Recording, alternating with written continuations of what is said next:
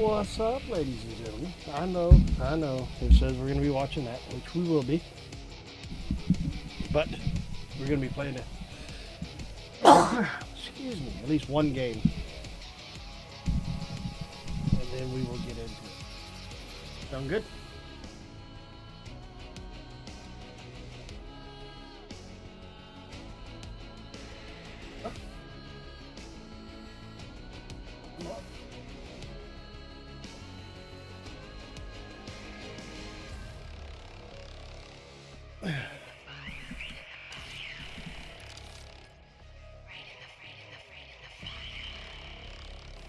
I'm up and ready.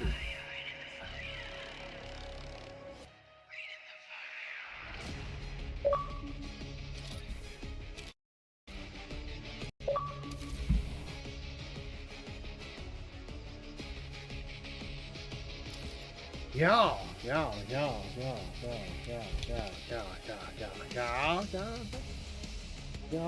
Can you hear me?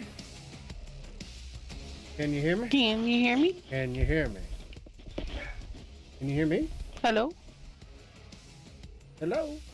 Hello? Hello? Is your mic on?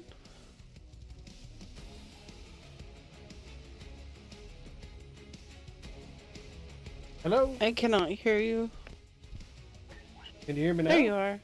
Can you hear me now? Yeah, there you are. You can hear me now?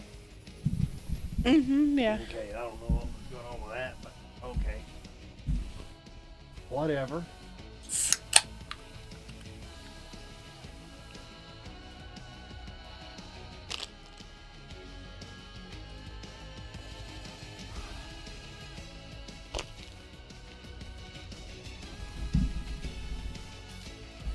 And we will be watching the qualifiers, but I got time for one game, so we're going to try that one. And I do not want to do subsonic for my first game, but it'll be all right. I don't either. Okay, so let's go to a different. We're going to go to a different game. Wait. I can't stand that map. Me neither. And then we will be watching the week 4, day 3 of the qualifiers for the majors. Next weekend, I believe they are going to be in Madrid. Which when they release where the championship is going to be, when they release where the championship is going to be, we should consider going to that. I would love to go to that. They have. Oh my God! Dang really? it, didn't we just leave? Yeah. What the fuck? Talk about the COD algorithm.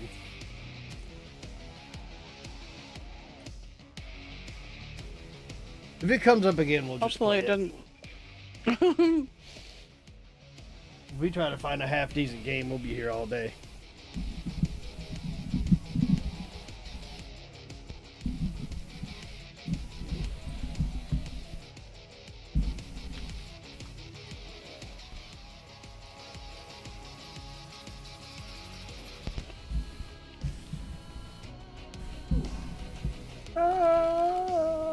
Hey, we got one day left for this thing. For the event, you know. It was supposed to have already ended. I know they it was. redid it. Yeah, they gotta. It's so everybody could get it if they wanted it.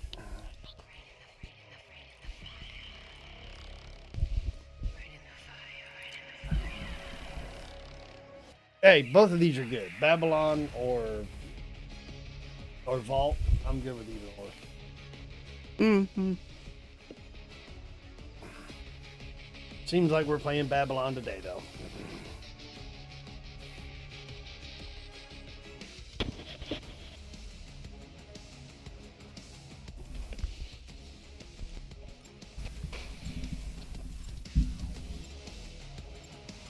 Here we go.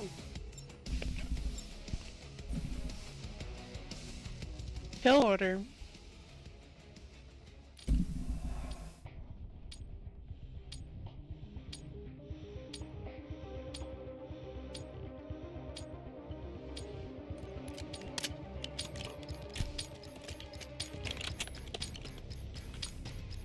All right. Eyes up. You're the HVT. Nice. First kill's Pulling out. ahead.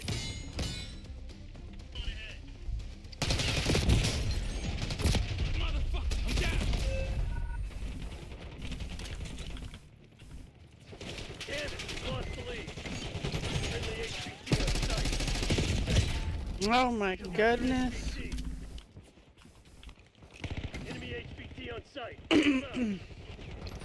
HVT under fire. Repeat, HVT under fire. Enemy HVT is down.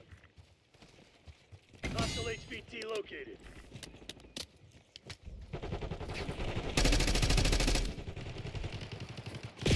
No medals Fuck. in second place. Crush those dirtbags. Yo, check your fire. HVT is taking fire. Keep the package safe.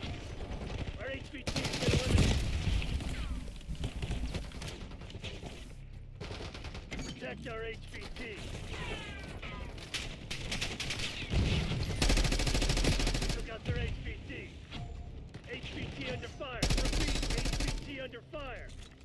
They got our HVT. Oh, bullshit. Yeah, you're next, motherfucker. Friendly HVT on site. Keep them safe. Enemy HVT on site. Take them out. Going hot. Smoke. HVT is taking fire. Keep the package safe. Our HVT has been eliminated. Hostile UAV is Engage down the shooter. overhead. 5 hostiles. Get the UAV on grid. Enemy HVT is down. You're our HVT. Stay alert. Hostile throwing impact. Look what I got. Hostile HVT located.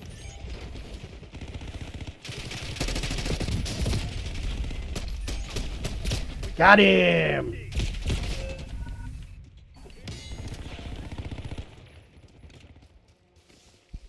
Enemy HVT on site. Take them out. Protect our HVT. Oh my gosh.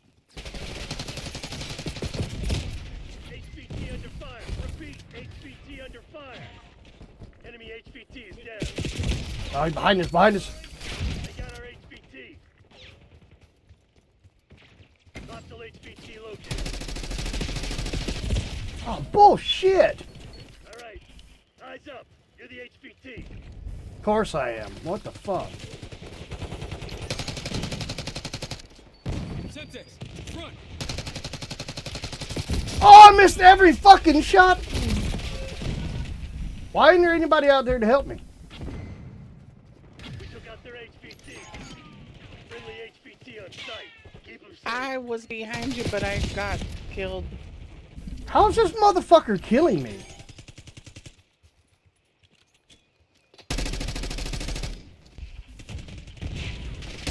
Oh, there's two of these little motherfuckers. That's what it is. Enemy HVT on site. Take them out. Mm-hmm. HVT is taking fire. Keep the package safe. Hostile planted spring mine.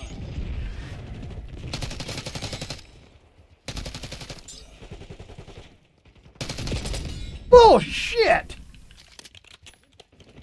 He's laying down. Enemy HVT is down. HVT under fire. Repeat, HVT under fire. Eyes on Our hostile HVT has Semtex. been eliminated. Enemy UAV inbound. Protect our HVT. Hostile HVT located.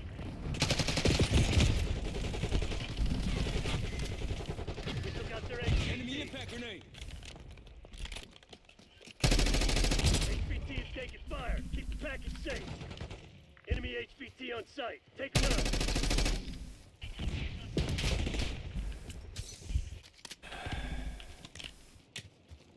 Tap off. Launching UAV. Good try. Good try. Way to make me proud. Hey, Woods. We'll take that victory lap now.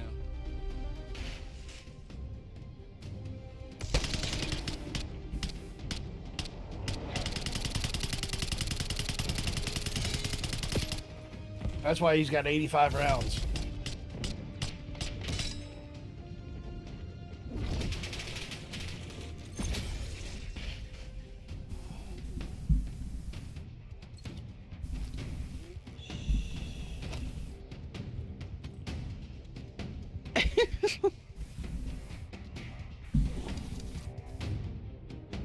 All right, that's gonna be fucking it for me. Hey, at least it was a victory. Yeah, at least it was a victory. That was good.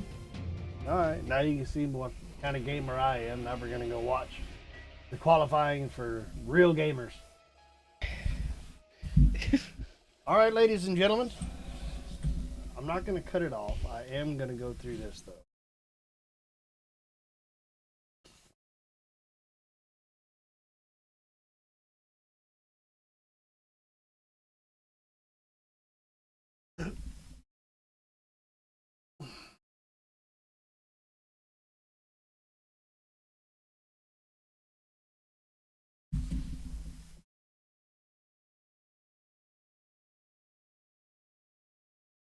And yes, we are going to watch the qualifiers, which we always do. Y'all know this.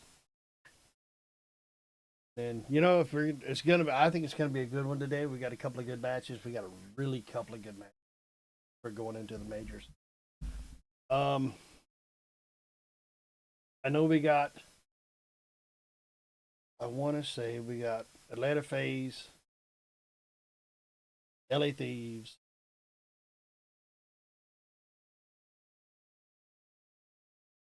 I don't know who's all playing it. I wish I did. I have no clue. But I know those two are playing today because they didn't play yesterday. We're going to watch these and see how they work. And if you're watching me on Twitch, please hit the follow button. If you're on YouTube, please hit that subscribe button, like button, hit that notification button, get notified of the videos I put out on this channel. And appreciate all the love. Y'all talk among yourself, and I'll be right back.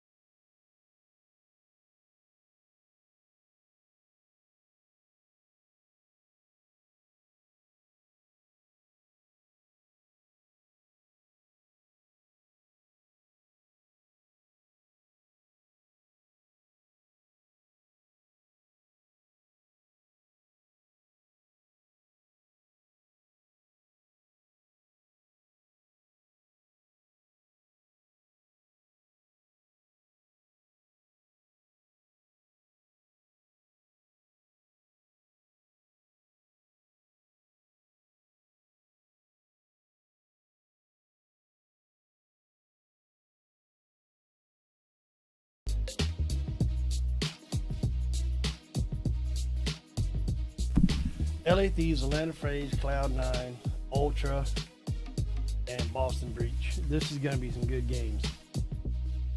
This is going to be some crazy games, which I don't understand how Toronto Ultra has made it to 6-0. Like, they haven't lost a single one. That's crazy.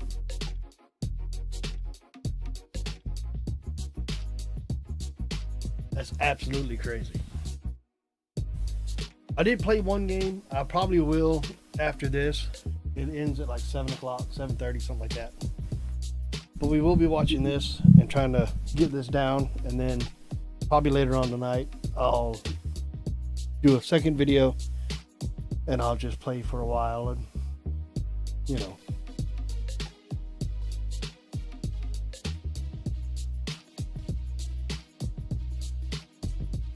Y'all can have some actual gameplay.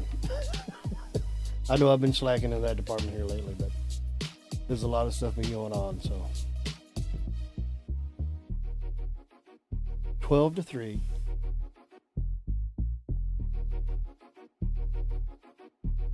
I'm guessing by their time. I don't know where they are. They'd be 12-3. They're an hour behind us. Well, they're an hour behind me anyway, because I'm at 1:30.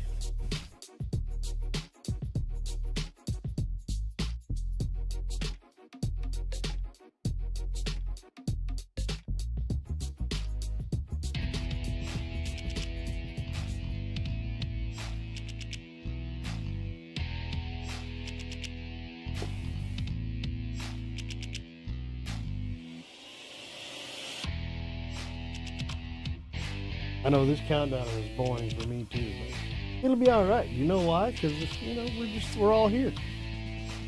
We're having a good time. We're having fun. We're having a good time.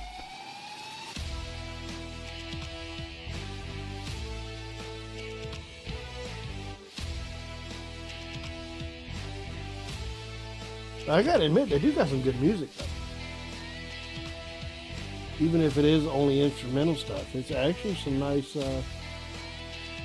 Dude, my hair is messed up, bro. I need a haircut or something. That shit's bad. It'll be all right though. It'll be just fine. Maybe. I think. I hope.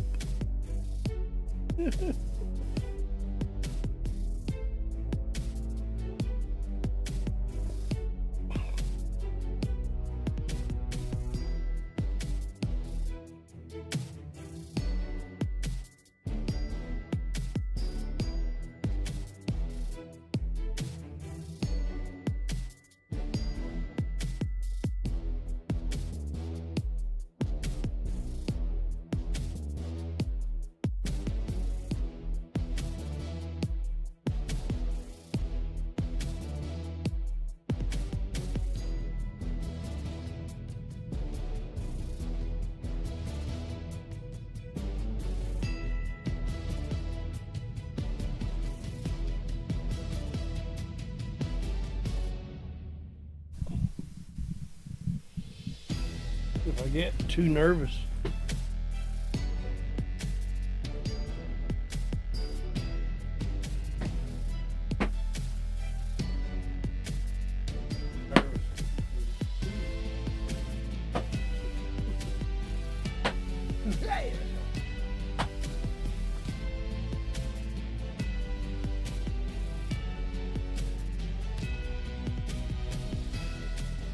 you ever heard of a weighted baseball?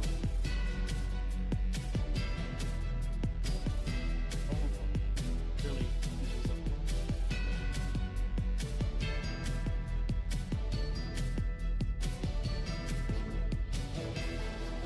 High possession. And a Braves baseball. Major League.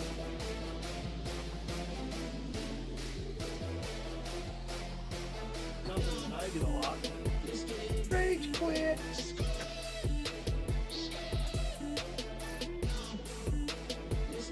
Head. That's something I do a lot. Y'all have heard me. Y'all have heard me rant. It happens. It's for real. I don't know. But it'll work, I think. Yes. And I know y'all seen the guitars, and yes, I do play. But with all this noise, you won't be able to hear.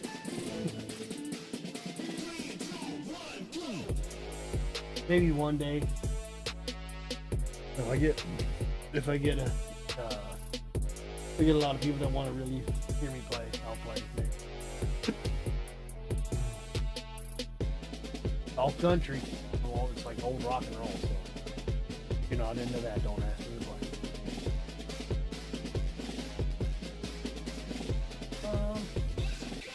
What else? Mario and Luigi, which y'all know. Big Mario fan since I was a little kid, since regular Nintendo. My wife made the gnomes, Christmas gnomes out of socks.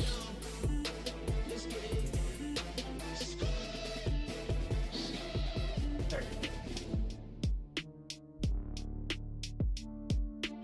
So, it is what it is.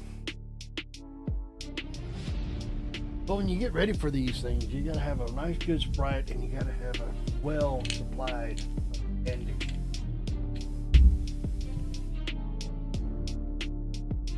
It is the meal in the way of the world. Say it.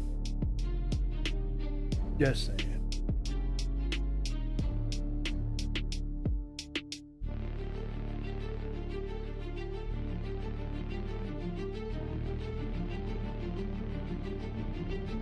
But that's a little something about me.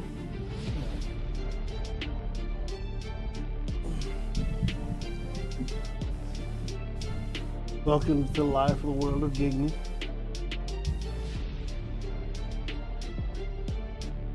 And I like to be comfy when I watch these things because they take forever. They're good matches, they're good times, but they just take forever. And I think we're gonna have really good matches today.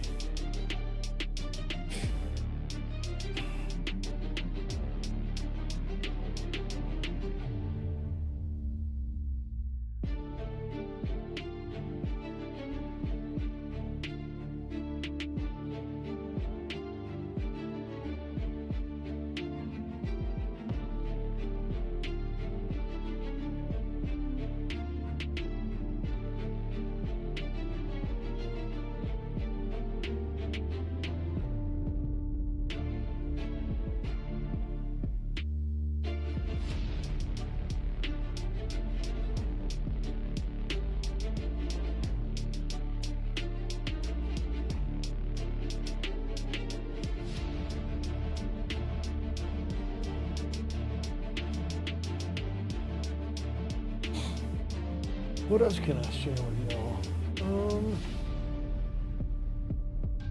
That's about it, really.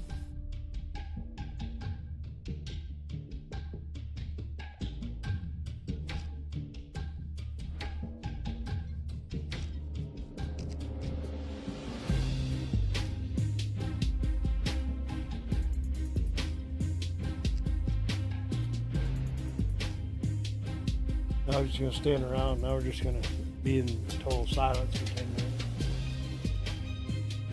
That's going to suck.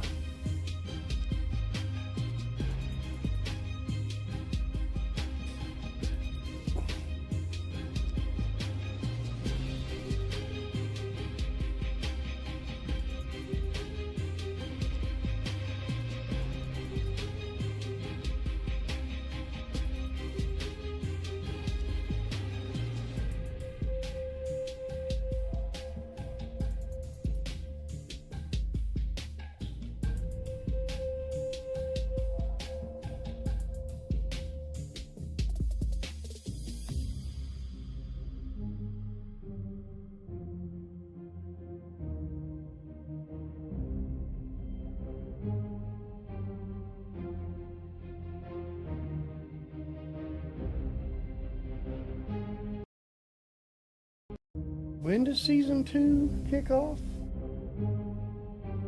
Season 2 kicks off when? Nobody really knows? I don't. I don't either. I'm excited about the new zombie map though. I will be running that until I beat it. Which y'all know I play zombies a lot. I don't play Warzone that often. Sometimes I get into it. Most of the time I just play multiplayer or zombies. Play those two a lot. Zombies more so. I can't wait for the new zombie map. See what it's gonna be like. I do my thing. Hopefully, y'all come out and watching. You know, watch those if you want to, and we'll do the run through and everything like that. I hear there's a new SMG. Very excited about the new SMG. Can't wait to get it. Don't know what it is, but I'm very excited to get my hands on it and give it a shot. I think this whole season the Jackal has been the SMG. I understand you got the P1, what is the PP919? You have that one. That's a real good one. 64 rounds. You can't really beat that. I mean, that's hard to beat. You do get an extended mag. That's 85 rounds. I don't know what the hell you do at 85 rounds on an SMG, but you know, whatever. I know there's people that actually run it. I think 64 is plenty, but that's just me. I don't run it necessarily. I run the Jackal because I play a lot of ranked nowadays. Well, I am plus from watching this too, so I watch a lot. I watch this and I pay attention and I try to learn. So I play a lot of ranked. And most of the time I play a lot of multiplayer with my wife. She loves to play. I love to play. We play together all the time. So I did play a game right before this, and I'll probably stop this after this is done, and then we'll actually get into some gameplay because I know I haven't gave y'all any gameplay for a while. So we'll do that for a couple hours after all this.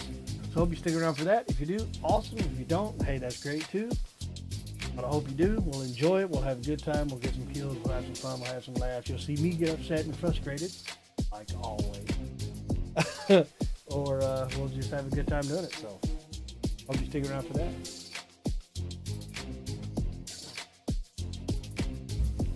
Like I said, lots of Sprite, lots of candy.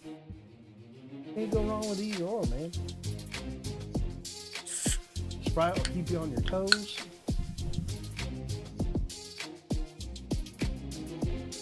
And the candy will just make you get hyper, you know. Make you feel good, make you feel awesome.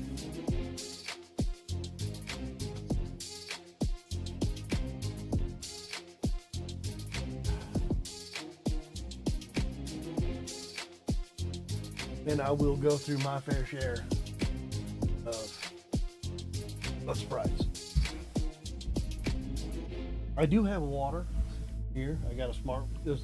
Have y'all ever had the Circle water stuff? I'm telling you, it's freaking awesome. I swear by this thing. I do drink a lot of Sprite, but I do love this thing. A lot of people don't.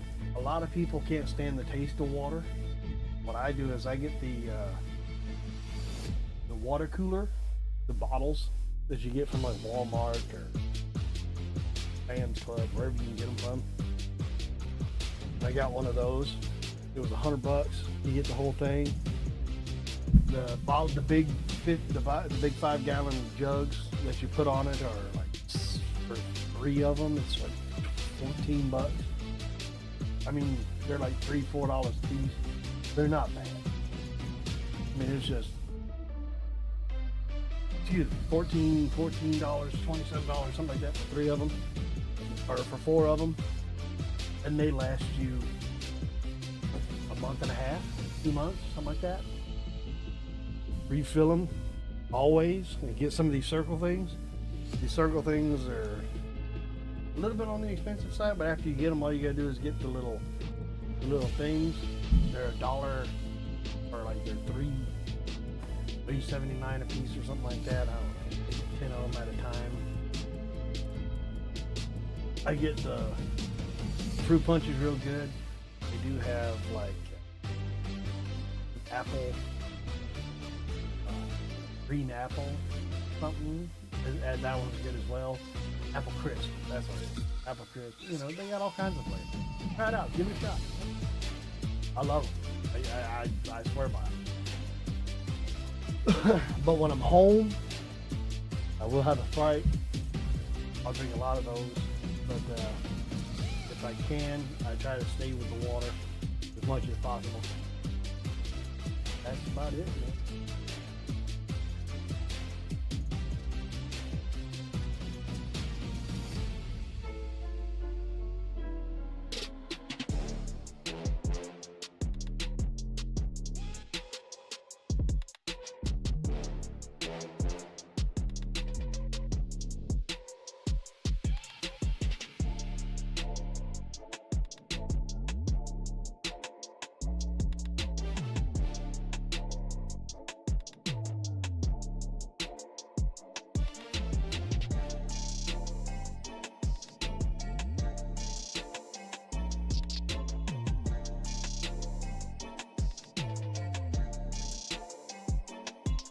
I didn't get day one. I wish I would have got day one. I forgot about it, to be honest.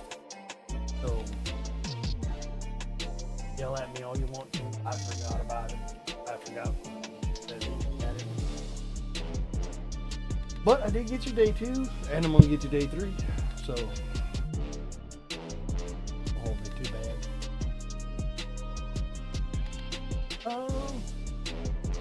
That's it, I think. And then we'll get into playing some. After all this, like I said, it's gonna be. Last one gets over at 6. I usually go until about 7:30. And what I'll do is at that time I'll start a new stream, and I'll give y'all some gameplay. At least about an hour and a half. So hopefully you stick around for that. If you do, that's great. If you don't, like I said, do you. I hope you hang out. And let's get it. How I like that? We back from another one. Here we go.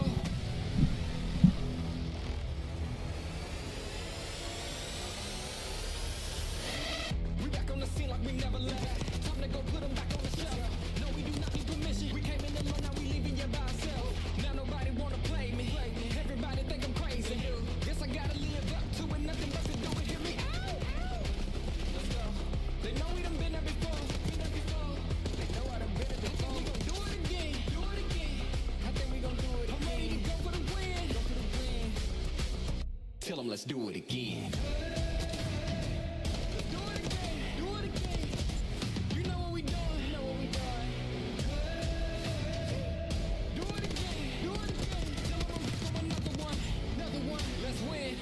He tried.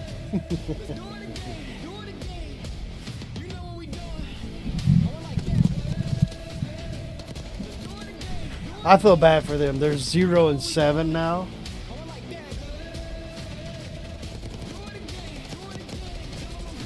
I feel so bad for Vegas Falcons.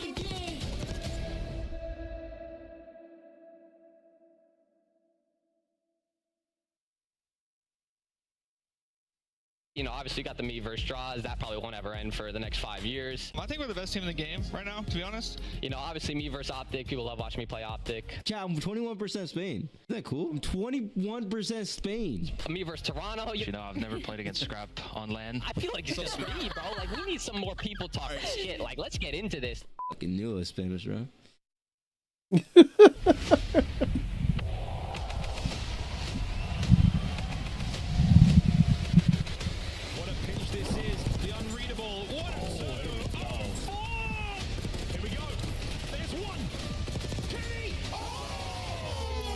What a clutch.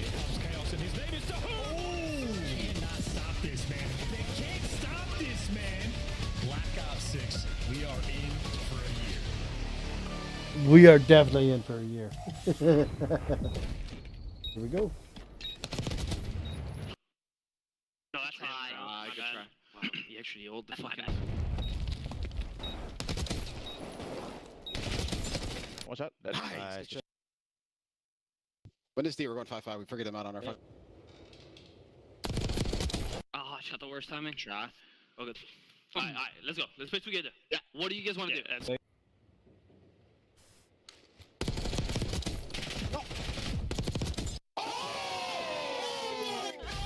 That was Kenny sealing the deal of 5 5-1 comeback in a Game 5 gives Optic a top 2 seed. Welcome back, everybody. Optic and LA Thieves back in action today, the final day of qualifiers before we go to Spain. We got Rosalie and Nameless to talk about it. What are you excited for? I'm excited to see where these seeds are going to shake up. What do you mean? Our bracket still is not set in stone. And we do know one thing, though. The bottom isn't going anywhere. Those 4 teams are stuck in elimination, but there's still a lot of room for wiggling at the top. Yeah, no, we don't even know who our first seed is going to be just yet. It could come down to Toronto versus Texas tonight. We got some bangers. We're going to see what this bracket shapes up to be. One thing I do know for sure, though, is Major 1 is going to be incredible. Absolutely. Of course, we'll be talking about all these teams in just a moment. But first, we got to get into a brand new game. We like to call it Hidden Heroes. And what do we do in this game, sir? How does it work? Well, I've got 4 players here with 3 clues each. I want you each to select one of these boxes and tell me who that player is. Allie, you're excited. You get to go first. I get to go first? Okay. 5+ years on current team is insane. I think I want to go top right, and I think I want to go simp. I think I want to go simp for that top right one. No, it's Shotzi. And I was going to do Shotzi because I knew that one. Now I got to figure out a different one. But yeah, Shotzi's been insane, huh? He has been literally insane. He has been, if not one of the best SMGs in the game, but it's been so tough because he's obviously had to go with one duo, and now we've put in Hook, and that was a little bit weird at the beginning, but throughout all of it, he has stayed so incredibly consistent across the board. 21% Spain, 100% Spain. This man has been laying down the damage. He's been clutch when they need him to most, and Shotzi is playing with a whole new level of confidence in Black Ops 6. Since adding in Hook, he is definitely speeding up his play, and a great player there in our first of 4. Let's take another look at a hidden hero. Ant, who do you think it's going to be? Yeah, okay, so I'm going to go with bottom right, and I think that's somebody on phase. It's okay. Well, we're just gonna show it. Oh, we just showed it. I thought it was phase 2, but that does make sense. Can he go again? I mean, hey, we show Kleenex. Listen, Kleenex is the boss. He's been absolutely flying. 5 years on Toronto Ultra, and that's been a very successful 5 years, right? And they've had wow, they jumped the gun on that one, didn't they? The newest one being, some guys who not as historically haven't won as many tournaments, but they look like they're poised to make a deep run at their own home major. And Kleenex largely has been a big factor in their success. 5 years on the same team. I thought it had to be a phase member. Absolutely. Me too. I thought about that. Tobias and Insight have been in Toronto for a minute. They will be the home hosters of this Spanish event. Who are the other 2? Who's rocking a .81 S&D KD? I think that's Hydra bottom left. Yes. Oh, yep. Nice. Yep. And then top left. Played on 4 teams in their career. Sim. Guys, production. Swift production. Yeah, slow it down. Swift. Okay, I want to guess these, all right? Brains are big, but not very fast today. This team would be insane on vault. This team would be great. Yeah. The SMGs, that's crazy. Is this like our top 4 SMGs? That makes so much Would they sense. win in Search and Destroy? Yes. Oh, yeah. Those are all filthy SMGs, and you get to see all 4 of them in action today. And you can, of course, watch them in person if you make it out to Madrid. Why? Because that's where we're going for Major 1.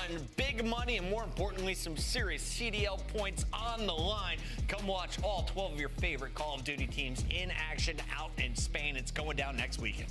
I can't believe that it's already here. I mean, we've had such epic games. We've had so many Game 5s, and we know the level of play increases in a LAN environment. Everybody on local area network, good connection. Like, it's going to be lit, man. Allie, we've got 6 teams in action today. 3 of them in our top 3. Boston challenging for a top 4 spot today. FaZe also an ability to climb.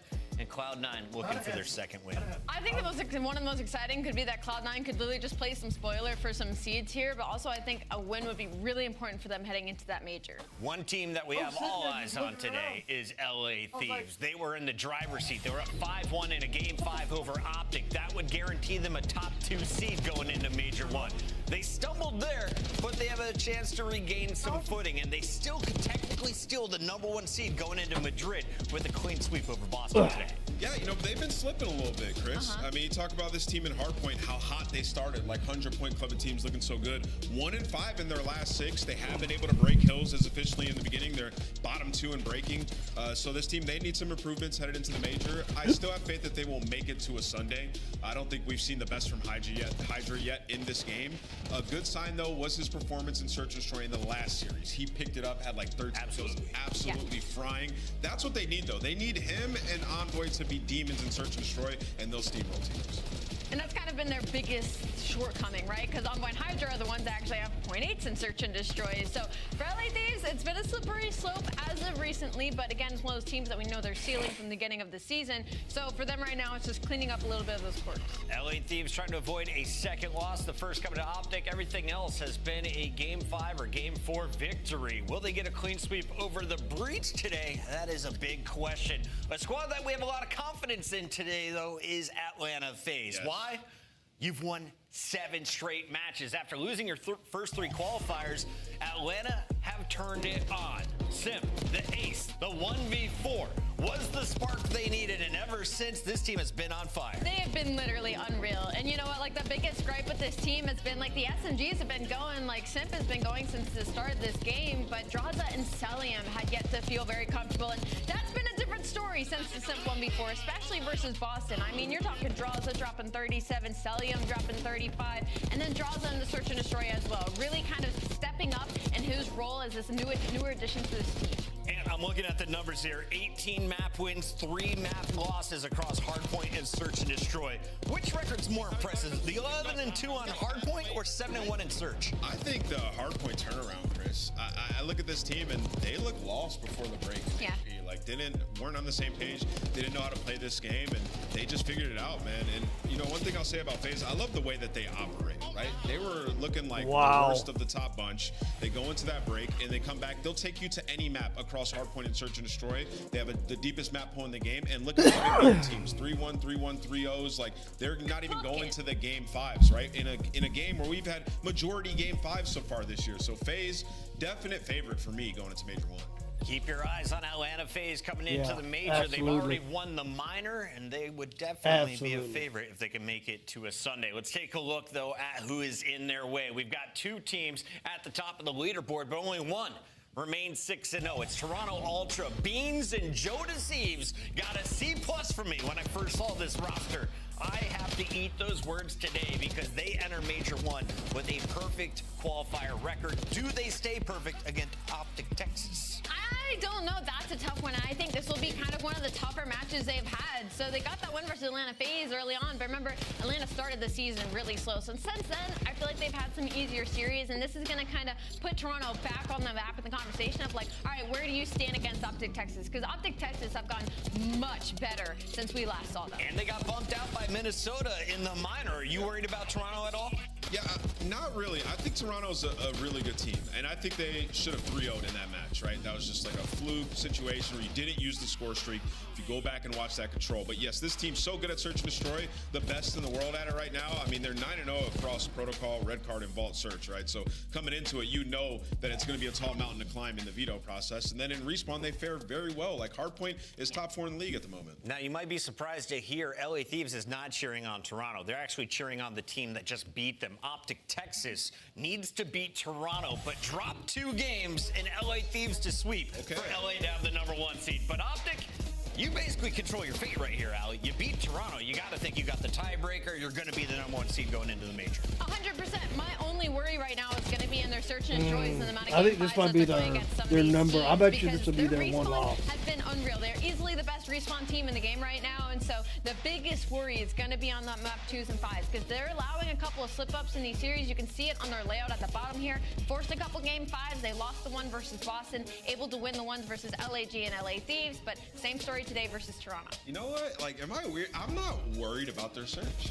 You know, I look at it, and like even when we're watching the games, like in the middle of it, I'm like, they're making good adjustments. Like in the Carolina series, just got away from them in both those S&Ds, and like prior to that, they had won like 6 or 7 straight searches. So I think that this team is actually very clutch. They have a lot of ice between Shotzi and Dashy, but yeah, I'm not too worried about it. I think they're solid everywhere. I completely disagree. They've won one of their last 5 search and destroys. So although they were strong at it at the beginning of the season, there is a slight decline. But I do not disagree in the sense that they do have very clutch, icy players. Like they have players that are going to be good at search and destroy. There's ebbs and flows. They lost 2 or 3 6-4s in a row. Like teams are going to make some good adjustments at some point. I think Optic does have that ice, and when push came to shove in a game 5, to come back from 1-5 against a team like LA Thieves is impressive, and to even win 7 searches in a row is also impressive. Bro, they did it with a 1v2 clutch at the end. The odds were all the way against them. Yeah, and they did it though. I'm with Allie. The stats are on her side, but Nameless is right. Ultimately, we'll find out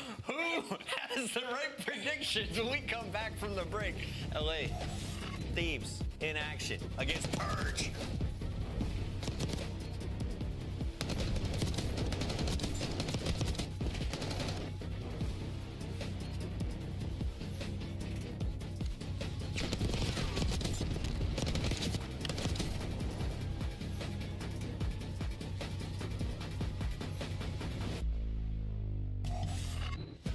Upgrade your game with the Scuff, the official controller of the Call of Duty League.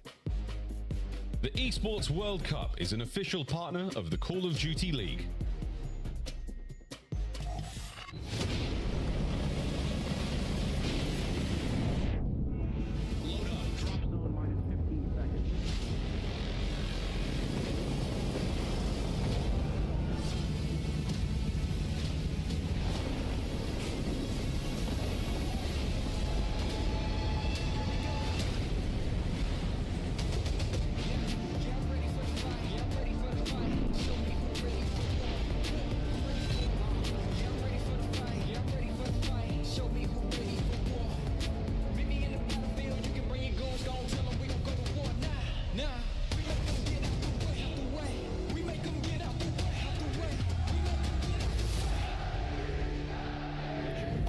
Make sure we're counting names, listening to each other. Listen. This time, we take everything.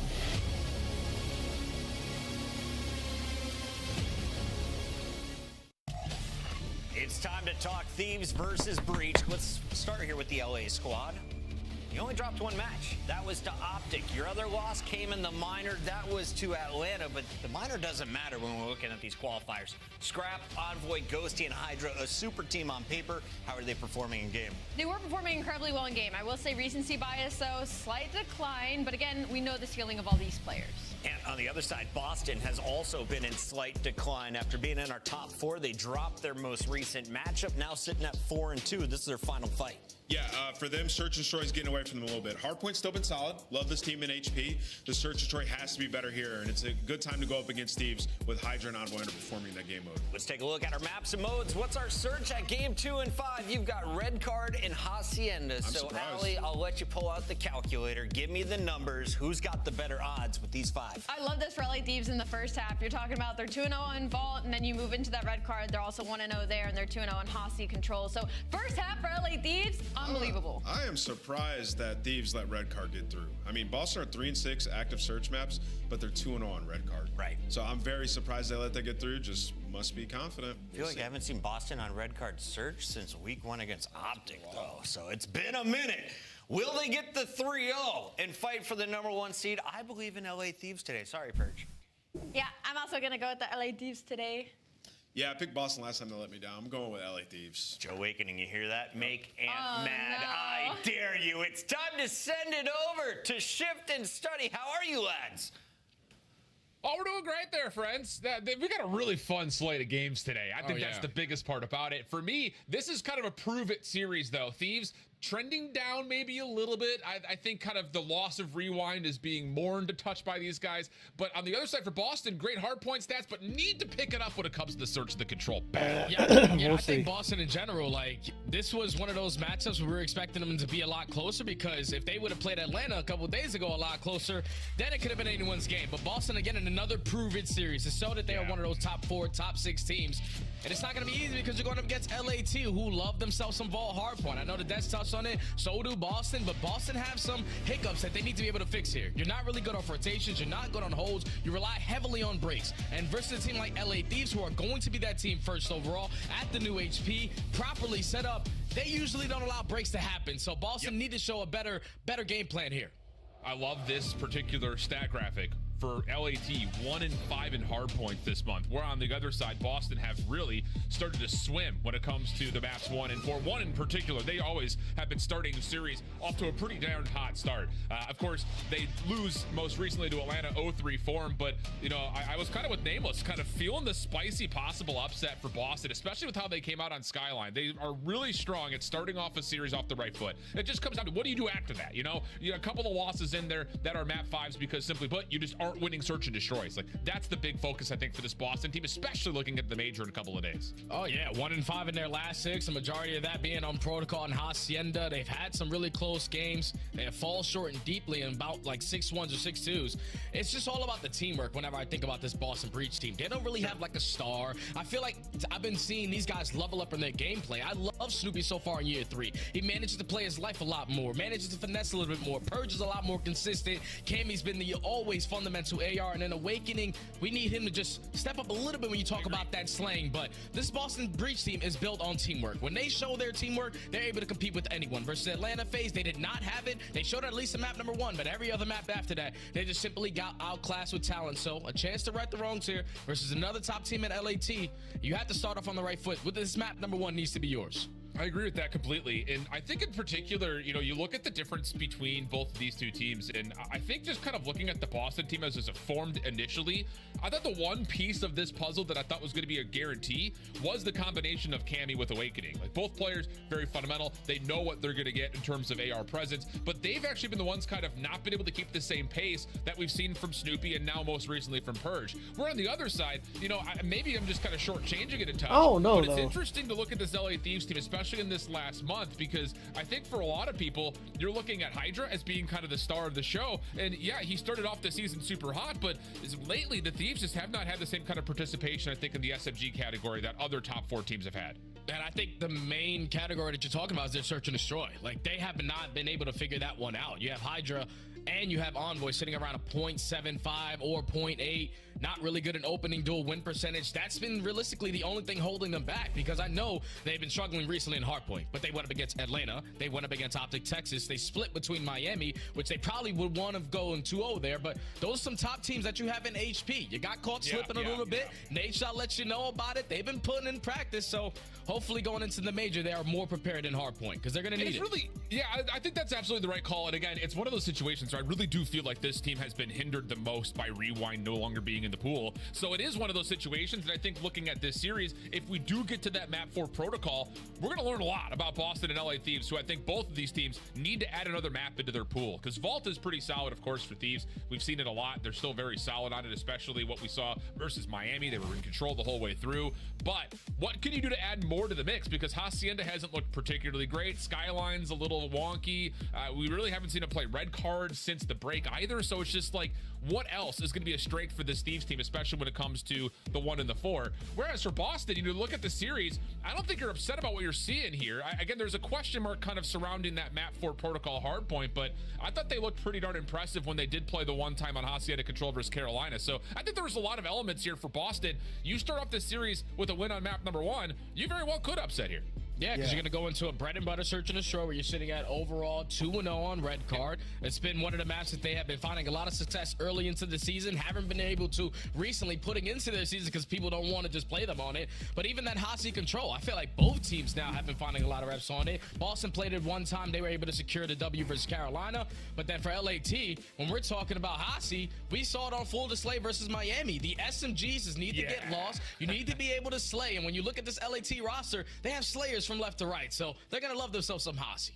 I think it's just about putting it together. I don't think there's anything in particular to look at for either of these two teams and say this is the one problem that is currently occurring. It's just one of those things of, you know, watching how Atlanta and Optic have developed over the last couple of weeks comparatively to Thieves and Boston. It just feels like they're not quite keeping the same pace that they started the season off of. I think that's the biggest part. You know, Snoopy and Purge, really successful for Boston, especially Purge lately, but Snoopy in the early parts of the season, lightning quick, and it was working. It was catching a lot of teams by surprise.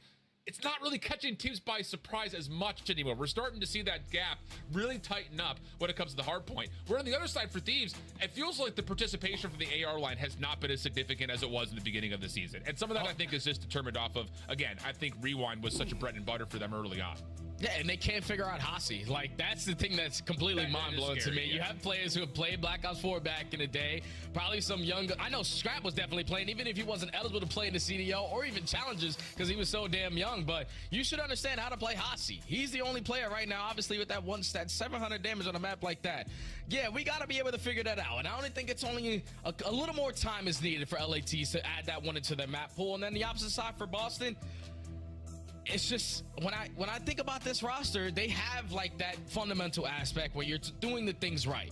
But then versus Atlanta, they just simply got outclassed in their individual skill because you're turning a lot of these engagements into one-on-one gunfights. Things aren't going your way. And then when you're also playing a team of that caliber, they are picking you apart one by one with the individual gunfights that lead to breaks. So going up against this LAT roster, you have to be the same thing. You got to make sure that your setups are flawless. Big time prove it point. I mean, they started off the season with that big win versus Optic, but since then have not really defeated a top 5 team, which I think is kind of a huge issue when it looks at what is their ceiling maybe for the major. Online versus LAN, also a different conversation in whole. Speaking of online, a couple of ping issues. So we're gonna head away for just for a brief break. When we come back, my microphone will no longer be flipping and slipping, and we'll be back for map number 1 right after this. Don't go far. Yeah, it's gonna be a good one. The official controller of the Call of Duty League. The Esports World Cup is an official partner of the Call of Duty League. Yeah.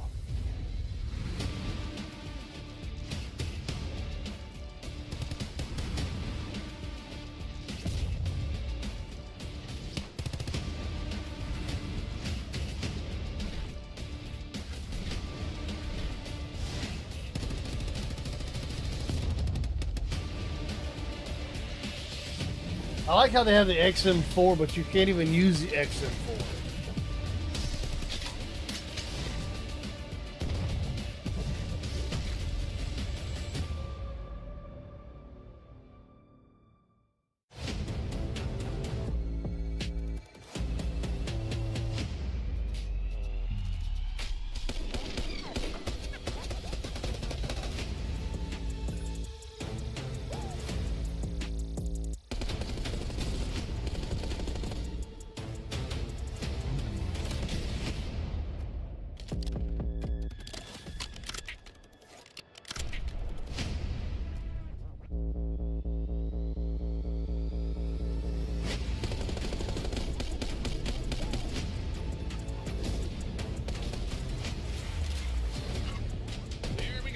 We're jumping right back into it. Just didn't want to sit there and give you guys a reiteration of the Call of Duty podcast. So we're right back into the action. Vault Hardpoint, map number 1, LAT trying to fight for a top seed. Boston trying to elevate their position. It's a back and forth. Purge already starting off with an opening double. Oh, young Purge opens up in the double, gives his team an opportunity to still keep it scrappy in towards P1, but the Thieves are able to clean him up. Now soak themselves up some P1 time. They do not have the spawns they want. They are playing for one wave of kills, potentially flip them out, but Snoopy, he takes Cat. Purge from top mid is able to find the second, and that's all 4 dead now. Spawns being blocked. Thieves have to break on in. First test here for Boston as well. You talked about it in the preamble, Jay. The rotation percentage for Boston across hardpoint has been where they found a lot of success. The problem is they're not really doing as well in the efficiency margins of holding in, wouldn't you know it. 10 seconds left on P1. The setup already crumbles, and LA Thieves now in control. And now you're forced to break versus the Thieves roster, who don't really allow breaks to happen. happen. Already in it. 90% hold rate on this map. Is there going to be the team initially to start off this P2? You already have players like Scrap pushed out toward the front side of Pool. He's at 700 damage. Not today, Junior. Give me another 3. 7 and 1 to start. 700 damage in this life alone, Jay. And ooh, almost has the better look at Snoopy from the high ground. Envoy trying to follow up, at least holds on to this position. Has Purge in his way, though. And okay, a couple eliminations allow Boston a chance to threaten from the front. Trades are decent. Spawns are still in. What else can Ghosty and Hydra do together? Apparently, everything. They're able to hold on to the hard point. Spawns will allow the reinforcements to get here. The Thieves are still holding on strongly. Yeah, that's a misplay right there from Boston. Like, you found the initial 2 kills from the front, but instead of blocking those back spawns, pretty sure it was Snoopy. He decided to cut through front door and allows the Thieves to consistently spawn in towards the back. Wow. We're able to respond with the reinforcements and basically walk away with a full 60 here. You already have players like Envoy thinking about that rotation and do a perfect start here for LA. Yeah, this is one of those matchups where, again, like you talked about, it's kind of like the hold percentage of Thieves versus the break percentage for Boston, but at the same rate, there's also the battle for rotation. Both teams super successful at managing the macro level of the game. What can they do here, though, over the top of our most contested hardpoint, P3? Envoy in a little bit of trouble. Cammy's able to find him through the back windows of the van, and it leaves Ghosty kind of out to dry in a 1v1 with Snoopy. Little finesse on both sides. Purge comes to assist, and Boston starts to put some influence on the left side of the minimap. That's fantastic plays from Snoop. He only finds one kill in that entire engagement, but the finesse good enough to secure the spawns for his team. And now keep himself on this P3, but you're not going to be able to read the pinch already in front of you from the Thieves. That's a clean 4 dead. Ghosty pushed out towards gold. Spawns being black on the backside of the statue. And the Thieves are looking like they're going to win their rotation over towards next as well. Big flood hill here from the breach.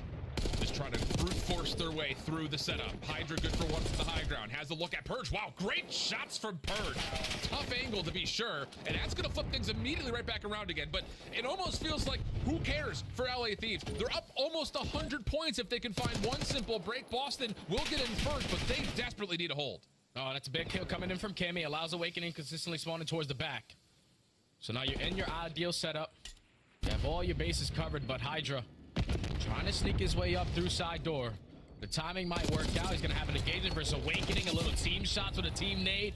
Comes in to help. Now they have the pressure to attack from the front. Ooh. Great movement from Snoopy. Able to kind of check. Get on the point. Get on the point. Get on the point. With reinforcements spawning up nearby. And as Cammy finds his 4th in a row this life, Boston will get right back into the hard point. Key time. I love and hate this one at the same time. Like, nobody gets on the point. But pushing the issue is Awakening. Trades are good for Thieves, and now they have a free entry to try to contest, but Cammy from the back door shuts down the next 2, and the Thieves will be pretty empty outside of these last 10 seconds. Yeah, spawns come in for Boston. All on the backside of P4, so they're going to walk away with that final 15.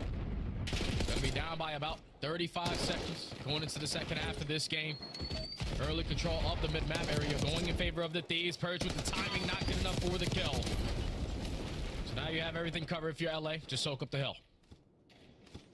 Trying to set up the break attempt here is Boston. They do have the numbers. This comes down to finding the players inside the round hard point. So far, so good. Straight eliminations for Boston. Envoy, front door. Snoopy trying to threaten, but has to deal with the players all around him. He does well. So, okay, Boston, quick rebreak into P1. Good read here as Snoopy finds himself now on 4 in a row. Clean movement, clean shots. Boston in control of the right side of the map. Oh, you can already tell by Snoopy's face cam. He lagged out the game. Lagged out, yeah. He lagged out the game, so that is going to be tough. Don't know what the difference is going to be when we hit that restart, but scan and repair on the side of Snoopy.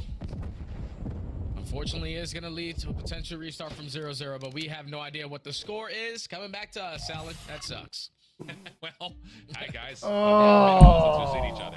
Jay, just talk to me though again, because I think this is one of those matchups where inherently, just looking at the numbers, all of the stats nerds that are out there are the same things. Hold percentage for Thieves, break percentage for Boston. Both teams. You know they have their own servers. How do you lag out? You look at the zoomed out macro focus of the minimap.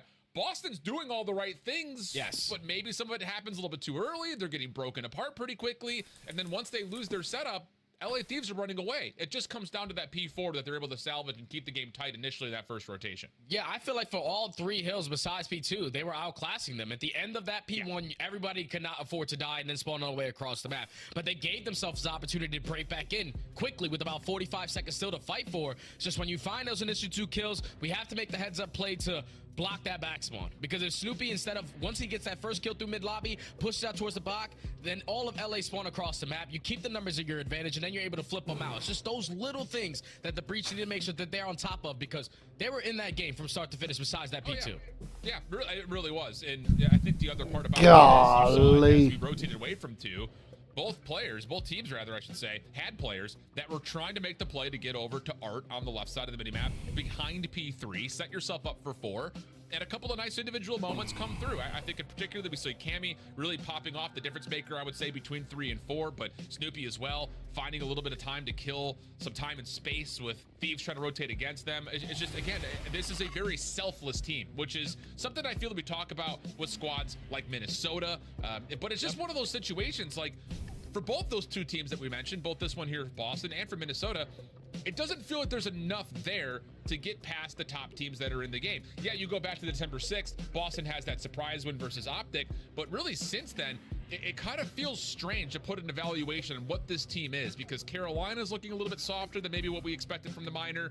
They get blown out of the water by FaZe. You have a tough matchup here today, and just by all intents and purposes, it looks like their seeding going into the minor, or part of the major at Madrid, is also going to be a bit of a test for these guys. Yeah, because I'm pretty sure they are technically locked currently at the number 5 spot. Only team that could potentially pass them up is going to be Atlanta in their matchup, later on today. But yeah, if you are Boston, you just want some confidence, man, going into the major, because the way that you lost versus Atlanta FaZe in a clean 3-0, even though it was a very tight map, number 1, you got blown out in the search and destroy, you got blown out in the control. We can't have that, because this is a team who relies on that teamwork. And when their teamwork isn't working, then it starts to turn into like, I gotta go do this, I gotta try to be Superman in this scenario. And those plays get shut down when you're playing some of the top talented teams that we have, like the Atlantas, like the LA Thieves. It's just, you need to make sure that everything is clicking between you guys first off to start, before you start branching out for the individual plays. Yeah, I agree with that evaluation. And I think there is something to be said, again, like, where do you put Boston right now in terms of the top 12 teams, or the 12 teams?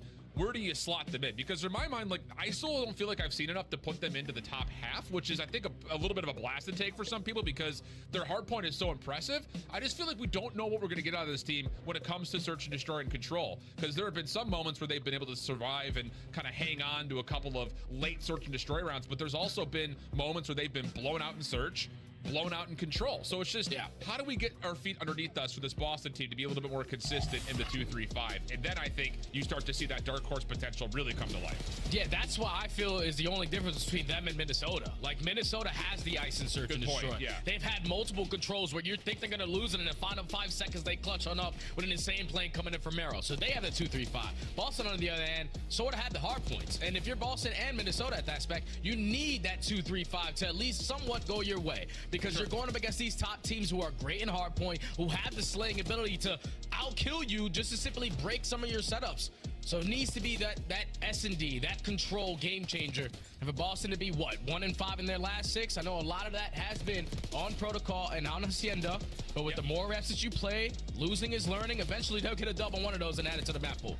No, I think you're absolutely right. And again, just to kind of speak to the strengths of this team, surprise enough to say, ranks 3rd in hardpoint with the 3rd best overall point differential, only behind Optic in 2nd and FaZe in 1st when it comes to win-loss versus their average point differential. So again, they're hanging when it comes to multiple life modes. It just comes down to what can we do to get that search and destroy to be a little bit more significant, because like the desk has also said, we've seen more map 5s this year than maybe any other game to this point in its lifespan. So it is calling on teams to have to be able to ice up, and that's where we've really seen this Boston team kind of shudder a couple of different times when it comes to either map 2 or map number 5.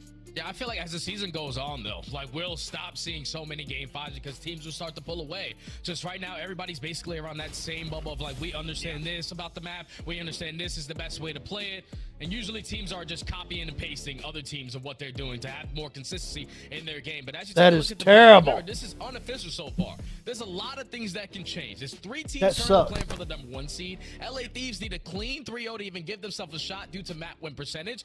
Optic, they need to make sure that they have a clean matchup versus Toronto later today. And if Ultra win, all they need to do is win. Don't worry about no map count or nothing like that, because they'll be sitting top 7-0. So it's just who wants it more on Sunday.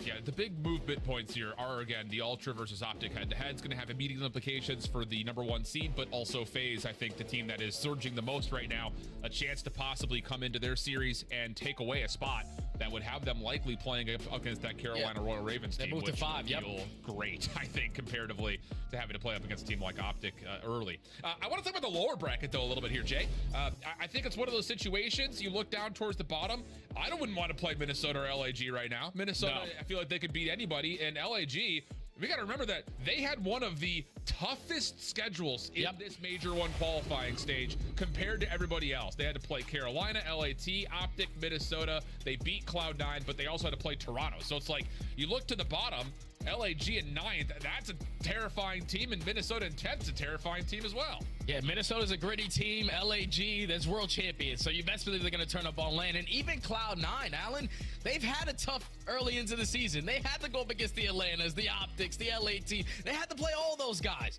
But it hasn't really clicked for them yet. Now they're going to go to local area network, where even with a 1-5 record, potentially the matchup today later on versus Atlanta could give them some confidence going into the major. I wouldn't want to play either one of those teams in the losers bracket. It's going to be a fun day. We're really going to learn a lot about not just these last remaining 6 teams that we need to see before we head to Spain, but in particular, the ability to move and try to change up to a more favorable seed is on the line. Thank you for tuning in to the Shift and Study podcast part 2. We're going to get back in the game. And we haven't heard officially, but I would imagine that we're probably going to be starting from a fresh restart here at 0-0. We don't know that for sure. Okay, we're here for production. That is the case. We just work here. We don't have the ability to start the game. We don't have a big red button or anything like that. So, Vault Hardpoint, Jay. Again, I think we got a good indication of the things we set up already coming to life early. Let's see how the breakoffs change, though, as we get ready for our second restart. Alrighty. Boston need to show improvements on their P2. LAT need to give themselves a little bit more opportunities off that P3 to P4, but it seems like the game is once again broken, chat. Sorry about that. You're going to have to probably look at me now and again. And you thought that podcast was finishing? Nope. We're right back into it. This is now the Study and Shift show. That's hello. We had Maven Sunday now, last weekend. I do not eat on Sunday camera. On I don't care what it is. Miles I do not eat say that even though we weren't on on the broadcast camera. I think it's yesterday, disgusting. I think it's nasty. Just happened. We might I be get out it, for a while today. but I'm gonna get some I will not lozenges, do get that. ready to go. So get some popcorn, whatever. I'm not saying that I'm a terrible eater.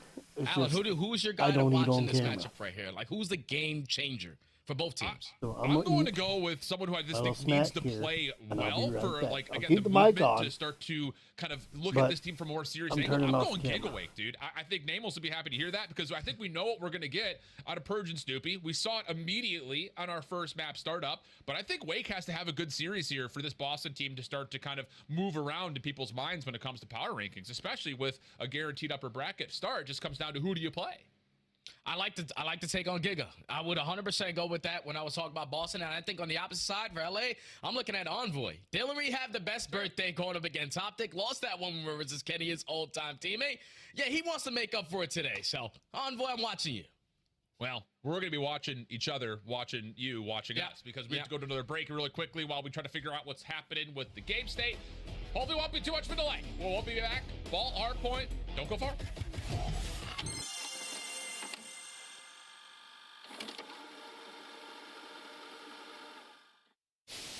We were hyping this up, right? It's the 4th matchup. You know, we've seen you guys constantly in grand finals. You guys came out and made that look easy.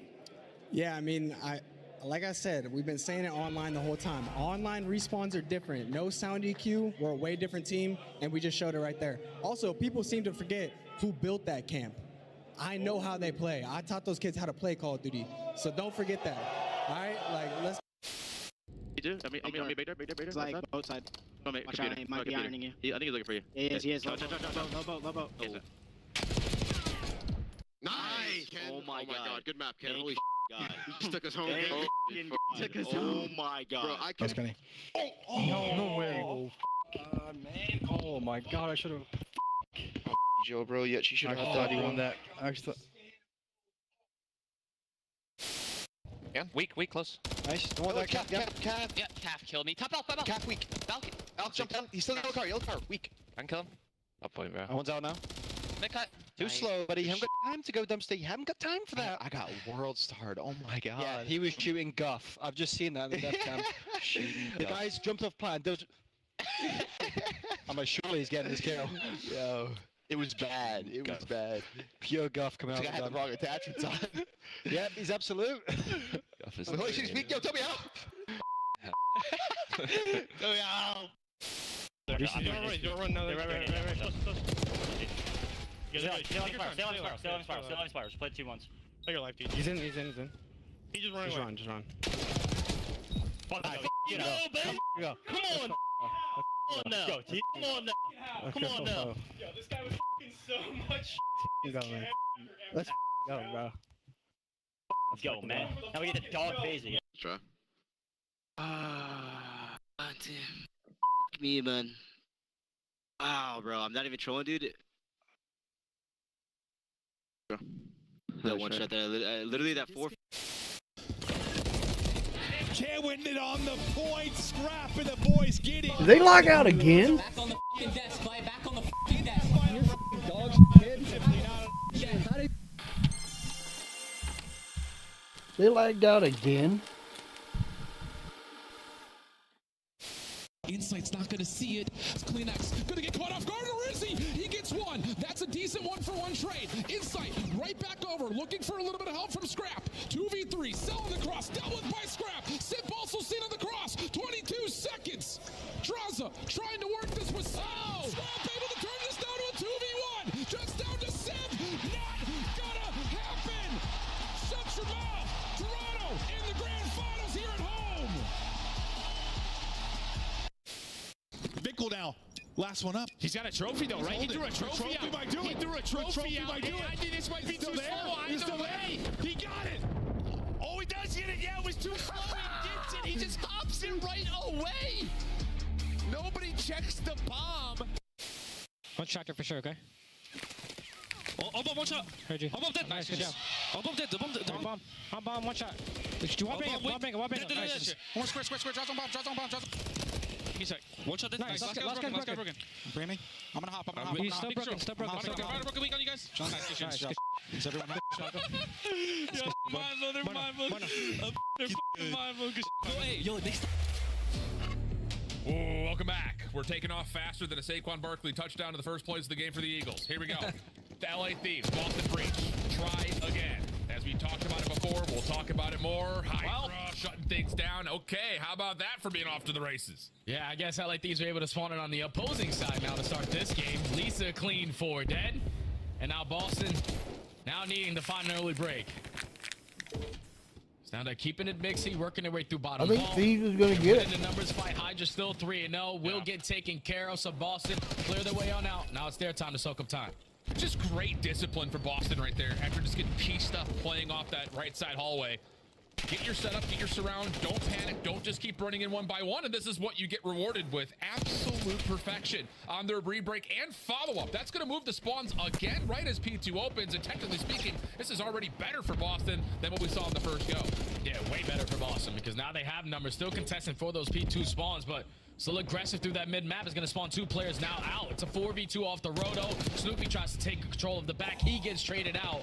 And now Gigme, last player here to try to make something happen. Miraculously is able to pop a double and give his team another opportunity to break through the front.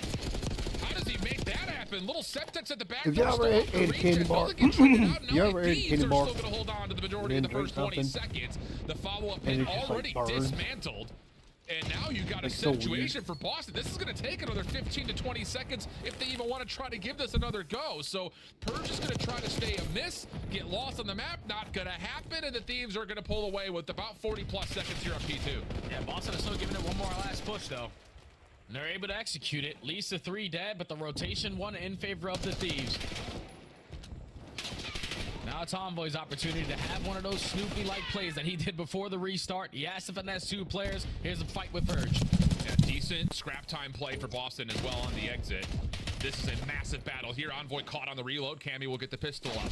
So now Boston holding onto the favorite side. Plus they also clear out the street completely. Someone can jump on and get some time here, especially with Purge getting a read that the next attempt for Thieves is largely coming to the middle of the map. Yeah, that's fantastic play so far from Boston. They fight for that final 20 there at P2.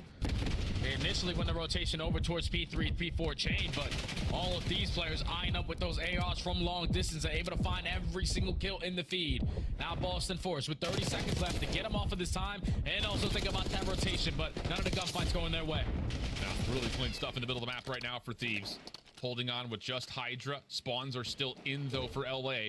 On the preferred side of the map. Boston getting some needed time here, though, on 3. Actually, surprisingly, a lot of time here on 3. And now a chance to try to rotate through the middle of the map once again. Shots coming out from Snoopy. Can't really do much to contest this, and Hydra's got the freedom to hit a pinch over the top of the hard point. He's looking to triple up, but can only take down 2. But this is a lot of extra pressure on Boston on this rotation to 4. Now this is what that 90% hold rate from the Thieves needs to show straight. Because on P4, this tends to be the money hill. All their bases are covered. They have everyone with an AR in the back pocket watching those long distance gunfights. But Envoy is going to fall on the right. And now that Lisa goes to getting overwhelmed, players now have to turn all the way around. Thankfully, still kills going their way. You have those back spawns. You're ready to contest it. Yeah, dumpster spawns for Boston, so they're going to be pretty bunkered up in and around the hard point. Thieves trying to hit multiple points of ingress here, but Awakening steps up, shuts down one, gets damage onto another, making life a little bit easier for the Rainy Breach. Breach players around the hard point. Cammy secures a trade. Snoopy spawns up in place, but now the next threat is already at your front door. And actually, it's at your back door as well. Hydra playing over the top of the patio, has a battle with Snoopy, but they just finesse each other, and the Thieves, all the meantime, are going to get most of this time here in the back 30. Yeah, but you would want that to be a lot more dominant. Like, not one player drops early on into that hard point, but once Envoy falls, they instantly get pushed out towards that right side, and Boston do a great job of just not allowing that full 60 to get away from them. Now, we get back over towards the P1. Hydra and Envoy combine for 2. Already have the numbers advantage to work their way back in towards mid-connector. You have lost track of Hydra, and he makes you pay for it 4 in a row for Hydra. And really, since the restart, this is about the same score that we had, and it's come in a lot of the same ways that we saw from the first attempt at the lobby.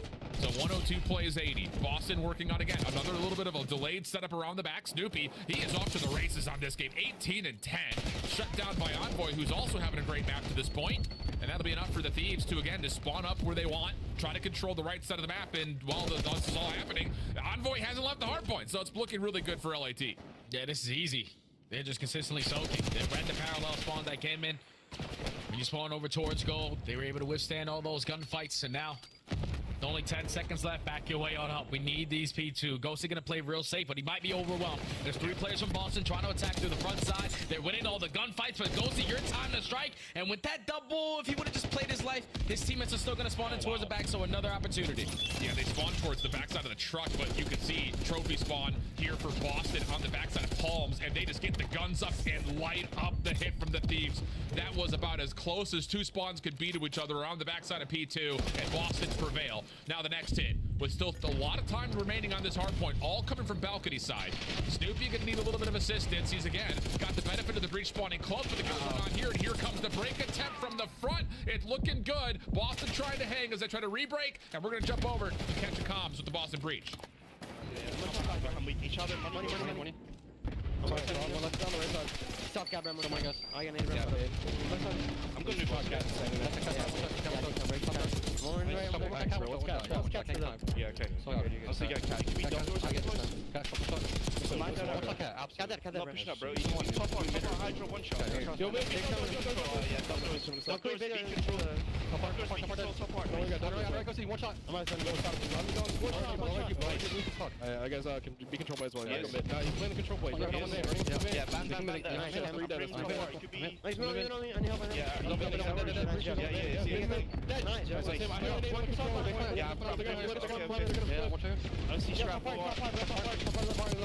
I'm turning.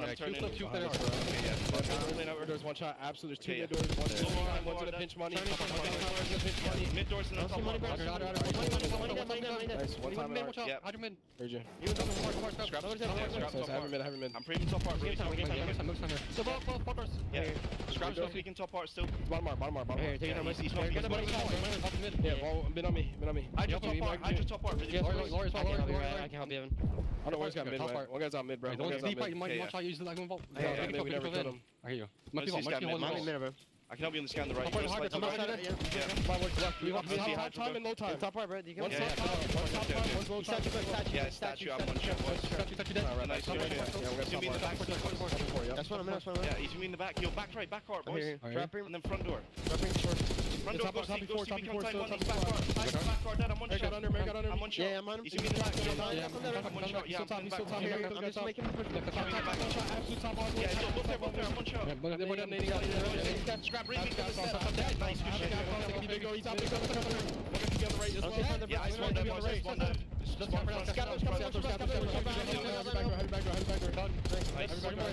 more back. I got line, boys. Front door, scrap. Nice. One shot. I don't think so. I think Cam will spawn first. Yeah, I spawned. What's that, bro? Nice. Take our time, guys. We have a lead, right? Take our time. Yeah, I'm playing. Go. I just don't cap.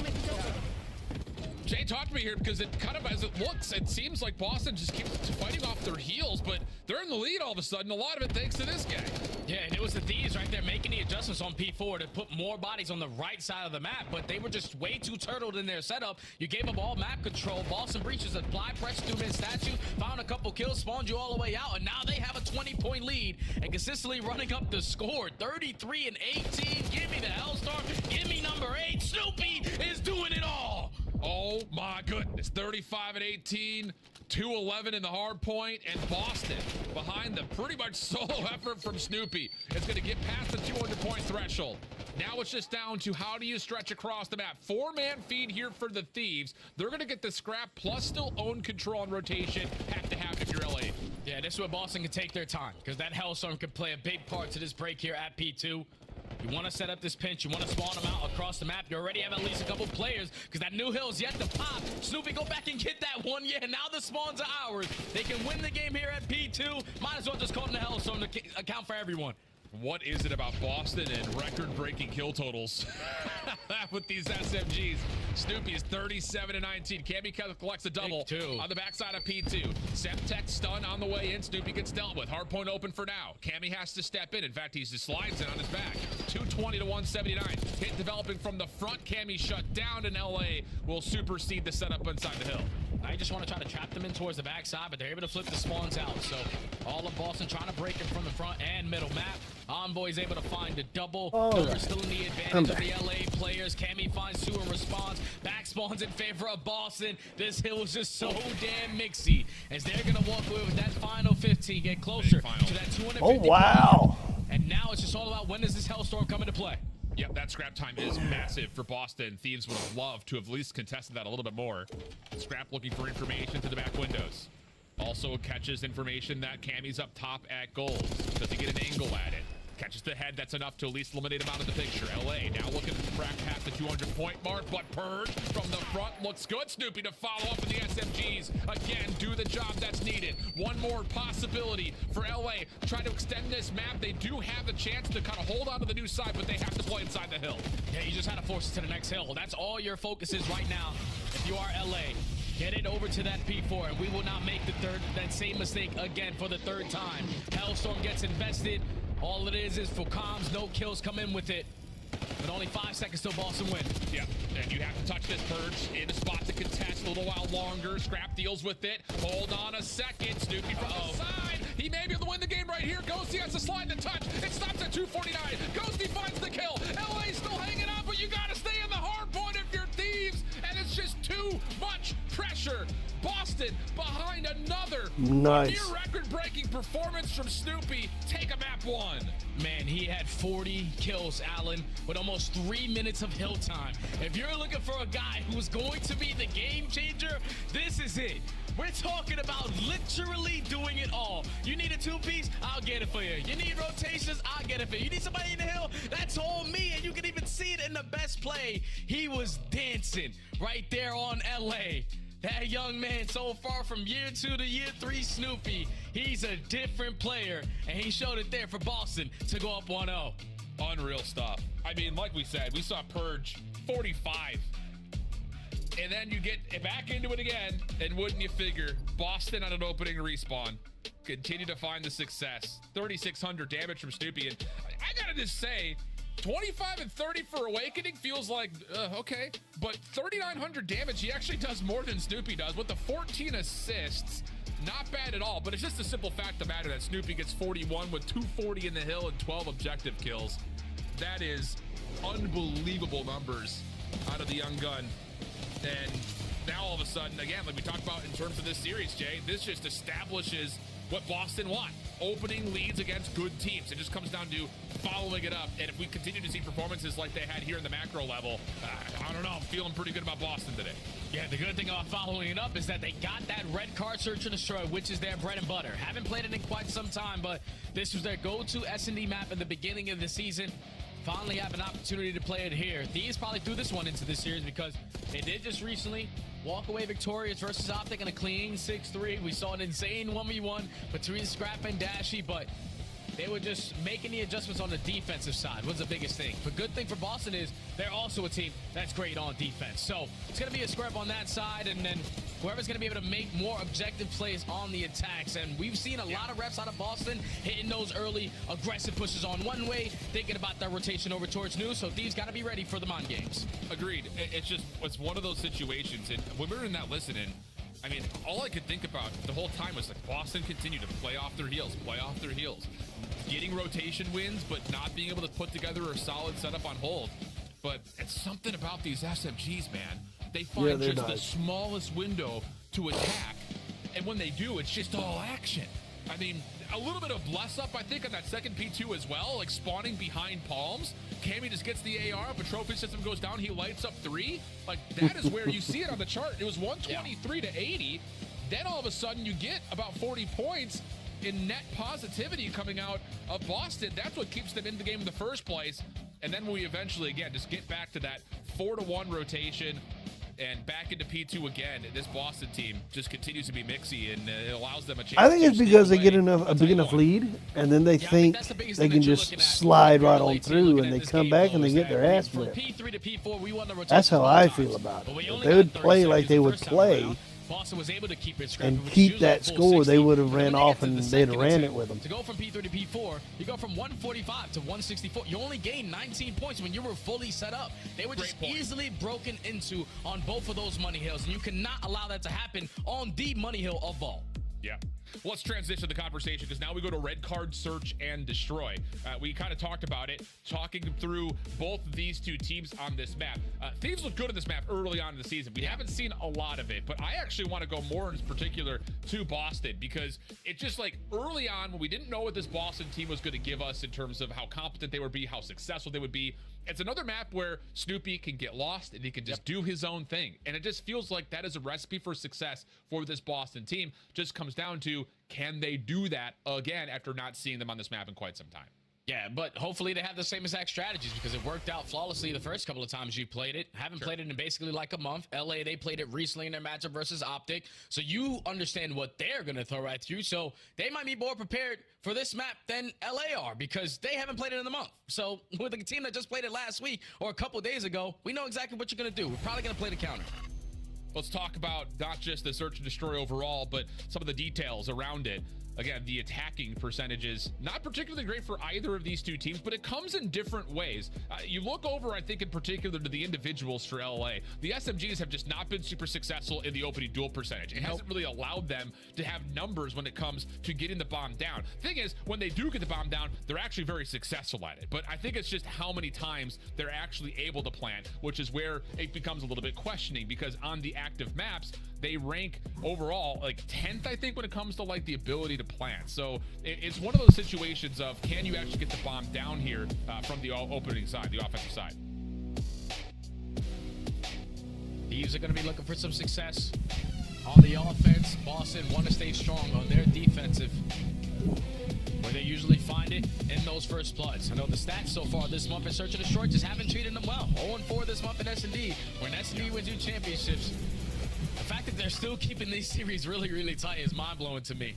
Tells me that their teamwork is on point, but into the round one we go. Boston going to be on the attack early on. No trophy systems on both ends. So a lot of aggression over towards Edge. Yeah, Hydra's actually looking to step up into the middle of the staircase here, and Boston have to kind of respect this. Opening shots will tag Snoopy up, and Boston actually are finding some headway towards B. Ghosty initially was watching mid-map, so he's got no info on this cross, plus the doors are covered. So Purge is going to get a ton of space here at catering, and that should lead to a plant. Yeah, this should be a free bomb plant. Hopefully, if you're the Thieves, you got stuns, you got nades. You can try to invest and contest this early on, because you already got to read. They're going to be in towards the cafe. But both teams are just playing for that opening duel. Yeah. Purge has the cross. Cammy has the initial long-range battle through the doors. Bomb is not committed for a plant here. Cammy gets stuck on the doors towards the bleachers. So now all of a sudden, Purge is trying to step forward to catch someone off guard, and that's not going to work. Messy stuff here from Boston. Looked that they had the right read on the rotation, but did not commit the plant of the bomb, and the Thieves get there defensively to contest. The only reason why they don't commit is because they knew that there was a couple investments of the nades and the stuns over towards Hedge early into the round. But if someone goes for that bomb plant, you get naded off. It's basically a GG. So on both ends, they were playing for that opening gunfight. But I'm probably, if you're Boston, with all that map control that you took away with the game plan early into the round number one, I'm instantly trying to get that bomb down, making the play come to me. Because these are just able to pick you apart one by one. Boston start to panic a little bit. You start thinking potentially someone's on the pinch. It's been way too much time and someone looked at it. But Cammy drops first, and everybody else like dominoes. Thieves take first. Little moment of indecision or just non-committal, possibly costing Boston on that rotation to beat. They're going to set up a much more passive defense here with players and Snoopy actually just watching over to maybe even hit in towards mid windows. Interestingly enough, his Envoy's actually passed him a touch, And if he can find timing, this might be a free first blood immediately followed up by a rotation to B as well. Oh yeah, first blood already is accounted for though. Purge is gonna fall across the map due to the hands of Scrap. So now it's on Envoy to basically secure this round. Yep. There goes kill number 2 on Snoopy. Everybody rotate over towards B, play the 4v2. Let's just play. Yeah, absolutely the case. You're gonna have Scrap holding deep to watch the mid cross to keep the flank safe. Everyone else focused on the information game as the bomb is being planted by Ghosty. Cammy, little bounce pass. Hard to say if that tags Envoy or not, but it was pretty well positioned. Ghosty off the bomb plant, gets a look at Awakening, helps out instead though onto Cammy. Good eliminations, LA Thieves now up big. Yeah, just a very easy round right there from LA. You start off in the first 15 seconds, finding that early first blood. But then once Envoy puts himself in a position on backside of that B site, you were just waiting for him to make a play. Once he secures that kill onto the player in Snoopy, covering that B bomb, rotate back, 4v2, plant the bomb, trade it out. Easy round there for Thieves to go up 2-0. Yeah. And it's just good reading of the doors being opened up for Envoy. He could wait, make sure no one rotates back. Once he feels like everything's all clear and all calm, you've got teammates nearby that could secure a trade. Then you start to hunt for the player looking to get sneaky in those back hallways. So really well done, good decision making, and the SMGs have started off very nicely all of a sudden, especially for Envoy up 3-0 early, Scrap 4-0 early. Barely kills to talk about here for Boston so far, as they will get a round 3 trophy. RCXD in their way though to slow things down. Just gaining info early on is Scrap. Slowing down their aggression. He has all of A side covered. And Boston is just waiting for an angle to potentially take down that RC before the play call gets called. But it's still just a duel off. The car stopping everything. That's so annoying. It's on one corner, then it's back up the stairs to another. And now you're down to 45 seconds. Awakening is starting to get a little bit anxious about when this car is going to pop through, but instead it's actually a long-range first blood onto Ghosty out of the Cammy's AR. Purge has gotten into a position top third. So as long as Boston can avoid this crossfire setup, Purge should be able to do something, but no, he shoots at Ghosts, and the trade is in. Now the clock is an issue, Jay. Yeah, you only play for that kind of engagement if you guarantee the kill, but Purge just gives up his life for free. Now to 3v3, the bomb gets planted. Thankfully, Cammy makes up for it. Takes down Hydra. Envoy with the response, 2v2. Can't get out of there, though, so now it's just down to Scrap. Able to find, the information onto Snoopy. Not an easy battle from this position. He's tagged up to 2 HP. Awakening not in position to immediately follow up on the damage, though. So we go to the 1v1. Time becoming a bit of an issue for Scrap, and he's going to pull out the knife and try to go quickly, and as he does, Awakening catches him at mid-map to get Boston on the board. Yeah, but that's a round right there. If you're Thieves, you can't give that one up. 45 seconds get wiped off the game clock due to the RC car's positioning to shut them down at A. If you're Ghosty, your job is to simply throw shoulders around that mid-map. We cannot afford to die, because as soon as you drop, Purge takes that space away. Even though Purge does absolutely nothing with his life, you just gave Boston Breach an opportunity now. Yeah. You dropping and everyone else stacked over towards that B site to get the bomb down towards A for free. And then it turns into a 1v1. Awakening new. I'm going up against Scrap. There's a lot of time on the game clock. He's probably going to try to hit a route. And catches him off the rotation for Boston to secure their first. Be really curious to see what angle Cammy had for that first blood. It didn't look like he was going to be in a spot to even take a battle. But we jump aboard with him here. Tag to touches. The Thieves are throwing lots of shots once again over towards B, but keep your eye on number 5 and white. Purge has once again gotten through the middle of the map, but has to retreat back to this place. Snoopy in the middle of the map. Oh, and he got 2 of them. Position turns it into a double. Bomb now down. Numbers will go in favor of Boston. Snoopy gets another read. Now potentially on for the ace. Just looking for Scrap. Yeah, he's looking for it. It's a 2v1 though. You want to make sure you're playing together, playing this trade out. You have the bomb down. Yeah, he's got to come to get playing it. Back to back. 45 seconds to work with. Scrap is working his way around the pinch. Does he have a stun and a nade to potentially gain some info before he works himself inside the fight? Yeah, he may just cross in front of Snoopy, though. That's the problem. Boston not giving away any information, and Snoopy walks away with all 4 big back-to-back rounds for the Frog. And you could think right there, if you were LA, like, they're probably thinking, all right, Envoy, you're in a one-on-one versus Cammy. You win that, we're instantly sending it. The fact that he was able to win that gunfight, chef's kiss, but then Snoopy plays it patient through the side door, does not slow down the aggression for the third, and then lines up the final for the ace. He was taking over at map number 1, and so far he's doing it here as well. Great stuff. I don't know where he came up with that frog thing that he was doing all through challengers and into last year, but kind of vibe with it. 4 in a row for Snoopy. 7 and 3. tie game all of a sudden. Awakening trophy system down towards the back steps, denying any of the Thieves early information. And now RCXD gets called in for another, but this time Ghosty gets the better of Cammy, and it's early numbers for the Thieves as the RC again just kind of holds this front staircase. Yeah, now this should be a guaranteed round. All of A is not going to be easily to contest, but the RC card does get blown up. But look at how active these are getting on the pinch. You got Scrap already pushed up behind enemy lines. Just stay alive on the opposing end. Well, the thing is, Boston may break this timing. They're getting really aggressive because they kind of have to. Problem is the long-range angle denies the bomb from being planted. Follow-up from Envoy catches another kill. But honestly speaking, Boston have done well to kind of out-trade here and get to the 2v2. But the follow-up, immediately Scrap was top third. Now he's all the way back to the defensive side of the map, and Hydra right there to make sure there is no exit. Thieves bounce back and take the edge again. Yeah, trade after trade. Thankfully, Thieves started off those trades with that early first blood.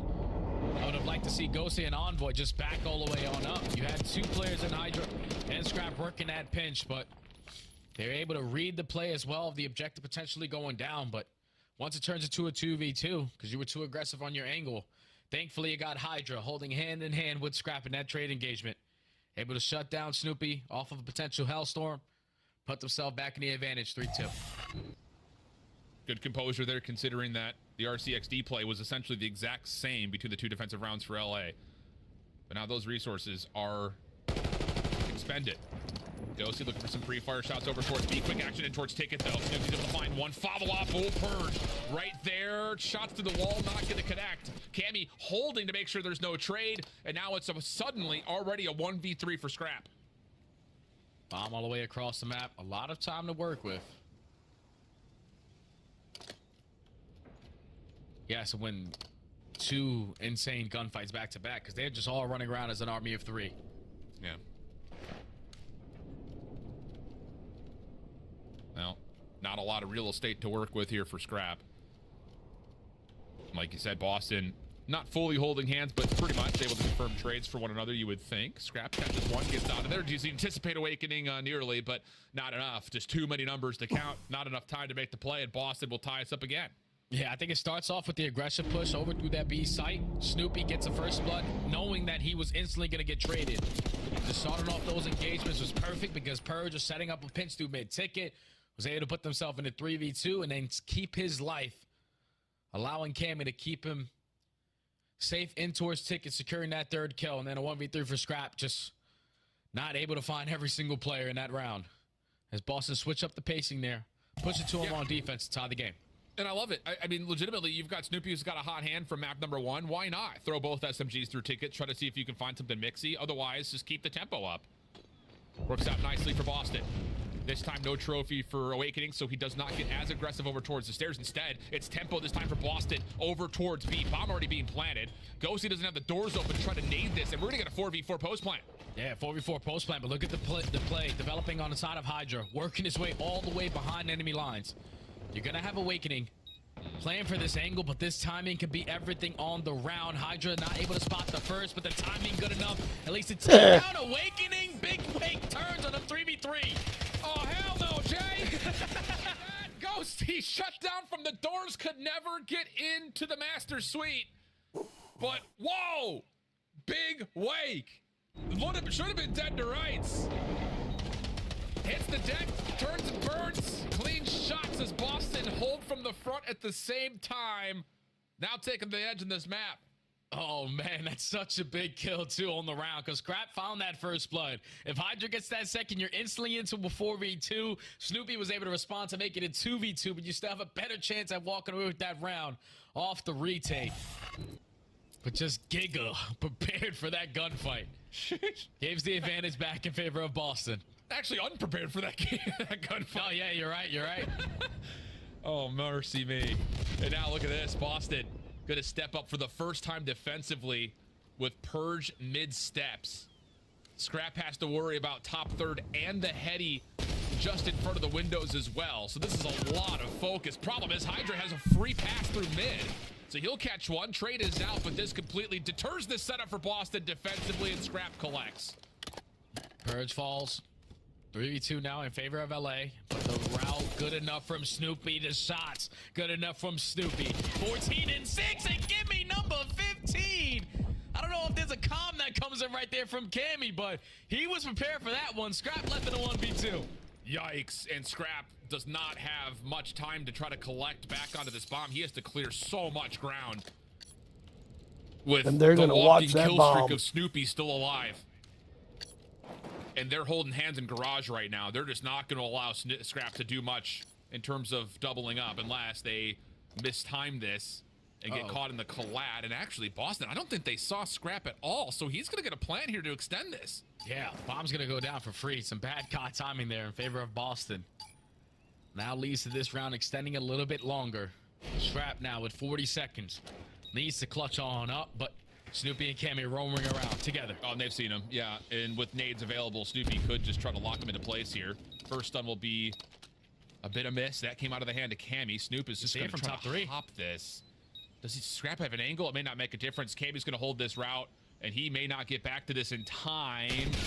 Does he get the shots? No, not in time. The bomb gets defused just before the final bullet lands, and Snoopy can do no wrong this series. He's just taking over, man. It's as simple as that. Just take over moments out of the kid. Scrap, I thought when he plants that bomb in that angle, he could have put himself in a position towards top 3 window, but he must have checked it saying, okay, I can't see it. I have to put myself in a different position. Just not able to get to the bomb site in time. So now Boston at game point, back on the attack, where they've been showing early presence over towards Hedge, but then instantly pouncing over towards B. They're just gonna all slow this one down now. Yeah, the thing is, I think Cammy gets the information. That's team shots through B. This should lead to some significant movement for Snoopy trying to get back over A, but look at the defense. They've already rotated a long way back around to hold on to a possible contest angle onto A. So Boston have to reconsider their options.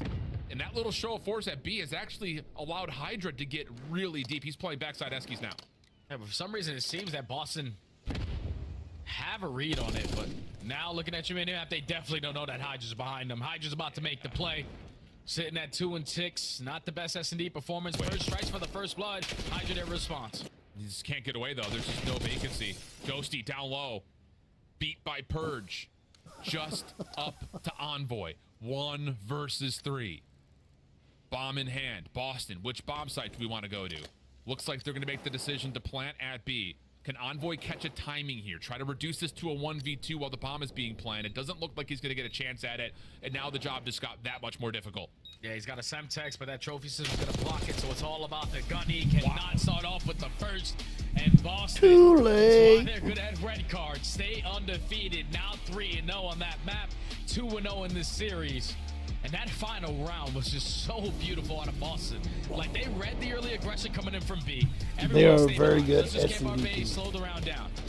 Then even when they realize, okay, we can play that wrap from all the way at that B setup, so now contesting at A, we have more information gained. We take mid-map away from them. Purge just sneaks his way up through Ticket, finds that first blood. Hydra eventually was taking way too long in that pinch. I thought he had the play right in his hands, but just takes too long, hoping that his teammates can give him something so he can set up on that pinch, but he only finds one, gets traded. Numbers in favor again of Boston, and then Purge by the second of the round, just being pushed up through the middle of the map. Thieves just leave way too many openings due to the information that they were not able to gain in the first minute, and Boston able to secure the S&D, finally stop the bleeding. They just need a little red, Carolina, and they're back. They just need a little Snoopy. That too.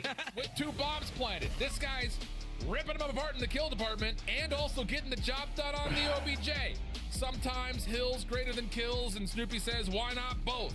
Up 2-0 early to, I think it'll be a the game chagrin 5. of most of the community, because we're all sitting here, I think, after the Atlanta They're both performance, really Boston good team and teams. said, whoa, So okay, guys, I think there'll be a game cool, 5. There's some electricity in the air every now and again. Yep. But is it enough to actually take down a possible top team? Can we even sit here and even talk about Thieves maybe even not being a top team right now? Might be a bold take. Desk, what do you think? We're having a great time. Boston, a surprise here to the desk. Nameless, let me just ask the question everybody's thinking. The challengers, we've had some cheaters. Is Snoopy cheating? No, listen, Snoopy's just a dog. But, yo, he might be, honestly. Like, this guy is everywhere, frying on the first hard point, and then in that search and destroy. Like, he is so confident. Every single gunfight going his way. Allie, what's an ace? An ace is when you get all 4 players in a round. And your scuff play of the game. It's Snoopy. Walk us through this one. I mean, it's just unreal. Snoopy has been playing with just a different level of confidence throughout this entire S&D, but in this round specifically, he gets two really easily handed to him. The biggest positioning right now is him staying alive, and the timing here is unreal. He hears those footsteps, the immediate cranks are right in getting that third kill, and of course the final player looking to try and get an angle. Snoopy says, you ain't never gonna easy reads. You know what was awesome about this map? Like, if you're just hard focusing Snoopy, he was shutting down Hydra. There were so many rounds Hydra tried to get pushed up, be a huge impact, and like Boston just pocketing each other, and Snoopy was just finding him, killing him over and over. You see it in this ace. You see it later on when Hydra does actually get her first blood. He's able to trade it out instantly. Snoopy looks so good right now, so confident on this team. I love what we saw from Snoopy, and as you said, he kind of had someone baiting for him. Several rounds it was Purge getting first blooded by Hydra, but the trades were always there. I think a big thing to take away from the second S&D is the fact that LA Thieves got a majority of the first bloods, and what's crazy about that is they're one of the best teams at converting it at 83%, but Snoopy is the one that shut that down every single round. What did I say before? Why didn't they let red card through? Do you guys have any reason why? I literally don't know why they would let this through.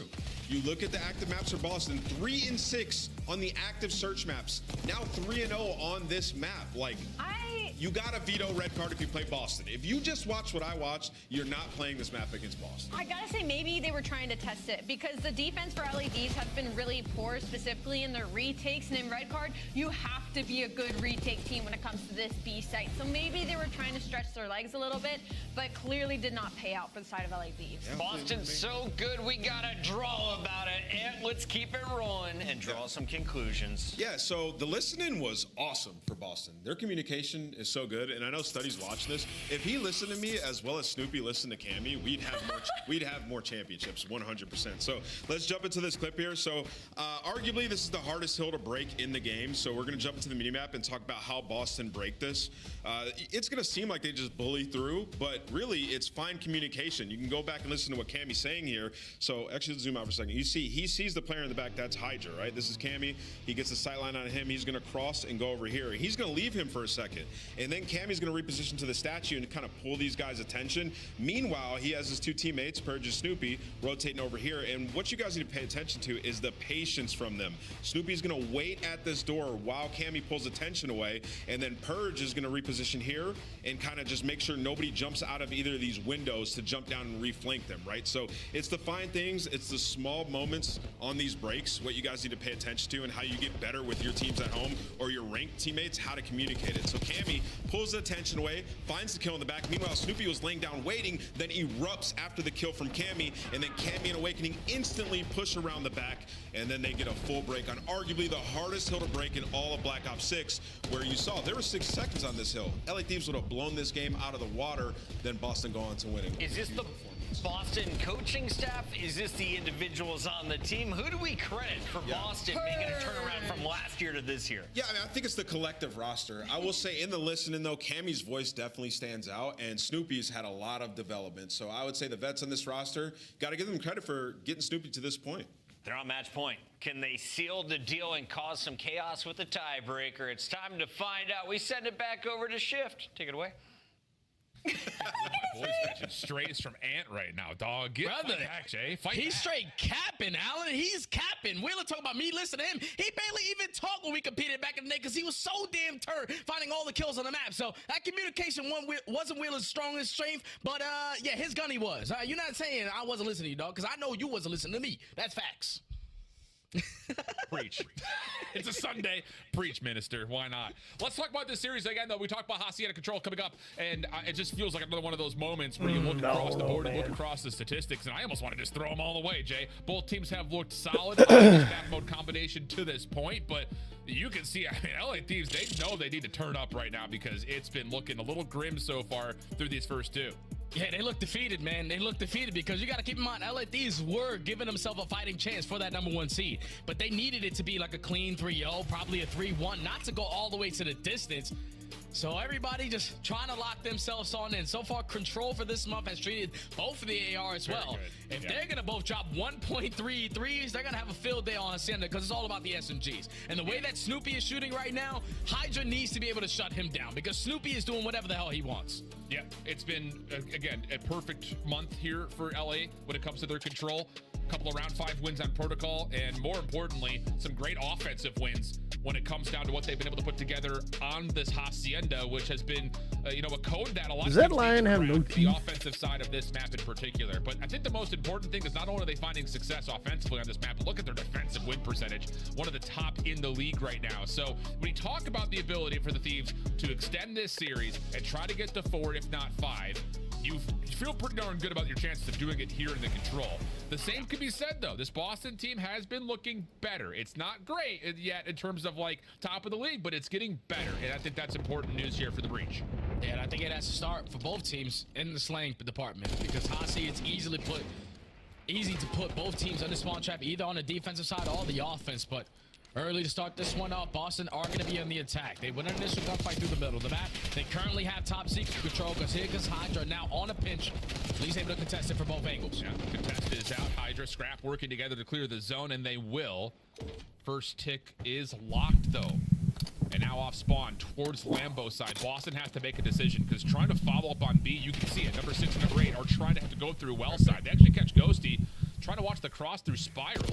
And now it just comes down to the timing of this play towards open hall. Scrap shuts it down, and this restricts Boston to have to just play from well. Yeah, Boston do a great job off the respawn of ramping their way on back. Like, you spawn over towards garage, you realize, okay, there's most likely pressure over through fences, but just finding that one gunfight onto Ghosty gives them another opportunity over towards B. Able to put the game clock at a pause. Envoy trying to make up for it, at least to trade onto Snoopy. But this second segment potentially should be a lock. Or not. Or not.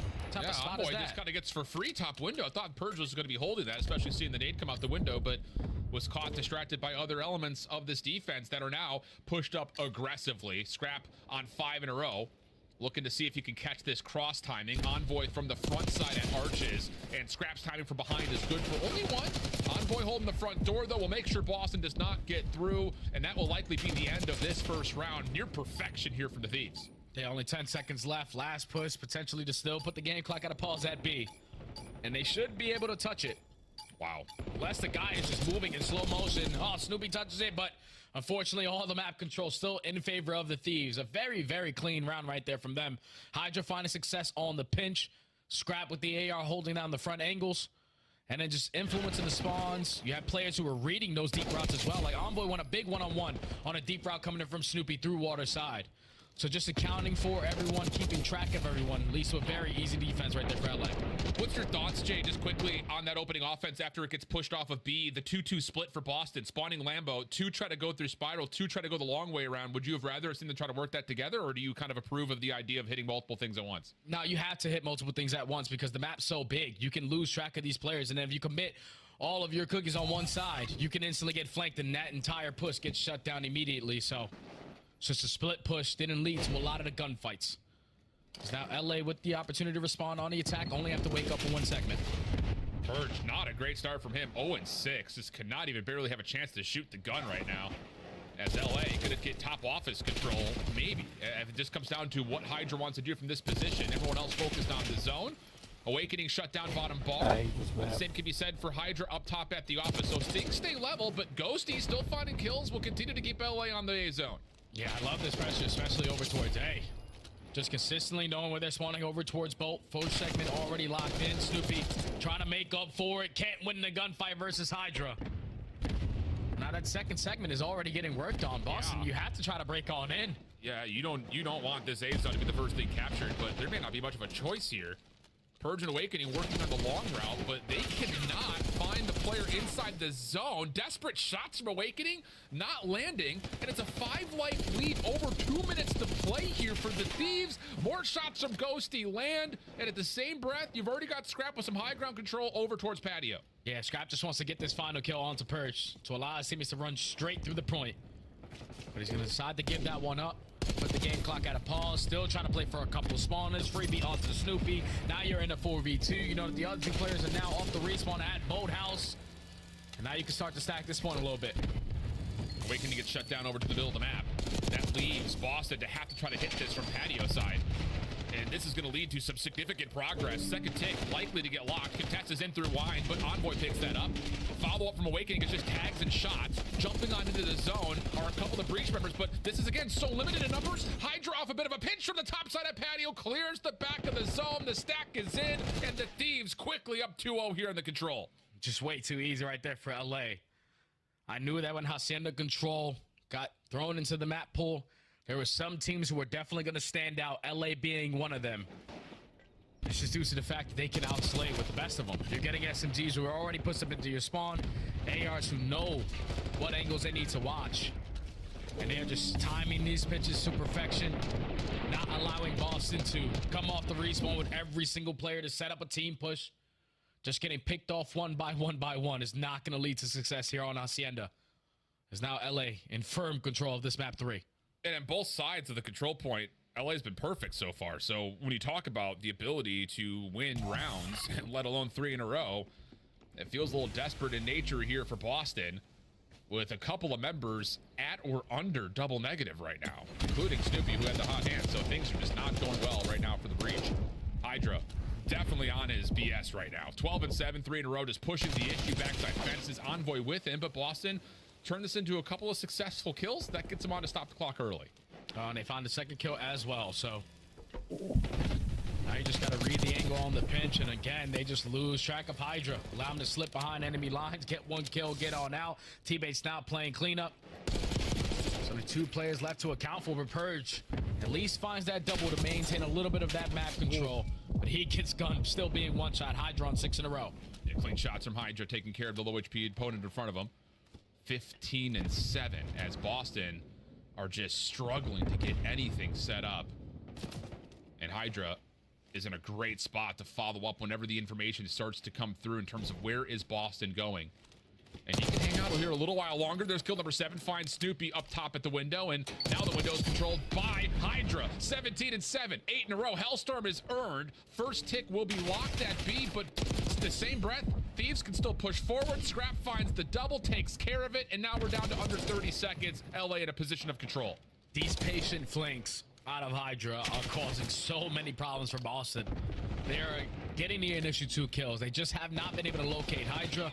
All he needs is to find 1 kill. Everyone from Boston starts to turn around, and that opens up the teammates from Hydra off the respawn and shoot them in the back. So now with only 15 seconds remaining, the last push coming in from Boston.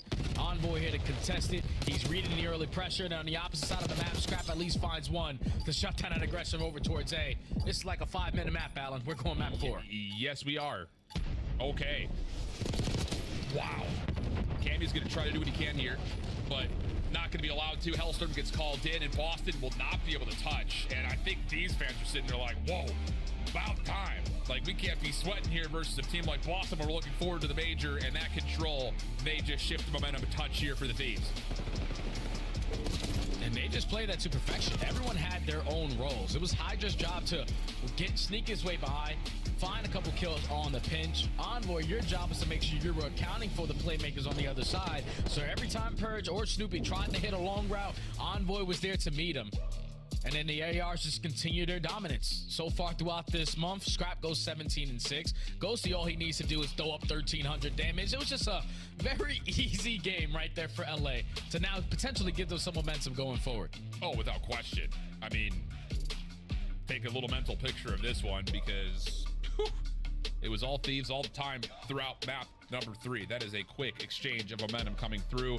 In particular, the severe shutdown of the SMGs early, just never allowing Boston to get through, let alone develop anything on either offensive attempt.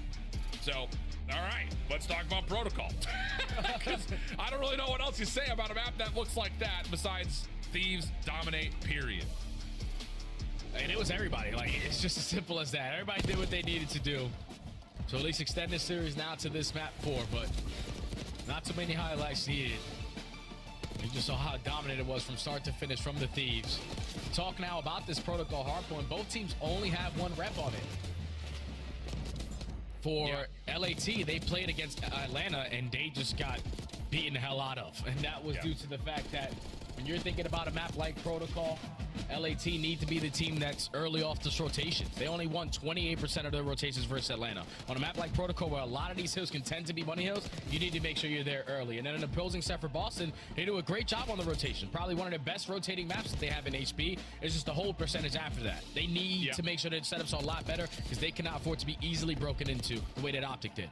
Yeah, that's, I think, the most important part about this is kind of taking the stats we were talking about on Vault and then looking at it compared to their macro stats in terms of hardpoint overall, and then you re-transition that focus into what's happening on a map like Protocol. And some of the numbers don't necessarily line up as much as they had, I think, on Vault for both of these two teams, really with the exception for Boston, where, again, their break percentage is still very strong. The rotation percentage is still pretty strong. It's just their holds are pretty much non-existent. I mean, legitimately, they're only holding for what looks like a couple of seconds, and then they immediately get broken on first attempt. When we, again, watched it once. That's the other important thing to keep in mind, that there's not a lot of reps, so the numbers are going to be very skewed. I think this is just about, you know, we've seen this a lot, and I think you and I in particular, we saw a lot of this map in Challengers this last week, and we're starting to see teams develop this ritual of let the ARs get set up first, clear out one elimination, and then start to fly. Take 4v3s. Take away position when you have number advantages. Don't just run because you feel like you have to all the time. And I think that might be where we see the identity of these two teams really showcase what the teamwork is actually looking like. Because on big open maps like Red Card, we've seen Snoopy just kind of run around, do what he wants. He's successful. Vault, similar idea. He just gets to the hill and is successful. But a map like Protocol, you don't get those opportunities nearly as much, I think, largely due to the fact that you have to control space before you can take it. Yeah, and the thing about you saying about if you're the SMG player trying to get too aggressive in certain aspects, you have to make sure at least your AR players are blocking those spawns, because this game can be very simple if you're going to take space away from them so you can guarantee the space on the other side. It just depends on micromanaging the game the way that you need to. Or at least we saw it in map number 1, where Snoopy obviously dropping 40+ kills is going to help. But you had the ARs setting themselves up in those proper spots, allowing the SMGs to do that. The same thing could be said for a map like Protocol. And if you're on the LA Thieves side, the Money Hill on map number 1 in Vault, which was P4, you couldn't hold the setup. Money Hill here is P4. If you win that rotation, setups need to be on point, because Boston, they were just picking you guys apart. Yeah, and that's, again, it's kind of the unstoppable force meets the immovable object, where you've got a team that's great at breaking versus a team that's great at holding. Only one of those two things are going to be successful in the scheme of when two teams match head-to-head, and in instance number 1, it did favor that of Boston. So now it's just down to, I think, the macro level gameplay I'm looking at for Boston of, you know, trying to secure breaks is not as, I would say, easy on a map like Protocol, because like you said, you have to be able to influence spawns, because otherwise you pop up, you're right back in the hill. It could get really disastrous in terms of how quickly you're being reinforced in a map like Protocol. So that's kind of the instances that we're looking at the moment. Again, large level conversations, but let's just jump right on in and see how each team handles each other. LA trying to get to map number 5 with a potential reverse sweep in the cards. For Boston, their first major kind of stapled win against a team that everyone's considered to be at near the top of the leaderboards in the power rankings. We'll see how this one unfolds as we jump into Protocol map 4. So far, scrappy P1. Back and forth in the kills, but still in favor of the spawns is LA. You do have one player in Hydra playing is super patient. He doesn't want to get aggressive in towards 10, and now Boston don't want to invest all those places, just walk up through heli steps. So Purge gets accounted for on the pinch. This is looking like a flawless start from LA Thieves. They are accounting for everyone. Yeah, and I love the route from Hydra as well, just kind of rewrapping around the back, making sure any late attempts over towards not just P1, but the high ground on the initial Boston building is contested. So 34 seconds for LA on the opening hill, working on the rotation to 2 as we speak, and the kills are good. So now it's just down to getting the last player inside the hill taken care of. Awakening knows he's under threat, tries to back up towards the staircase, and with Purge coming off spawn, finding elimination onto Scrap, Boston will hang on to the early time at 2. Oh, Awakening with a massive double kill there on the point. Able to allow his teammates now to help him a little bit, but no one else finds success in that kill feed. A double from Envoy, good enough to lead to the break. Swans now flip. Boss is still gonna give a crack at this, but you can already see the positionings of the LA players. You have a lot of top mid control. You have a player pushed out towards Bo. Every kill that they get is now gonna spawn up behind them. And this is what you need to do if you're the Thieves. Yeah, but now all of a sudden heads have to be on a swivel. A little bit of a pinch setup developing for Boston off the split spawns. That will get them in for the scrap time, as now LA have to work on rotating across the map to P3. Cammy surprised by Scrap just laying in the middle of the staircase. Scrap almost turns it into a double, but Purge is keeping it honest for the initial trade. But still, the long routes out of LA are going to see them spawning behind P3. Boston will have a chance to set up early for a break from the front, but Scrap is watching the cross. He's already found the opening kill. Yeah, Scrap with a freebie through the middle of the map. Had the parallel spawns, but now you have to read the pressure from Boston because there's a whole lot of aggression over through the zip side. Purge starts it off with the first. Ghosty effective on the trade. That one kill should at least allow his teammates to spawn in towards the back, but Boston are actually going to be blessed in towards the back spawns. Ghosty still trying to finesse with the AR. Now everyone turn around. Wow, that is such a massive opening from Ghosty. As Hydra follows the play, shuts down the spawns for Boston, at least largely on the initial attempt to break. And now it's just down to holding on the interior. Can you watch these crosses correctly? Scrap says yes for the first. Looking for number 2. A little bit of a mix-up with Cammy and Purge trying to hit this together. And Boston will find a way to break back in with finding every single kill. Purge lighting it up with a double with the pistol. Now you gotta go. You gotta go and hit that early rotation over towards Snoopy. Miraculously was able to stay alive a little bit longer, but Envoy finds 3 off the roto, and that leads to now 4 dead. All of the LA Thieves stacked in towards the bottom side. You have Scrap watching outside towards Big Door. Gonna give the comms on that end of the map.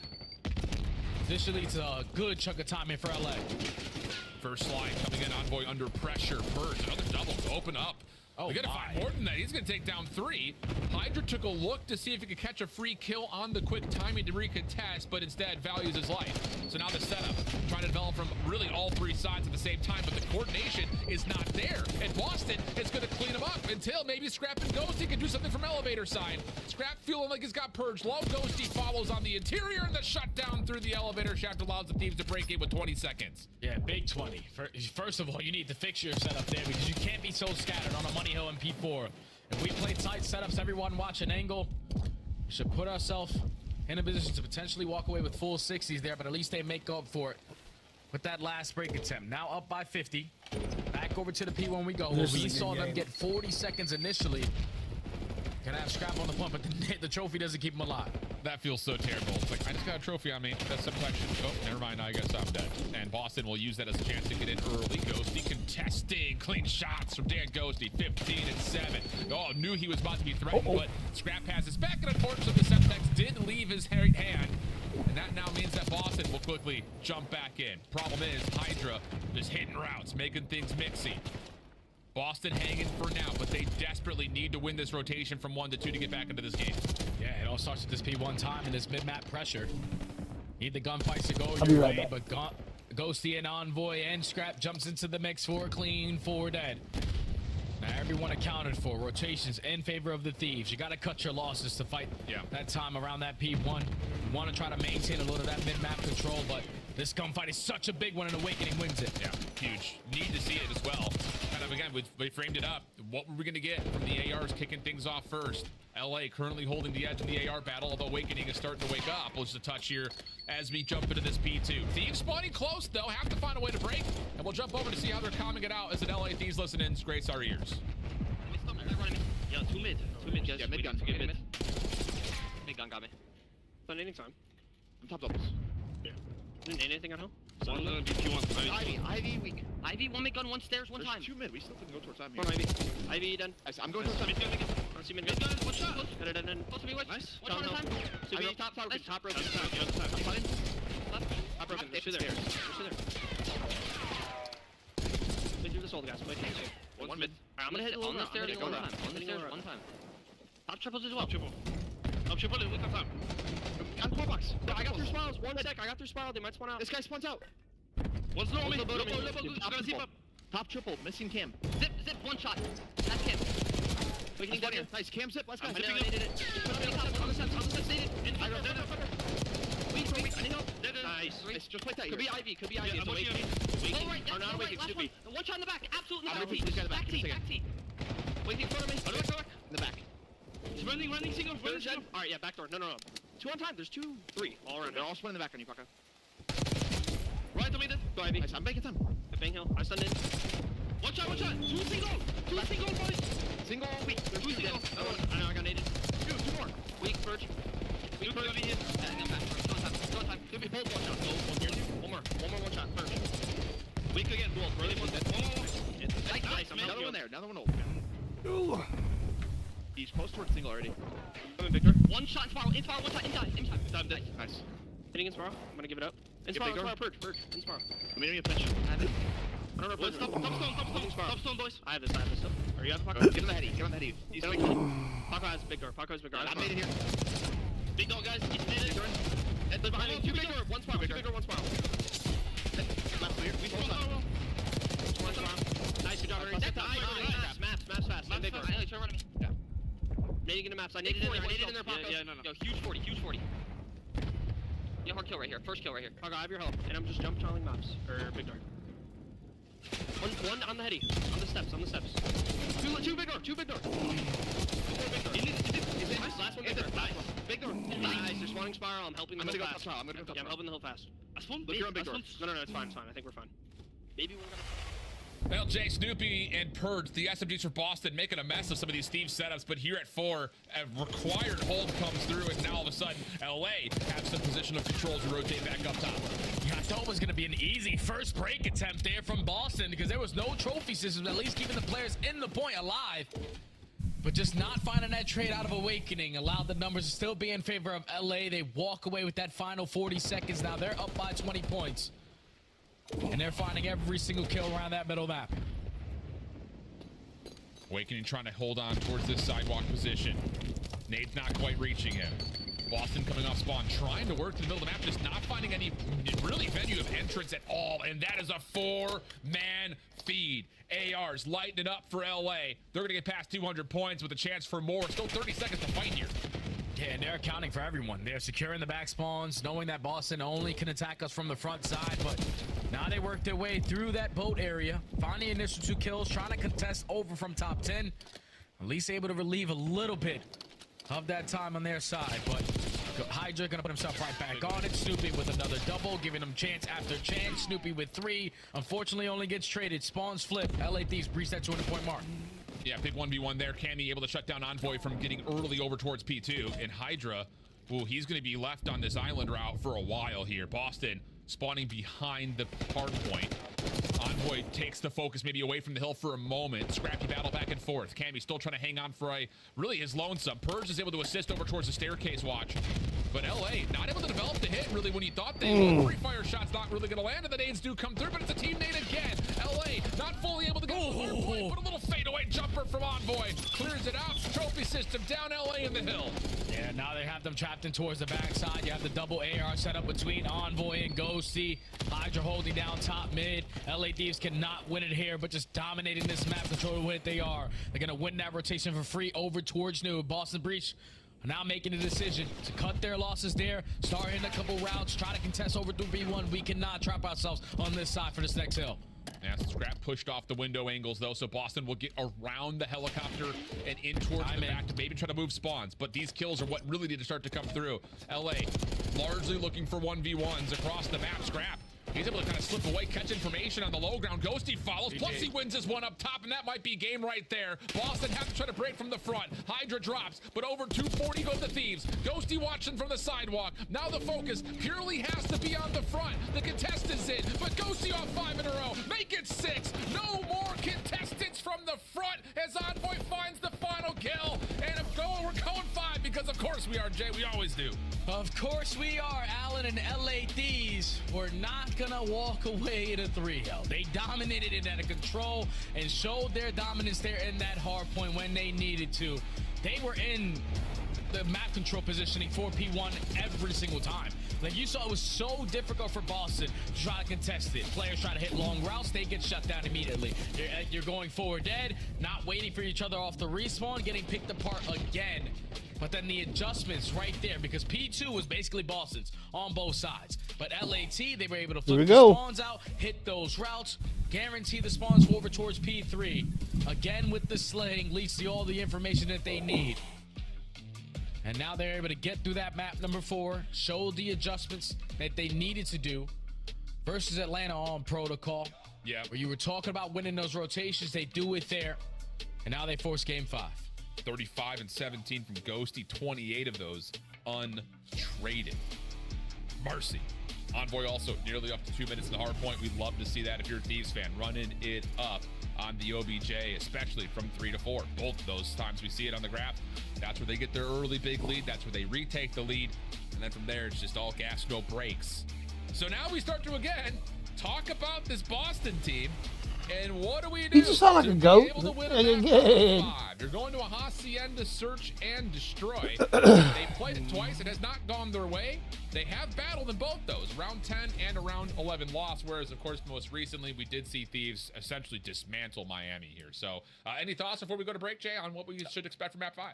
First Bloods are going to play a big part, at least on the side of LA. They found multiple in map number 2, could not clutch up in the 4v3 advantages. Boston, this time around, though, can't allow those kills to go the opposing way because Hacienda is a way different S&D map.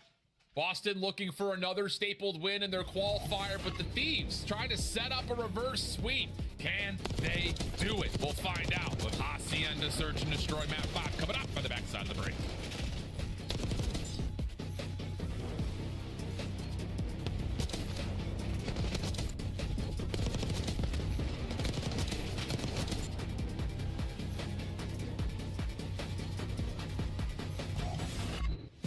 Upgrade your game with the Scuff, the official controller of the Call of Duty League.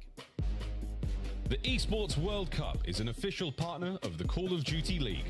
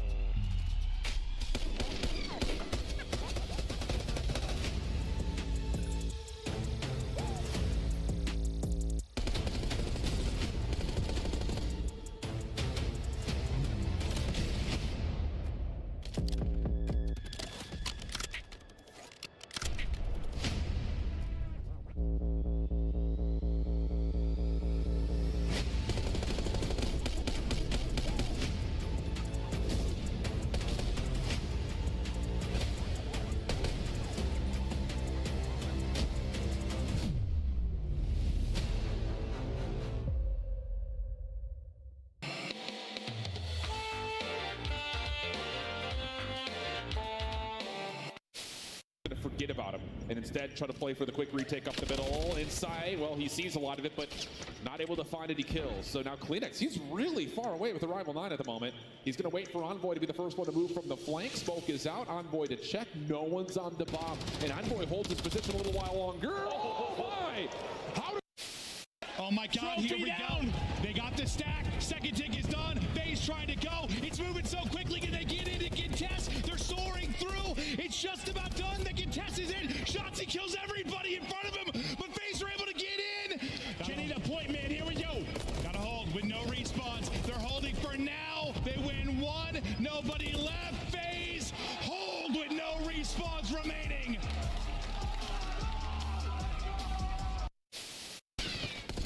You're better, bro. You're so much fucking better. You're good. You're good. You're good. You're good. You're good. You're good. You're good. You're good. You're good. You're good. Oh my God. You're good, bro. You're good. You're good. It doesn't matter. It doesn't matter. Yeah, I'm gonna Zach. You weren't meant to win that. You weren't meant to win it. Nice. Go, baby. Good job, man. I couldn't stretch it. Let's go. You're good. Good job. Needed that. Here come the Thieves. They cannot allow this Oh, to slip down. Modern Warfare 2. And there is snaking going on. Octane and Envoy have broken through. Can find the second 1v1. And it's placed up. Looking for the last. And they put it out. 10 seconds. 10 points. The comeback of the CDL year. Can they do it? The Thieves are moving. But they are moving into the kill feed. And Legion has just made the greatest comeback in Halfway you will ever see. Throwback throwbacks to the greatest comeback we've seen in CDL history. This one's not going to hold the same weight, but it's a comeback nonetheless, as the Thieves down early 0-2 have gotten us to a map 5, and I think most impressively, Jay, for LA Thieves I don't know fans, about map that, 3, map 4, clean, polished, everyone performing, vibes have to be high. Yeah, Hossie Control is one of their bread and butter maps. So you probably don't want to play them going forward because they just have way too much slaying prowess when you look at that lineup. But then to make the adjustments that they needed to do on protocol versus a team in Boston who don't really have a lot of reps on it, you were able to withstand that. Now put yourself in a position to potentially complete the reverse sweep. You look at the map 5 metrics, 2-on-1 on one side, 3-2 on the other. These guys don't really have ice in these moments. Fair, just reps I think is the biggest thing for Boston. Here's the thing though, you kind of teased at this just a touch. I'm gonna go back to it because kind of asked you early, what do you think the difference maker may be in this map number 5, where both teams have shown elements of success, maybe not so much in the win-loss record for Boston. They're 0-2 in the map outside of having a round 11, round 10 loss. You said First Bloods, and I think appropriately so. This map in particular, you're looking at the number 3 team in Boston taking on LAT, the number 2 team in opening dual percentage win rate. So again, it's kind of like the break versus hold percentage you saw in the hard points. Someone has to see that stat live, or other will have to see that stat die. Yeah, and the only thing that scares me about this map number 5 for LA is when Boston throw these rounds out on their attacks, where they just slow down the game, where they just force LAT to think that they're going one way, hit the rotation to another, but then they're actually going back to that original bomb site. The mind games needs to play a big part if Boston want to try to take this map number 5, but it's going to be LA to start us off on the attack. And a 3-1 split off. Oh, but there's 4 defenders here for Boston. Perch finds the opener, tries to finesse Envoy, good for the trade. Should be a follow-up here. Snoopy able to take down 1, and the numbers will survive for Boston. 1v2 for Hydra on the other side of the map. If you are Awakening, you don't want to get caught wrapping back to your teammate, but the timing might be good enough if Hydra decides to turn this corner, not able to gain that info. Still 50 seconds to work with. He does gain the space, though, which could be critical towards not just collecting the bomb, but also getting into a spot where this Jackal could be a lot more successful. Cammy saw him. Yeah. And there's the wrap back for Awakening. They're going to play the heady, and Hydra knows that this is not an angle that he can fight off of. His only option is to play this through Spiral. And, well, the timing of this may not benefit Hydra, and it will not. Good wrap back for Boston. They catch him out perfectly, and that opening exchange leads to a Boston first win. Yeah, Hydra's like, yeah, I'm not going to go from the front side of Rock to try to recover this bomb. I can only win this round. Trying to find some success on the pinch, but Boston got a read on it. And we're able to execute on that round. It all starts up with the first blood. Purge able to respond, stall out enough time for Snoopy to get it into play. They trade, then Awakening with the perfect angle from top mid gives them the numbers advantage to secure the first round. Clean stuff. And again, first bloods. Good finesse from Purge, though. Most importantly, allows that little pinstripe kill feed to be a 3-for-2 exchange. What does Boston call? Little 2-2 split off. Focus over towards A. Expect that we're going to see some of this play from Snoopy up towards hallway. So I make sure he's not being challenged immediately. Little feel out for Boston with nades towards A. But look at the Thieves. Not feeling any resistance at B. They're going to get into Lambo here. This is not where you want the defense to be, and Cammy will very quickly realize it. Yeah, I thought Boston were playing that round to perfection. Maybe if Cammy just slows it down a little bit, can potentially find that opening kill. But now those LA Thieves players have to wrap back. Got Hydra swimming his way back. He should be alive for a little bit, but a contestation here from Boston right through bottom wine. Snoopy makes it a 3v3. Yeah, that little wrap back that the Thieves had to find after the first blood has kind of got them caught in no man's land a little bit. Hence the water route. So now you've got the quick decision making for Boston to pull the defense to A, and then they're going to go around the world to B. This is brilliant.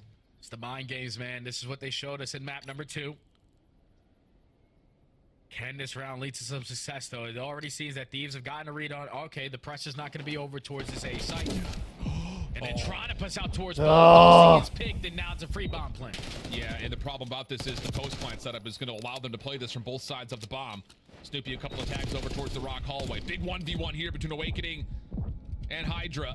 Both players tagged. Both will reset. Oh, scrap at the middle of the fountain entryway.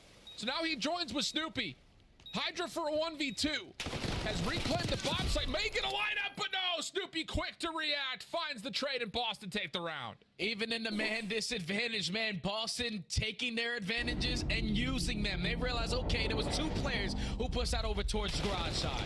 Those guys have to wrap back all the way to the spawn so we can attack in the 3v2 onto the other guys that are still camping their base. They catch the angle to work through bottom wine. They find that first blood. I mean, that second kill, turn it into a 3v3, and then the mind games, just way too strong. You're thinking, okay, they just won that gunfight towards bottom wine. They are rotating their way back over towards that A site, but then they just instantly wrap back through their spawn. Mind games work again. Ghosty gets caught off guard. Bomb gets planted. Numbers advantage in favor of Boston. Turns into a one-on-one, and Snoopy's just there to trade. This is textbook perfect play calling right now from Boston. I love it. I love it in 4v4 form. I love it in the low man number situations, the 2v2s, the 3v2s. They're the 2v1. It really has been the right call at the right moment for Boston. Great awareness across the map.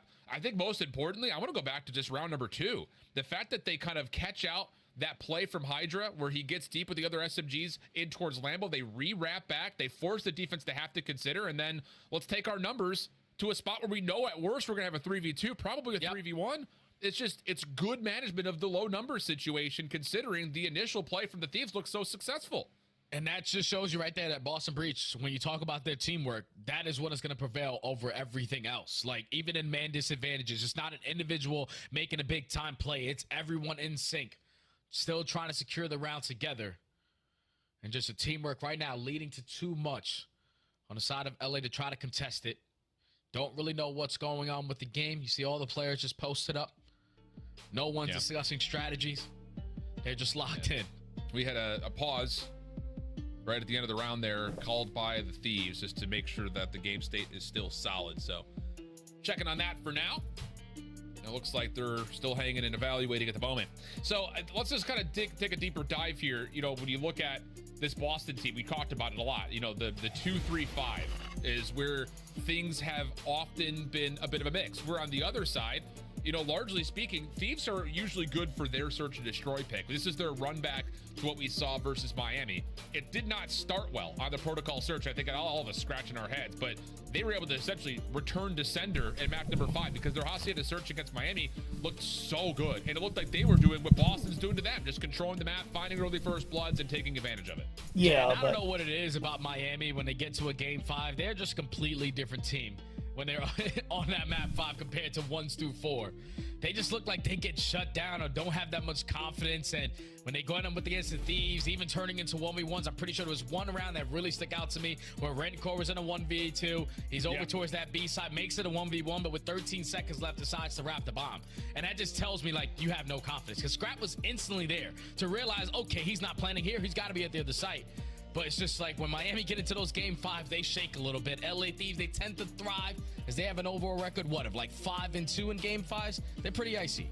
Yeah, it's been solid. I mean, again, it's one of those situations. You don't have a single series that LA has played where they've lost both searches in a series. I think that's a really important stat line that we don't talk about often. Like, teams that can, again, find a way to win their search and destroy pick gives you such an advantage, whether that happens in map 2 or map number 5. Of course, obviously, you want it to happen there, but for the Thieves, I think it has been a much more complete picture of, like, what is this team going to be able to provide. Obviously, they start off the season, you know, with the KSI Showcase Championship. They take down all the big dogs early. First 2 weeks of the regular season looked really solid for the Thieves as well, including that map 5 win versus Atlanta. But, you know, I think, again, you look at Rewind out of the picture. Was their map cool going to get hurt? It was in Hardpoint, but honestly speaking, their search and their control in particular, has been pretty balanced, if not overall very good. So, you know, there's a lot of opportunity for these guys to hang. I think it just comes down to being more robust in terms of where you can take, you know, your search and destroy pick, and I think in particular the respawns at Hardpoint. Yeah, to look at the road to their major, at least you start off on the right foot. You take down Cloud9 3-1, you beat Atlanta FaZe in a grueler of a series. And game 5, don't allow them to complete that reverse sweep. LAG, we knew their struggles in the beginning. Minnesota Rocker, one of those teams that should have at least forced the game 5 versus LAT, but they choked it, in my mind, on that map number 4. Red card, Optic, that was a tight series. Miami, the response in the game 5. It's like they've had so many series where you're probably thinking with the talent that they have in this roster, you need a couple more 3-0s on this chart right here, but they have still yet to work on like you said, with the maps going out, when maps coming in, find the consistent ways or the consistent maps that'll work for them. But there's still a little bit of time to add one extra map, especially in Search and Destroy, before you get into that major. I think the other part about this picture is what you don't see is that minor performance versus Atlanta, where they got beat up in both the hard points and the Search and Destroy, which I think, again, was kind of alarming. Update for all you guys there at home. Again, like we said, there was a timeout called by LA due to potential ping discrepancies and networking issues. We are hearing that round 2 will be replayed, so it was actually impacting that most recent round. So it will stand 1-0 for Boston, but it does kind of reset things after what we just talked about there, especially the early parts of round 2. So a chance to, reset, kind of structure up and say, okay, let's not take anything for granted. Boston is flexing this playbook on us a little bit early. Yeah, Boston are throwing whatever the hell they want at them, to be honest, and they're adapting to what LA Thieves are doing on their defensives and also their offenses. It's just when you get those initial gun that's what they're doing. Started off on the right foot, they're getting mad because they're losing. A lot easier. I think if you're LA though, like the Are way you that shitting they're me? on the defenses is that they're realizing, okay, this part of the map is open, we can take it away from them. But then when they take it away, they also give it away. Like, it's as simple as that. If Hydra and Envoy are able to contest their way over through Rockside, they are not going to have an opportunity to at least even think about that rotation back. But they want to play the numbers advantage. Unfortunately, it comes back to bite them. That round no longer counts, so Boston's got to keep their foot on the gas. Up 1-0. Yeah, and I think the thing about that, when you say foot on the gas, how much do you mean that literally in terms of tempo? I don't know about that one. Slow it down, 30 miles an hour. Yeah, okay, fair enough. Just cruise it at speed limit. So, yeah. Just read the information that's thrown at you, adapt to the game and right in front of you, and just continue to help each other in these engagements. Because so far, are you for real? They're getting their ass beat, so they're like, "Oh, we need a break. We need to figure out. We got a ping problem." My ass. You're just getting your ass whipped. Again, if you're in any vicinity of Spain, I know flights from Europe are cheap all across the board. If you've not bought your tickets yet, what are you doing? Madrid's about to be magical at El Casa Mágica. It's like legitimately translates to the Magic House. So it's going to be a lot of fun. We're pumped to get there. First time we've been in Europe since London BO4, bro? Is that the last? No, we were there for the 2019. That's right. We were there too. So I don't know. It's a long time. Yeah, we love to travel the world. I cannot wait to step into Spain, talk a little bit about broken Spanish. Hopefully everyone is able to understand me. But if you guys are potentially going to come out to Major 1, just be prepared for an absolute show. I heard that the Spanish fans are super, super loud, so I cannot wait. Yeah, you can see some of the tickets have already sold out. Other major news, and Jay? Oh, yeah, baby. We love Come on. How about Major 2? Getting the addition of a Challengers Open. We're going to have it in Fort Lauderdale for Major 3, and then the big news around DreamHack, brother. I don't know if you guys have not been to a DreamHack before. When other esports titles are there, it gets kind of lit. But I have a feeling DreamHack is not prepared for what Call of Duty is going to look like. So definitely keep your eyes on that, because not only is there a Challengers Major there, but how about this? The Major 4 winner also earns an EWC bid. That's bananas. I'm pumped to see that happen. So again, the stakes are really raising across Challengers. We just finished Season 1 of Challengers Elite this week. Had a couple of champions to crown, and we'll be back again in February to do it all over again. So if you're a giant COD fanatic, we have a lot of stuff to call. On a Wednesdays lot and of Thursdays, stuff to for the Challengers Elite seasons as we start to get going. Also, selfless promotion Mondays and Tuesdays. I said college COD action start up. We'll be back for week 2, week 3 coming up before we restructure our league. It's going to be a lot of fun. We got Call of Duty all year long, baby.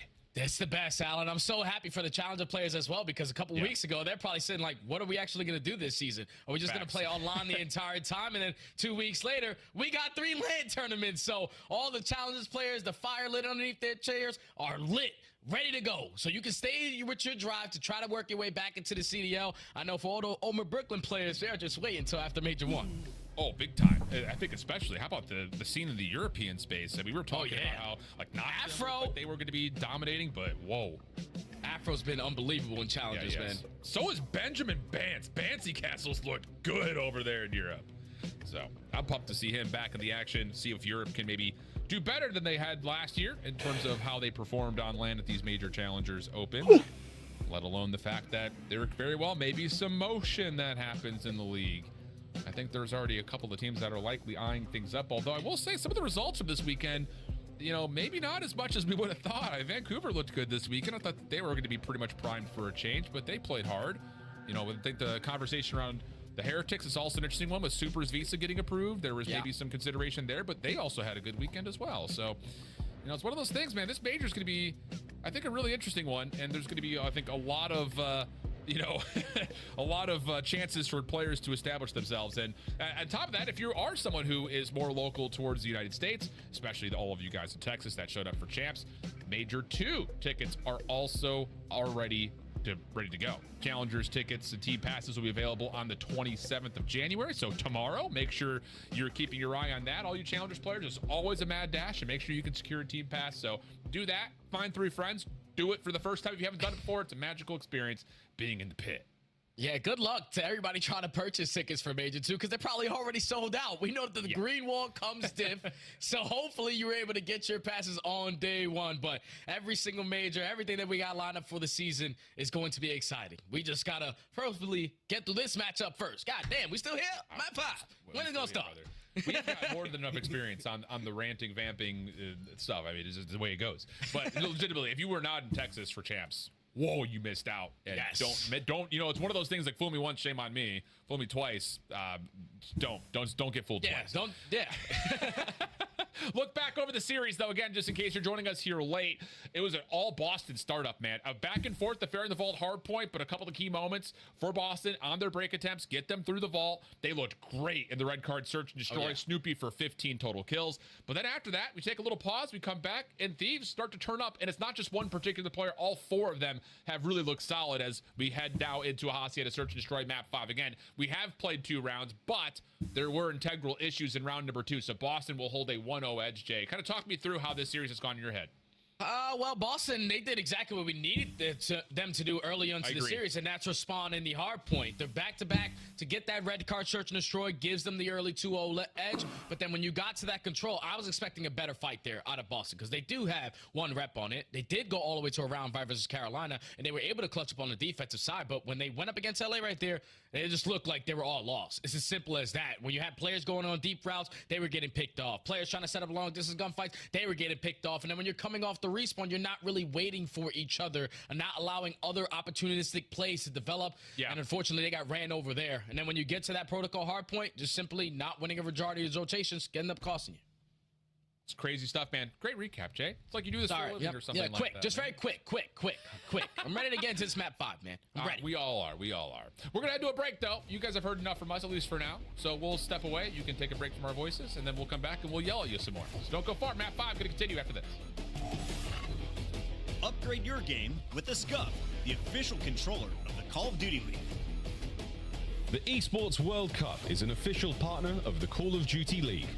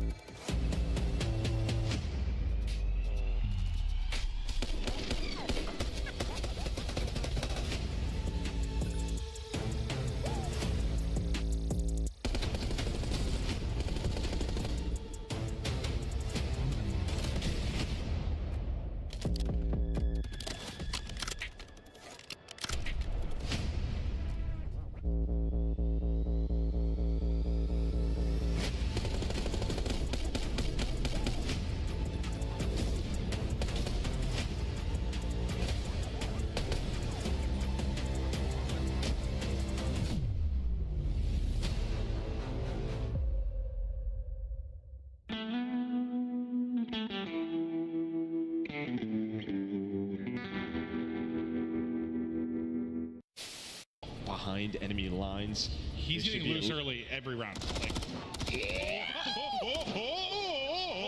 do a little dance, make a little love. Incoming, I'm Sean. Stay up, bro. Man, that Nice, man. Stay down. Just lay it. Live. I can help. I can hold the front. I can hold the front. You're good. You're good. Stay down. Stay down now. Already front. Let's get in time. Bust up that. Absolute front. Nice. Here we go. We're jumping back into map number 5. Lobby started again. A look back over the series. LA working on the reverse sweep. Boston will still hold onto the opening round that we played, though. So they will be up 1-0 as we jump into this restart, Jay. And I think they should be up 2-0. They're just mad because they're getting their ass whipped. That come with not just the first round, but also the second that will not technically count. Boston are, they're getting away with some stuff here in the first 2 rounds. Yeah, they were getting away with some stuff. So if you are LA, you've had a lot of time to talk about it, to make those adjustments in the game. Because I don't think they still have an opportunity to compete now since losing those 2 maps in this series for that #1 seed.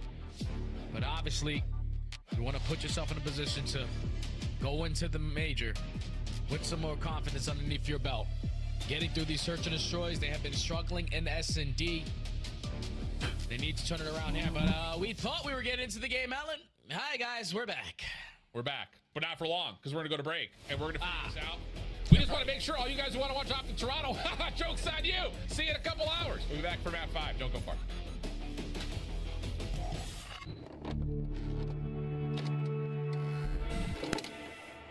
Oh my God. I'm in. And we can. I'm front of you, dead. And we gonna head. One more, me. I'm mid, actually, one shot dead. I'm mid, one shot. Dead. Wait. Take cross. Go one more minute.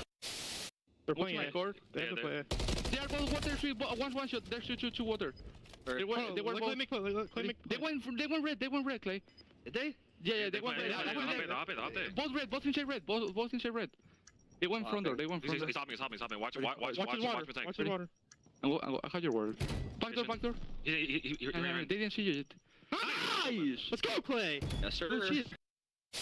Can you walk us through what kind of y'all's situation what's the setup you got going? Apartment? So we have a kind of like a penthouse apartment and a whole bunch of setups in here. Do you guys all live together in this penthouse? Who's cooking? Who's whipping up the meals after a win? So Brian gets the penthouse. We're all staying at a different apartment. Okay. Still pretty nice, not quite a penthouse, but we spend every day here. Brian Saints living in a penthouse? Call of Duty can make dreams come true, children. You heard it here first. All right. 4v1, I think it was, the clutch, something like that. And we were just, playing the round out, and I hear, cat, he's pushing up. I'm thinking, he's dead, okay, so let's play it nice. And then I just hear a roar behind me, an absolute roar. And then he's like, watch it. And then the kill cam wasn't running, so I was doing the roll the tape. I want to see this. And luckily, it came up, and he's blown him away and left a bit of a little doo-doo in his pants, I think.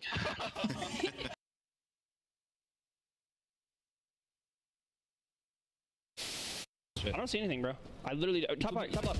Put your head down and secure the target. Planting the bomb. I need him top left. He's in the little thing. Come in. Come back in. I've already bombs out. Yeah, bombs out. Yeah, that way. I can kill that guy. Nice. Above you on the gear. No man. No man's right now. Now, hit them again before they baby. Hey, bro, I'm on Mars, right? I'm on Mars.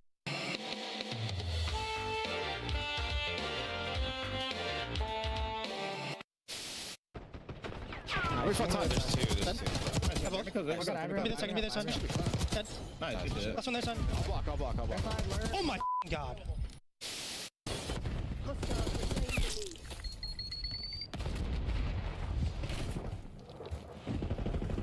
No, controller. Oh yeah. Low motor strain preset. Oh yeah. Like give me all the headshots. Exactly. Down to 3 for either side. This is going to be it. Last ditch attempt. Flying with a point. Joe Deceives gets Modern Warfare 3. Gotta get on the zone, lad. Fresh mag. Send it. Wins it. Oh my God. It's a 2v1. Diamond Con. Can you do it? The boys are on the capture. It's now a 1v1. What a round of control. Diamond Con, if you win this. God damn, what a round. Been magnificent. Miami take the lead. They're trying to close it out. Cell first kill's good though, but Miami battle back. They've got themselves a trade. Oh, it's just down to Cell with the what? He's gonna get all 4. Atlanta are gonna reinforce.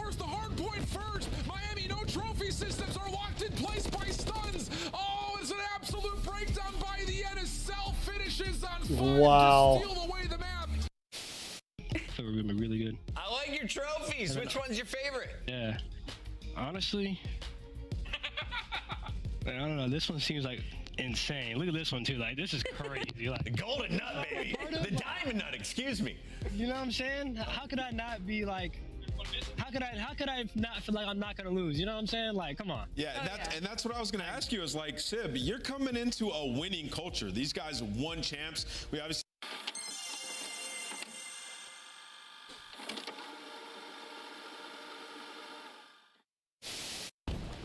On team bridge. Yeah, our bridge is shield. What's left? I'm putting him in. I'm not sure if I'm getting old, but I swear to God, Joe, sometimes when Celium talks, all I hear is.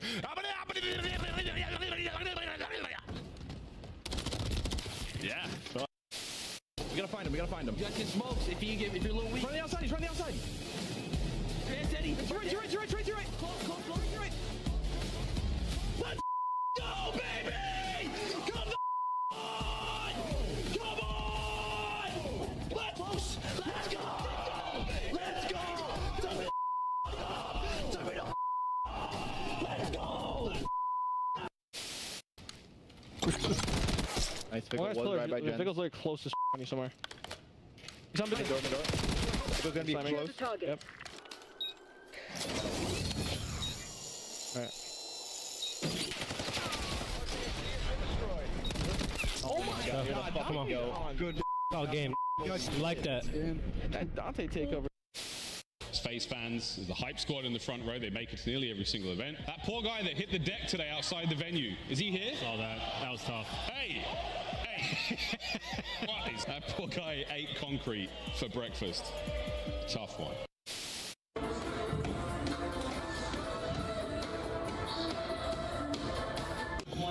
Absolute love of the Rio edition to the asset.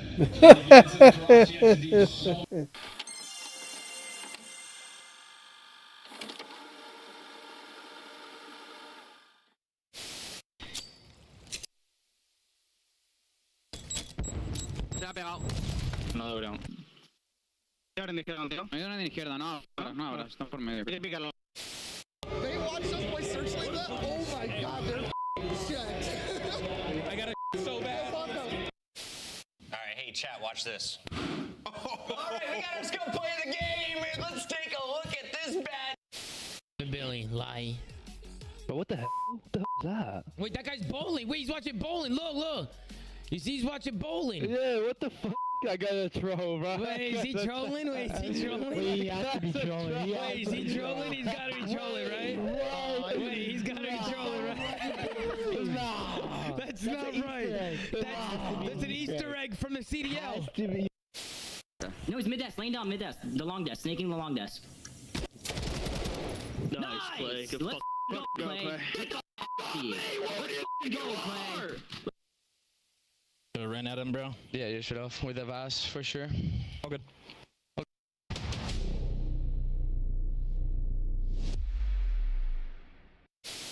Where's this? On the top. He's got to be backside. Dead. Nice.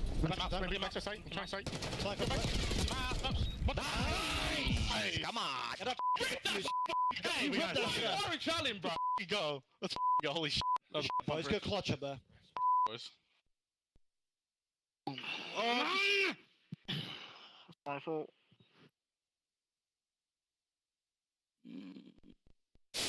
For, right? Champs is solidified. Now it's about getting that championship. We know how that momentum can get you the ring. And look at that trophy. What's that? The best in Call of Duty history right there. We did pretty good at Black Ops 2. I think that thing is better. Let's take a look at the catch that. You to the staircase. I'm gonna be too. I have no ammo. I had to push up. Yeah, you just push. Dead. Umbrellas. And just don't line up with me.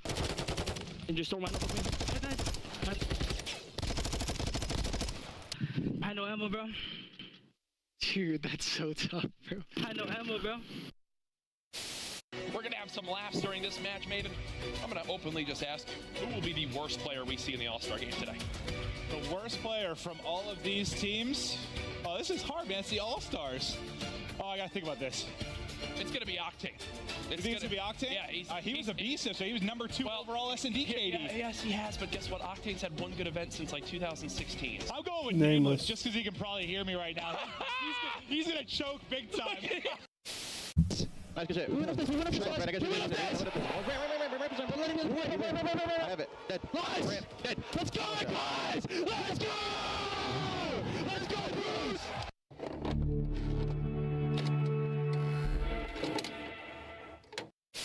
We're in the middle. Run. I'll get bomb checks. I'll go top and get bomb checks. Hold pinch fire. Make sure someone gets bomb checks. I'll get bomb checks. He can go third. He's trying you. Back him up. Not weak. He said, should be sent. He said something. What was that?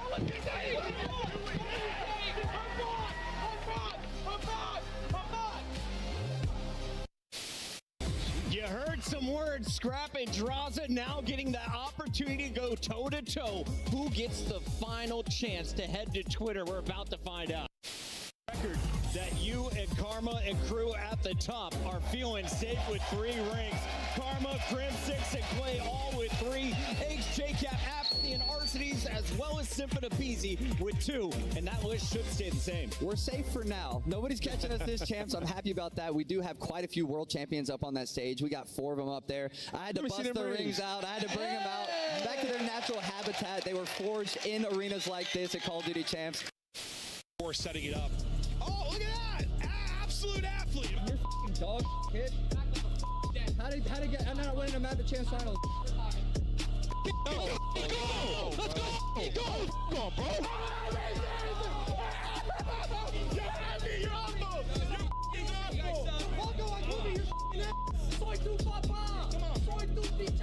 Scrap just stood up, celebrated, took off his headset. He got another round. You're so mierda!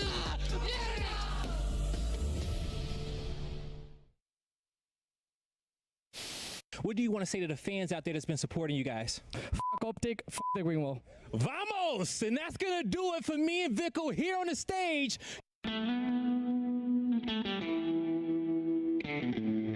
Somebody mad. Steals the record for most kills dropped in a single match. It's 115, and it's Gwyn. On the collapse, he gets the angle, he gets the kill. His series continues. Gwyn's here. And yeah, this is his place. A double headshot, 7 in a row. He is taking over. Maybe he's just trying to end the Rookie of the Year conversation. Just put himself back in front with just a dominant performance here. Time to go. TJ gonna drop. 1 is fallen. 2nd will drop as well. They collapse. Oh, on Gwyn! Of course it's on Gwyn! 1 player left. Hudson finds it. Gwyn seals the deal with a record-setting series for Gwyn. Gwyn is different. Time, man. Like when you have the Slayers, when you have the talent there, it's all about putting it together. Bro, what? This is like a new person. Like I don't even. The first person that came to mind is Joe Deceives. Who's the second person? It might be me. Nah, it can't be me. I don't wear glasses. Hixie, I would say Hixie. This has to be MC and Real. I'm gonna do. I think that's MC and Joe Deceives. Bro, I'm gonna say MC. Yeah, I don't know who the second one is. I have no idea. I'm just gonna say MC for one of them. It's me? It's you and Joe Deceives. How? He wears glasses? That's Joe? Damn, bro. I'm getting one at least. I knew it was MC. I just didn't know who else was on there. Joe Deceives? Oh my god, dude. How's it going? Map number 1, I'm leaning towards Toronto. Oh, Joe, I think we have a gift for you. Oh, it's early Christmas. I missed out on all Christmas moment. Do you guys send that one back? Do you need a receipt? I got the receipt over here. Yeah, receipt. What's the return policy on this thing? I think 24 hours. Do I have to open this? Yeah, you have to open it I first. do? Okay. Hello. This is weird. You look great. It's a brand new Maven. Yeah. They really got that on tight, huh?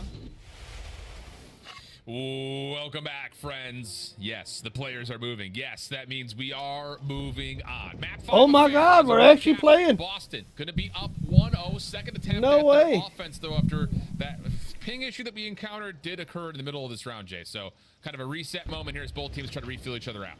And it seems like a reset on both of their styles of play because Boston at least slowing it down early on. Thieves now put Envoy in a great position watching all of the mid-map. Trying to time this pinch over towards Top Secret. Gave me the freebie for the first blood, but instantly responded from Purge. Yeah, how much more does he want? Little double check coming to the middle of the map. Snoopy only able to handle one. Hydra with the quick trade.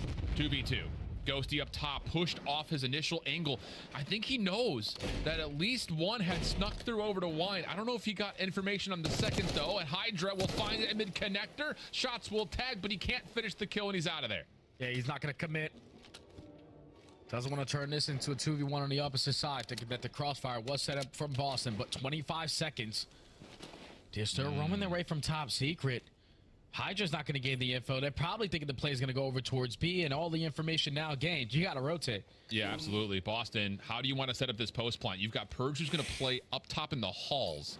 So likely this is played on the cross corner, and it is. Open shots from Purge are good. He's able to tap down onto Ghosty. Leaving it just up to Hydra for the 1v2, and now Cammy and Purge going to work together right through this little shutters. Do not leave. Bye-bye. I say Hydra may actually isolate here. Bye-bye. Boston was kind of searching for it, but the kill comes through at Boston. Saying the ping is still bad? Yeah, they take their time as well. You gonna say the ping is still bad, huh? Pressure, especially through that middle of the map. So you'll see the ping is too bad. You take a little bit of connector control. Even though Envoy, I thought he was going to make the play to secure the round for them. Instantly responded with the trade, and you keep it mixed. You turn it into a 2v2, but right there, LA just got to adapt. Like when they realize, okay, they're not planning A, there's still 20 seconds left. At least someone has to go towards the other site. But once that bomb gets planted, Purge watching the rotation, catches the freebie for the first, and then the timing onto the second. Boston currently up 2-0. Yeah, another nice opening from LA in terms of what the game plan is calling for defensively. Just we get to those low numbers situation, and Boston has been good in it, at least so far in the couple instances we've attempted to play through this map. A little bit of patience here from the Thieves. Double stack over towards Checkers sides. Envoy just making sure no one pushes down secret stairs. But the bomb is still over towards Well at the moment. So Boston have made their move across the map. They haven't seen anything, and now they can start to develop whatever they want defensively to set up. Yeah, they're going to leave one player here at the B site, which is going to be Cammy. Just hoping that he does not fall in this position because these are getting aggressive through the middle of the map. Ghosty does get caught, though. Envoy trying to make up for it. 18 HP in the dream. He gets naded out 4v2. And the problem with Envoy not staying alive is that someone's going to turn and watch the flank. That's Cammy initially, but a good gunfight win by Scrap. Does Hydra look directly below him? Oh, it doesn't actually hop. Door will pop open. Bomb will still be left down on the ground just past fences. And Boston seem to be aware of that. They are swarming this back hut position, leaving a very difficult reapproach here for Scrap and Hydra.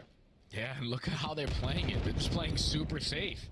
Yeah. No one's ego challenging the one-on-one gunfights. Only 10 seconds to go. Thieves have to get it done with all the kills on their side. Hydra starts off with the first, instantly responded out of Snoopy. 2v1, make it a 1v1, but just not enough. There's not enough time for Scrap to try to secure the round. And Boston breach. It's 3-zip. Playing to their strengths, man. It's as simple as that. I think the thing that's peculiar about that round, though, for Boston is they have this break-off defensive setup to where they're just trying to take away ground. They're trying to almost force these gunfights, these possibilities at 2v2s, 2v1s. They don't see anything on the initial first 30 seconds. You re-wrap back, you call it, Cammy kind of holds over towards B by himself, and then everyone else just keeps running through A. They're just trying to force these gunfights on their terms. And once more, it comes out successful for them with the first 2 kills. Yeah, they're being off. They're being like really aggressive. 5-1. And now back on the attack is Boston. These rounds are just taking so long that these players are getting antsy. And that's the problem. Over through car side, they find the opening first blood onto Cammy. Now you want to sort of keep this positioning. Don't give it up because Boston, they have been playing this mind game rap all over the time. So far in these last couple of offensive rounds for them. No, Thieves are just going to play the backside of both of the sites simultaneously. Leave Hydra in a position of kind of flex where he can kind of go between either site quickly depending on where they develop play. But this is a lot of space, and Hydra gets scouted out. Snoopy's going to go for the plant. No chance to contest that. Initially, he does get pushed off. Nade to follow, not going to land. 4-3v3. Ghosty not able to land the shots onto Purge, but Scrap catches the isolation. Now numbers for Thieves. And now you're just looking for someone to make a play. And it potentially might be Awakening. Who's already towards top plat. He knew that Envoy was close. But with 9 HP, And that SMG in hand. Now Snoopy left in a 1v3. Bomb gets planted. He tries to get out. And the Thieves able to find them. Finally able to secure that first round of the map, but it wasn't easy. Yeah. Important one, not just because you get the first blood, but more importantly, you don't allow Boston to snap back 3v4 like they had already kind of shown that they can do. Yeah. Especially on this map. So good isolation after Hydra had been caught. But what are you going to do, right? Snoopy to get the plant off. Because I'll tell you what, Jay, if Snoopy sticks and he gets that plant over towards B, that round starts to look very different and largely in favor of Boston as we look back over to Awakening. Opening shots, just not quite fully landing. This is a hell of a snap, though, from Envoy. Yeah, perfect centering right there. SMG in your hands, and for those close range gunfights, always going to give you the advantage. But if Boston just, once they turn it into a 3v3, potentially get that bomb down like you said, probably a different result there at the end of that round. But the East put one on the board. Now they're trying to keep up the intensity with all aggression through top open. Yeah, Scrap had seen one. Problem is, again, Boston just running at him. Straight down the fire hallway. Too much focus for Thieves, looking for window-to-window battles. And now Envoy is stuck by himself, completely overwhelmed, and it's just simply due to the fact that no one from LA even looked over towards top fireplace. And that's it. That's as simple as it is, Alan. They all challenge through top open. Cammy, the guy that's just playing his life, giving the information to his team. Oh, I saw 3 crawls. You guys can instantly push your way up through secret. You find that opening first blood. Now you're forcing the players from the LA Thieves to turn left. And then once you turn left to try to trade that gunfight, the pressure's in from the front side of open. Just all players from LA Thieves were not prepared for the aggression right there out of Boston. 4 up, 4 down. Clean round for Boston Breach to now go up 4-1. This is a must-win round right here for LA. You just have to have it. They're going to go 4-man stack defensively towards A. Should be lots of nades tossed over towards the archway. Problem is, there's no one from Boston threatening this at the moment. And in fact, Cammy actually gets a couple of tags through the fences. That'll push the Thieves defense back. They had no eyes over towards B. Scraps out a quick rotation to top office, though. He can at least make sure no one's on the plant, but now you're just sitting here saying, well, where are they? But this is how Boston have been able to capitalize on their offensive rounds. Read the pressure early on, force them to think about that rotation, and then completely send it on in. So you got 3 players committing around the shack, but they have realized now there's a lot of these players who probably want to get out first blood in favor of Hydra. Yeah, you can see the trophies leaning towards connector, not towards fences for Boston, so all of those held nades will land. And it forces some initiation here from Boston to try to flip the script over towards top office. One player seen, Purge, not going to get tested for a trade. Thieves are just going to wolfpack this and play us through A and have to re-wrap on this plan at B. Yeah, and Snoopy's planning it for top office, so the Thieves players now committing everyone on the pinch. 2 players through mid open. So a lot of space that you now have to clear on out due to the plant spot. Snoopy gets the info, just get out. Yep. Cammy trying to assist, watching over the top of him. Oh, but Envoy shots and then lands into the water, but Cammy's still able to follow up for 1. But Purge falls top office. Cammy's in trouble here. Here comes the challenge. Envoy quick to tally the kill, and LA with the must-win round in front of them do convert it. 4-2 will go.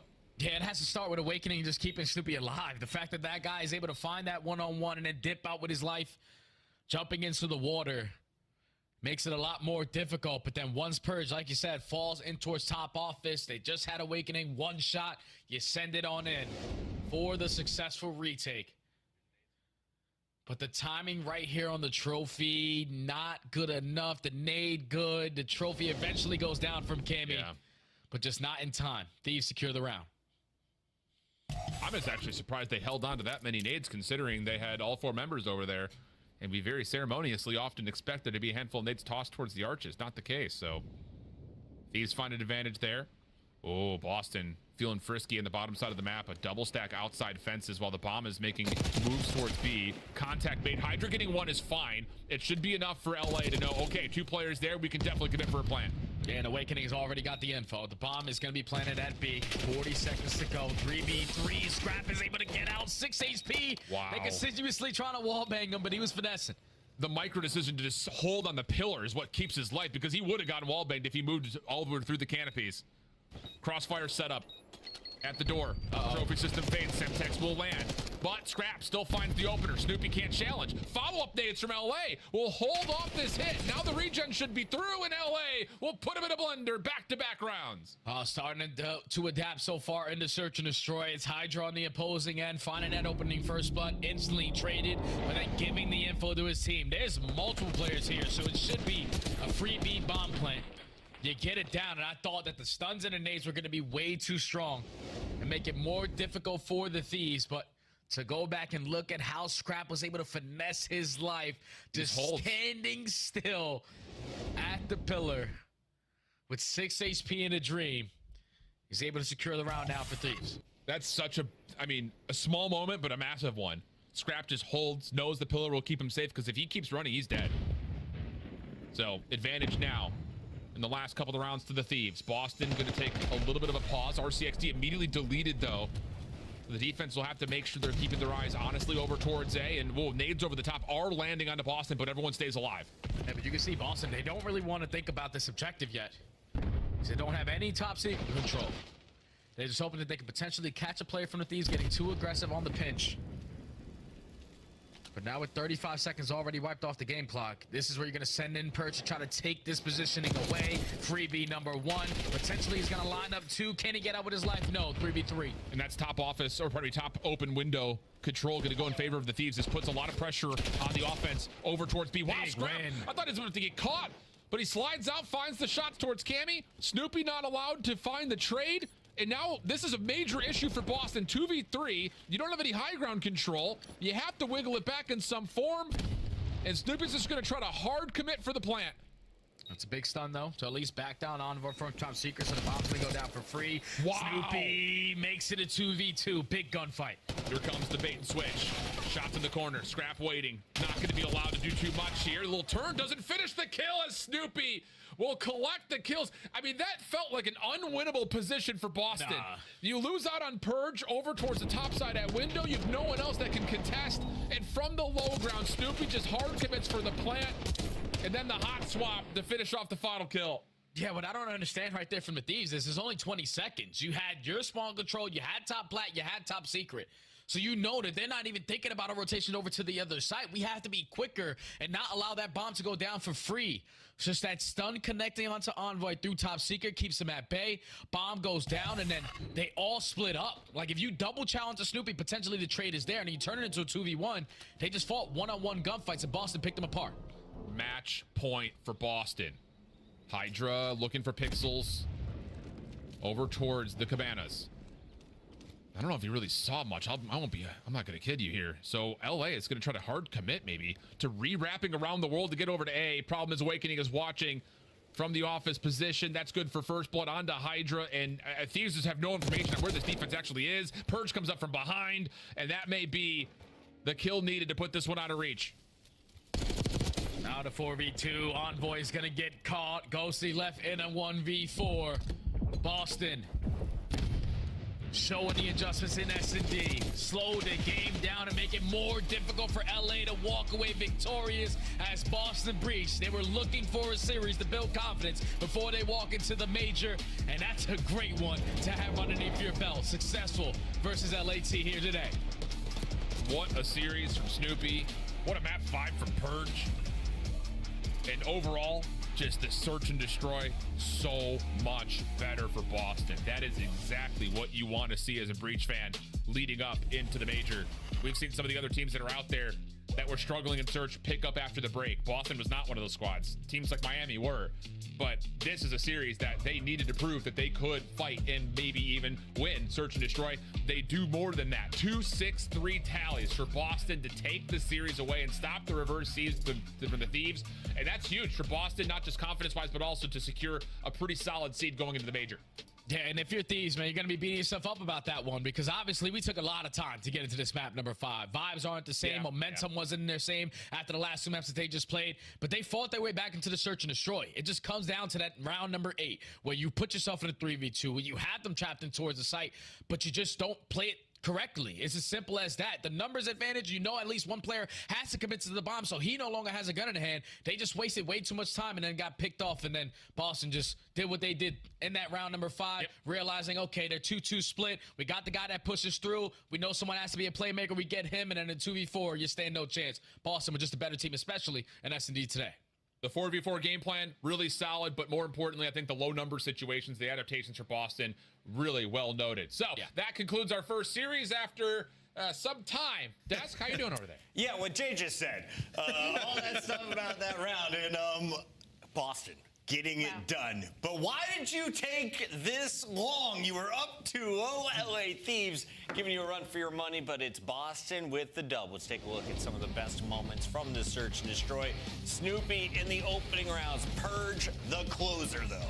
Listen, this Boston team, the notes I had about them, we talked about it before the match, excuse me, is their search and destroy had to improve, and specifically their offensive rounds. Like, one of the worst teams at getting bombs down, and one of the worst teams even when they get that bomb down at winning the round after it. Their offense today, immaculate, on red card and in this game 5. And you can see, like, they've been to a lot of game 5s. They've lost some. A lot of the matches this season have gone to game 5s, as our production points out. But Boston today, man, the improvements, the necessary improvements to beat one of the top teams in the world. Ali, 49% of our matches throughout Major 1 qualifier have gone down to game 5s. That tells me that Search is at an all-time high in value in this league. Oh yeah, and so S&D wins championships, right? That's been the saying for years and years and years when it comes to Call of Duty. And for Boston Breach, such a respawn-heavy team, to see them find success is very scary this close to the major, especially in the way that they played it. This Hacienda was very high communicative from the side of Boston Breach. Just watching the mini-map and the decision-making, it looked like they were all on the same page at the same time. And also, tap my hat to Snoopy, easily the MVP of this series. He has been unreal. Yeah, and you think about, like, this series and the break, like, it was, you lose your momentum. I mean, you lost 2 maps in a row. There's a massive break in the middle of that game 5. They come back and they still just look so calm and so good on the map, able to close it out. And now they have themselves a top 5 seed at 5-2. Nobody predicted that. Boston is 1 game away from tying their total match wins from 2024. Wow. The team is popping off early, and you have to think, this roster, probably a fraction of the cost of what you saw from LA Thieves. Yeah. This is an upset any way you look at it. Boston 5-2, a massive win tonight. Man, what a good story for them. Like, and one of the only teams that kept their roster from EWC coming into this year. Hey, they built a lot of chemistry. I'm happy. Everyone hated on Snoopy as well. Yeah. He's playing pretty damn well, and he joins us live to talk about it. Snoopy, congratulations on your takeover performance. 40 kills in game 1. Appreciate it. We see you dominate with the ace and another 3K later in Search. What was this series like, though, in the second half? Because LA Thieves gave you a run for your money in games 3 and 4. Yeah, I mean, we started off pretty good, you know. Obviously, I feel like we slowed down on Hesi control. They played it pretty good. They were getting good timings and stuff. So, I mean, we just didn't play our game. They were getting, like, some good timings as well. So, but we bounced back, though. That's what matters. We, you know, stayed composed. And even though it took a little bit, like, to start last map, we were still chilling and, like, you know, just playing as a team. So, yeah. 100%. 100%, Snoopy. Yeah. I kind of want to ask you a little bit about kind of what the pressure has been like for you, because, you know, I feel like in the previous years in this Boston Breach team, we've all kind of felt like they're building around you, right? And that puts a lot of pressure on your shoulders as the only member kind of left. And this game, I mean, you have just been unreal. I also want to ask, like, do you feel like this is your best game so far? I mean, definitely, it's been, like, one of my best games, especially since it's, like, my second year, you know, in CDL, learning more respawn. Obviously, last year didn't go as planned. It was pretty tough, you know, but, you know, we just, you know, as I said before, we just learn from it, and we're pretty confident in ourselves, pretty confident in the team. You know, just happy to be here. Yeah. Of course. There's definitely a pressure, but, like, you know, it's all good. This is what we play for, so, you know. Do you think it helped you? Do you think the pressure kind of helped you push you to be the player you are today? Yeah, 100%. Like, obviously it wasn't the way, like, I wanted things to go, but just having that pressure, you know, helps you out, helps you, like, become better. Just understanding that, obviously, sometimes you're gonna make mistakes, and it's not the end of the world, you know. You can just bounce back, learn from it, and yeah, that's what we're trying to do. Snoopy, you were frying. It's nice to see you out there going crazy. It's what I expected last year. So this year, you're going off. What is it about this roster? Is it Cammy being, like, the veteran leader from the outside looking in, it seems like he's just making you so much more comfy on this team. Yeah, 100%. I mean, I feel like all of us kind of believe in each other. You know, I feel like there's a lot of teamwork. The environment's good in practice.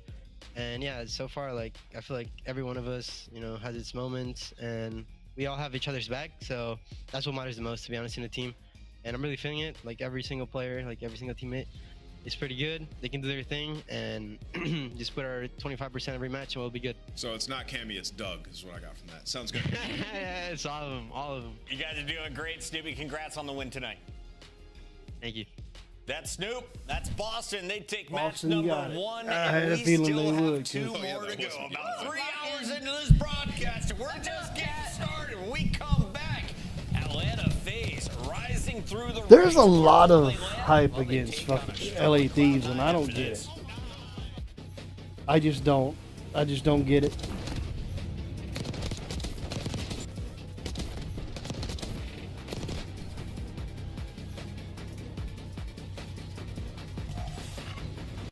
Upgrade your game with the Scuff, the official controller of the Call of Duty League. The Esports World Cup is an official partner of the Call of Duty League.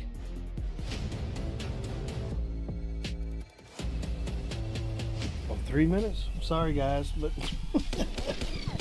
I didn't mean to be gone that long. But I had to get rid of all that hair.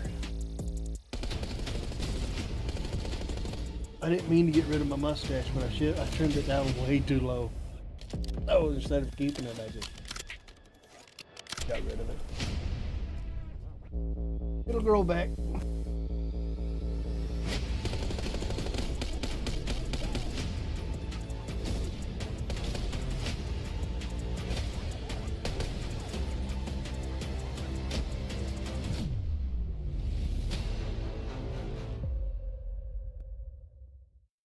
You gotta take a sip of syrup now. Oh, do I need to? Okay, all right, I can. Okay, here we go. Can I open? Am I strong enough to open this? Yeah. You can open it for me. I'm not strong enough. Are you serious? I need you. Well, we gotta take this. You're my work husband. We gotta take this off. Oh, that helps. Now can I do it? Yeah, probably. Go. Come on. I can't do it, dude. Twisted bar. I need to chug the syrup. Is this guy serious right now? Oh, you're very strong. Did you get it? Not the headset, please. Yeah! Woo! Oh, God, what are you doing? Oh, my gosh, that was way too much. We've got inside on stage. That's delicious. Okay. Oh no, I'm dead. I'm dead. No way. You buy self-revive? Nope. Honestly, it works out. I'm starving.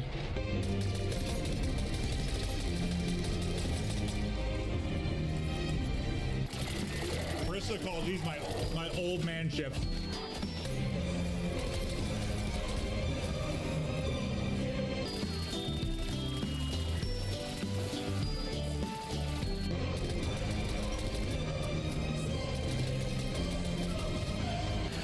And Joe, I eat a bunch of tacos.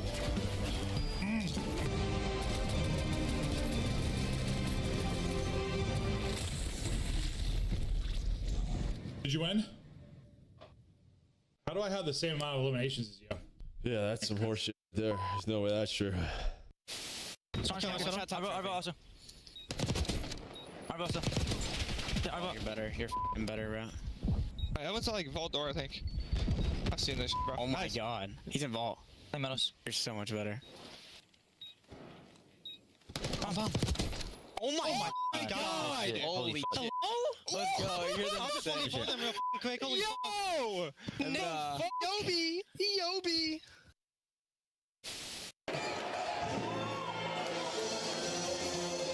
No way. They're doing the CDL song. There's no way. Are we about to get started? Yeah. Are we about to get started?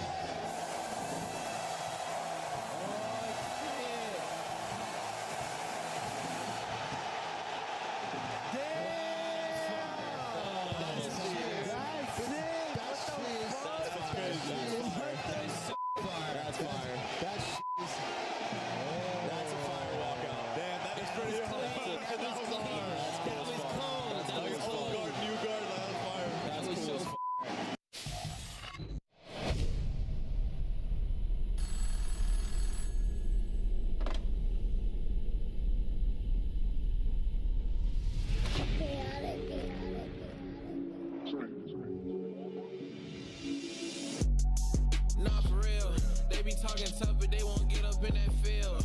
ARPs and 223s get hit up in your grill. Iron on me like I'm Tony, like an orange eye pill. Come and get your shorty cause she tryna cop a feel. She no look chaotic, keep it hot before the deal. And you steady talking out your neck, it's never real. So I say not for real. So I say not for real. Not for real. Yeah.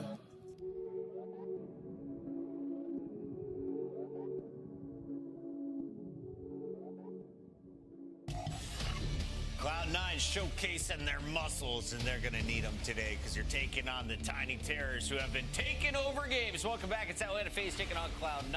And Allie, if you're looking at the numbers, this should be a one-sided affair. Cloud9 hoping it could be in their favor because they have a flight to catch. It should be, but if you look at the vibes as far as the players go, the ceilings are high enough for this to be a really, really good series. It really just depends on what Cloud9 we're going to get. Because unfortunately, Cloud9 did not have a hot start. If anything, Mac has been the shining light for this squad, and he's the one that took a year break. So for Cloud9, we're going to need all of them to be on the same page around this time going up against Atlanta FaZe. Yeah, still waiting for, C9 to turn up. It just doesn't seem like this roster is gelling at all, and their search and destroy has been abysmal. Lost 5 straight. But let's switch gears over to Atlanta FaZe and sing their praises. They've been unbelievable. Haven't lost a series since December 14th, #1 hardpoint team in the game, and their map pool is the widest of any team across hardpoint and search and destroy. Atlanta have been putting in that work, man. Other teams take note. Dominant in hardpoint. Dominant in search. Control, it's a toss-up. You got Hacienda coming your way at game number 3. How far does Cloud9 make it in this best of 5, Nameless? I think Cloud9 is getting 3-0. I could be wrong, but they haven't shown me anything. I think Atlanta's been very good. I think they take this 3-0. That's my prediction. I don't know. I think they at least take one. I think we're at least looking at a game 4. So, Scuff Pick'ems, Cloud9 for Nameless. No. No. There's no gavel. Fine. There's no Clint here today. Atlanta FaZe, Wait, switch that. Atlanta FaZe. We all believe Atlanta FaZe should win this one. Are we wrong? Let's send it over to Miles to find out. Hello. I don't know if you're wrong. We are going to find out, though. But we have sent our blessings to the COD gods. The Omnissiah be praised. This is going to be an absolutely free series for one of our teams and free of issues. Isn't that right, brother? Absolutely. I know what most of those words meant, but used a big one, so I'm a little bit flavorless. I will say, though, a big series for C9 just to actually get some 10 CDL points and get some momentum going in their favor. They have had a pretty brutal, stage 1, and obviously they were a team with one of the most difficult sort of power rankings matchups that you're going to have. So they had a difficult run through the stage, did not deliver. And if they had gotten Atlanta FaZe in week 1 or week 2, maybe they would have had some hope, but now things are looking diabolical because Atlanta FaZe have found their form. And one thing Ant mentioned on the desk, Miles, is that Atlanta FaZe have the deepest map pool when it comes to hardpoint and S&D. And what they've done in this series is they have chosen all of their least played maps.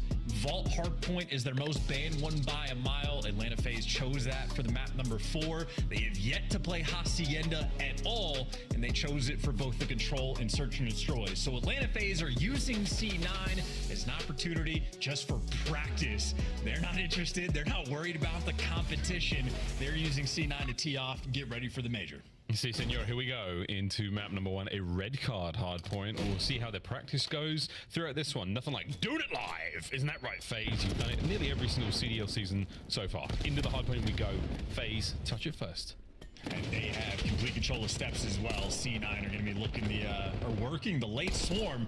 Didn't do a good job of that. You see everybody in the feed going to fall, and Civ just gets back down off in time. And Atlanta FaZe playing a very controlled game. If you have steps, I mean, it's one thing if you can get the time. They're just going to make sure C9 won't be able to collect. And, well, the fact that they're getting some as well, C9 right now putting on no pressure. Yeah, a lot of pressure there towards the step side, and this is a potential retake on that side of the map here from C9, and it is not going great. Draza looking fantastic and snaps there on the attach. Simp now cutting through the middle of the map. An awkward hop, and he pays the iron price. Mac and Sid find their respective kills, and they may have a couple of seconds left in the hard point. They've got to fight their way over towards Nu. That's exactly where Sib is. He's the first man here for C9 New York, and unfortunately, the first man to drop. Yeah, always awkward when you have an AR player. The first one to slide into a P2, so not the best attempts there on the break-in. Now the man by stage, Kremp, just got hunted down. Atlanta FaZe have already flipped the spawns. C9, this was their map choice. And this is not the start they were hoping to get. Atlanta FaZe locking things down. Draza, I mean, he's yet to die. Yeah, still yet. Nice pickups there from a BZ, 3 spree from him, and that's another 3 down. New York backs against the wall here on P2 already, as this scoreline is becoming somewhat insurmountable. Can they find a little bit of form here? Max 2 certainly helps, and now pressure towards the back line once again, but nay, it is Tyler Farris. It is a BZ. It is he in the hard point alongside Sim, finding kill after kill. Draza still rocking and rolling. 6-1 now. Sadly, that spree comes to an end. We'll see if we can't get a Hellstorm out of a BZ. But in the meantime, we'll look over towards P3, and we're looking good in the feed. Yeah, a couple things to note. The AR duo for C9 have been heavily criticized, and they are delivering the expected expectations, 2 and 12 combined. Of course, maybe one of Sib's 2 kills he has was a team kill with the nade. Has a reputation for that as well, but on time, C9 maybe trying to light it up and get it nice and blue. The kills finally falling their direction, and they're able to get some degree of semblance of control, or maybe not. Even the map is working against them, and Atlanta FaZe run them over. Simp in competition for best pistol in the game gets 2 in the feed. He's got a lot of stiff competition though. Purge in the previous series has some bangers, and of course Dashi, an absolute wizard on the smaller caliber. Here we go into the hard point. And bad news though for Attach. It's Sim. Put a 2, a B's in the outside. That is disgraceful. C9 wound up for the perfect hit and just got absolutely gunned.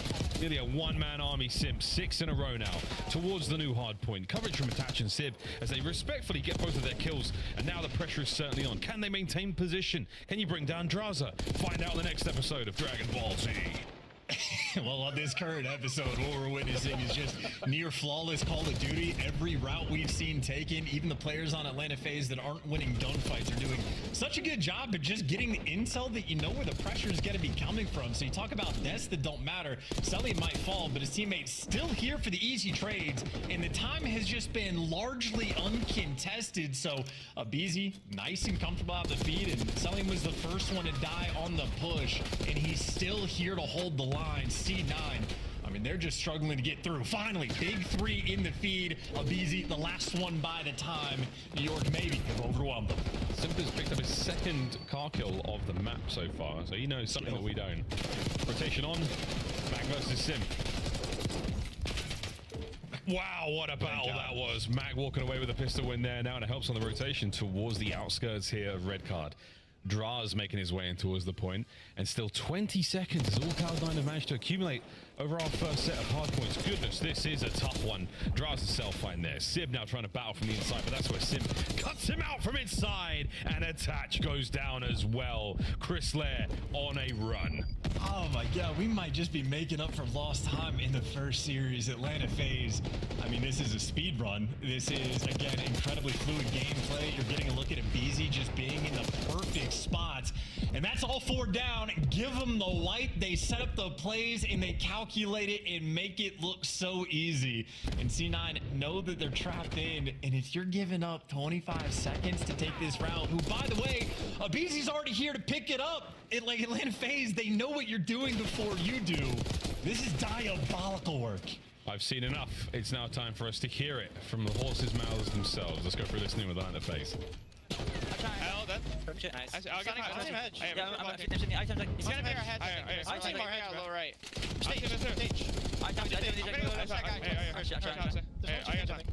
Stairs, the top stage right now, Matt. Mid-stairs. I got one. One more Mac. Mac is our hedge. I'm staying down. I'm playing my life. One is our hedge. I need a point. I got him. Watch on the Mac. Watch on the Mac. I didn't flip. Watch out, I'm going top. I'm needing time. I'm needing time. I'm gonna pitch around here. It's probably gonna be our side. I'm gonna need time too. Touch taking. Missing Mac and down. Archie, yours. Yeah, I'll see this guy. Keep right. Arches and on side two stairs. Arches. Yeah, Arches. That's fine. I'm deep to the left. Yeah. She goes down. Yeah. Me and Zach. I'll see more time. I'm going deep. Back. I'm gonna go inside. I'll see more time. I'll see stage. Arches. I'll see Scott. Stage car cramp. Arches. One arch. I did behind him. Stage car cramp. I'm waiting for you, Zach. I'll see stage. Alright, one shot. He's low steps. I'll see him downstairs. I'll see him net. Laying down net. Mac. Nice. We got her net. Hey.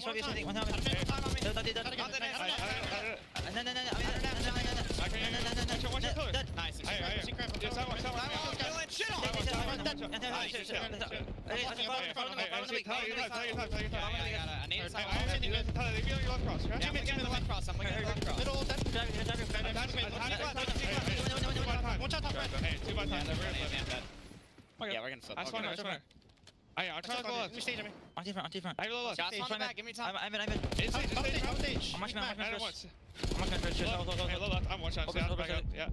I'm one shot. I'll get you right. Weak. Win on you. Attach mid. Once it do it, back. New got me back. Take your time. I'm in mid. Yep. I tell you, an insane look there from Atlanta FaZe. And on the flip side, Mac pulled out an assault rifle on the last 2 hills and has gotten more kills than either one of his actual AR players. So Mac continues to be a shining light on this team. Absolutely does. And Straz pulls out a submachine gun alongside his teammates and pulls them right through that one. So FaZe break it right away. Looking towards the top side, Attach trying to get involved now. Can he make his way towards the point? Bad news. Celium's upstairs now, protecting the hard point, not from down low. So an awkward angle to deal with. Draz on the inside, immediate trades. Max trying to make something happen here. Sib alongside him. And you've got 200 now to the 98 of C9 New York. They are slow on this one. Red card has not been kind to them at all. Not even a little bit. I mean, they at least started to get, again, a couple few hills. Mac just goes on multiple sprees for multiple lives. So trying to fight right now for his team. And C9 have dodged the 100-point club. So a few good things going. And Crank wanting to get like sort of exit gunfight from the time. Max showing up in the kill feed as well. C9's life should be a little bit easier. Sib has found his home over towards Nevermind, he's dead. And C9 have lost the time. That's tough. Easy now on a big old pinch. There's Uno. Number dos goes to Celium, and that is exactly what you want for Atlanta FaZe. Wow, boys and girls, this is an absolute slaughter. This is incredibly impressive work out of FaZe. I'm gonna turn off my camera because I don't need on screen. Everyone was enjoying the sort of lull we had where Atlanta FaZe didn't look as good as everyone thought they were. Scrim results weren't fantastic, but look at this, boys and girls. This is a 2 for Celium. It was written in the stars. Might get 3 if Sib gets, you know, bold enough to go for the chow, and he was. And what do you know? Massive pressure, huge damage, and Atlanta FaZe still firmly in control. I need you to see how quick Celium knows leave those gunfights towards his teammates. If he's the guy pushed out towards steps, he has bigger things at hand, including the rotational gunfights, which, I mean, at this point, we are just expecting him to win. Celium might have already delivered his final form. He might be here going into Major 1. And this is just pure and utter destruction. Mac, though, some clean wins, and Mac will pick up 2 in the feed. So he's the opening sort of light again for this squad. He gets attached over towards that hill time and really just trying to stave off the pressure as the split spawns roll through. Attach wins a nice one over towards BS and D, but Atlanta FaZe, they have this hill surrounded. And it's a surgical approach. The snaps are in. Sim is going to be here now trying to slow down these 2 players. He goes for the stick. Doesn't get it. So closer on a Mac. Final few moments here with a coverage over the top from Celium. That should be that, folks. 15 for the win. Sim's going to hold it down himself. Oh, no. Why not dive out of the hard point and pick up a couple more kills, mate? Why not? He's only got 30. As this relatively fast map. Absolutely disgraceful from Abe. Big kills across the board. Last-ditch attempt. If Draza can live, which he does, it's game. FaZe, red card, indomitable. That is the closest thing you're going to see to a flawless red card as well. I mean, every step of the way, even for the final hill, like the P5 there that we were taking a look at, every single time you got a BZ like pushed out in the corner past stairwell and just funneling the players through that are coming up the escalators. If you go through long, you got to deal with Drazzer, Celium, and everything. Just looking hopeless, except for the pistol shot, which is looking oh so clean. Simp, one of the players that wants to use a red dot on the pistol, and he is not a player I will ever argue with because, again, for the pistol play, it's got to be top 2. Top two. Stiff competition as well. C9 really unable to get anything going there on red card. That was a brutal showing. And if not for Mac, the sort of only light 40 EKIA compared to Attach's 18 in Sib's 22. Like, Mac needs some help. It's been weeks of this. It was, he was the sole light fighting against the darkness of FaZe as it just swallowed them alive there. Too much from FaZe. Highlights, all red, boys and girls. Actually, that little bit of Mac, you're not wrong. A little bit of Mac. Sorry, team. I forgot that you guys had that. But I'm very impressed by what I saw out of FaZe there. Frankly, very impressed indeed.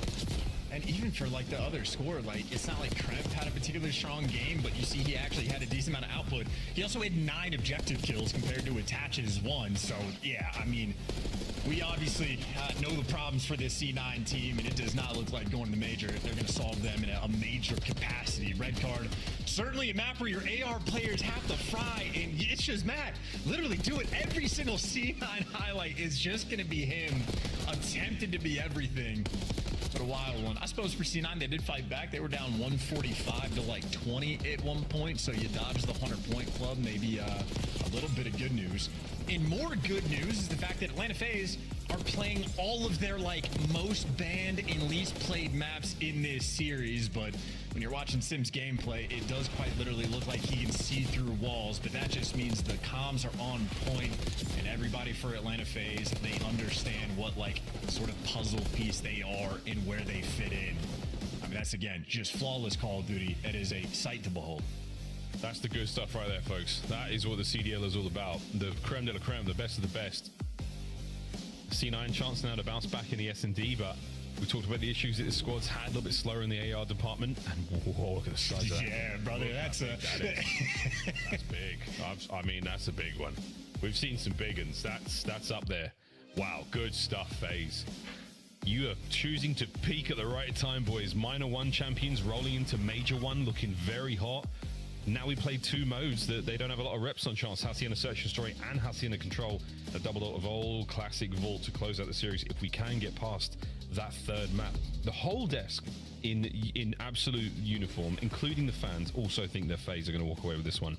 Is there any chance here, do you think, you know, some crazy shenanigans that could see a big turn and we get ourselves to at least a map 4 with the C9 win here on S&D? There absolutely should be the possibility for shenanigans again. Atlanta FaZe don't have a single rep on Hacienda S&D, do not have a single rep on the Hacienda Control, and even for the map 4 for the Vault, they've played it twice. The first time Atlanta FaZe played it, they got a 100-point club by LA Thieves. Then they beat Falcons the next week, which doesn't entirely count. And then they turned Vault into their auto ban, basically. They banned it 5 times out of the 10 series that they played. And you have Atlanta FaZe that wanted nothing to do with it. But even with the lack of reps on any given map, obviously for Cloud9, I mean, I can't say anything about this team's S&D that their coach hasn't already blasted them for on the timeline. And if I was the coach, I wouldn't be mentioning that or bringing up that existence because the record, well, doesn't make him look good either. It's a tough one, man, for C9. But crazier things have happened here in the COD League. This is an opportunity to turn it all around. Hitting them red cups, boys. Just a little bit of that Dutch courage before we dive into the search and destroy. And again, Hacienda, relatively unknown territory. Very familiar for those of you that play Black Ops 4. And if you play Black Ops 4 or watched it, then you know all about Simp. You know all about Chris Lair and his explosive debut into the professional scene. He rocked the world. Major after major. CWL London, a very particularly exciting time. Right into champs, back-to-back wins, back-to-back MVPs. I mean, really, that's the way it goes. That London event, I mean, that was just something else, man. Crazy time. They didn't actually win that one. They won Miami, but still. Here we go into the search. C9, show us the goods. And pretty wild to see a team that has a 1-5 record on a 5-loss spree with a positive KD and a really good opening duel like first blood rate. Everything's getting traded though, and there you go, man advantage. Selling him for the 1v2. And I've talked about this so many times watching him play. I love watching Celium's clutch ability. Sometimes he has it, sometimes he doesn't. And I tell you what I've seen recently, he's got it. Get it. Get it. And some. Round 1, FaZe. Yeah, let's not even make it difficult for him. Let's line up and sprint into his pre-aim and just feed him the instant 1v2. And I suppose that's not really a test of his clutch ability if you're just going to make it that easy for him. Shout out to Celium. He's got the ice this year. Well, FaZe have just changed more than the series score with that one. They've locked seeds from the 8th through the 12th team. More on that later, but the lineup again from Celium. Perfect positioning to be in to find those kills. A solid first round there for FaZe. And C9 now on attack, and the 3-1 split with a bomb heading over towards A alone. conquered the Dark Hall as well. Out towards A. Instant first blood. And man advantage there for Atlanta FaZe. You do have Mac in prime position, and he trades you out. So you get bombed down in a 3 versus 3 in a good spread across this A zone. And Mac does have attach for a little bit of help on the support. Atlanta FaZe stacking up here for the retake. It's a classic. The 3-man stack. They all slide out together. It's very difficult to pick up these kills, and Attach is doing the best he can to lay down some hate there in the tin. Backs up. 25 seconds on the clock, but Simp has overshot the bomb, immediately getting involved. Doubles back towards you, puts himself in a position to pick up the next. And the clock's ticking. FaZe have got to get rolling. Celium tags up Attach on the approach. Simp's going to be able to get it, and there's Sib with the pair. C9 survive. Yeah, perfectly played as well. Efficient work. Mac does a great job of getting inside a tin. Trades out the first blood that rolls through, and then him and Attach working very well together to sort of hang on to the pressure that was flooding in towards Mac. And of course, Sib after the fact delivers. Attach is calling him out. They're both there. He goes and takes a route, so Sib knows that he can play a little bit passive and play for the gunfights. And he handles it to a T. So that is an important round for C9 as well. Again, they did not get the first blood, still able to clutch that round. Again, on paper, that squad is very, very strong. They're having a couple of issues, obviously getting it to work in-game. We're rocking and rolling. 2 up, 2 down for C9. The FaZe is 2 in, 2 out. And now we're stacking up. Open corridor. This is about to blow wide open. Draz starts things off nicely, but it's Max 2-piece. Immediate trades out, and Sim and a busy fight. Oh, man. Sim slides right into that one. Kremp, 1v2 against the Terrors. Yeah, and he shot his gun too, so one's gonna watch a couple cuts. Sim just goes and plants the bomb straight away. And again, that's a situation where Mac makes a perfect play and goes on the pinch. And then 3 seconds later, Kremp is last alive in a 1 versus 2. And we talk about testing the clutch ability, but against the Terrors, they produce nightmares. 2 of the meanest to ever do it. And they've retired many great players in their time, and I'm sure they're not finished yet. Krem, 20 seconds. A hot swap from top to bottom. Abe spots him out. One thing though, you got to get a kill. Look how slippery he is. Look how difficult he is to take care of.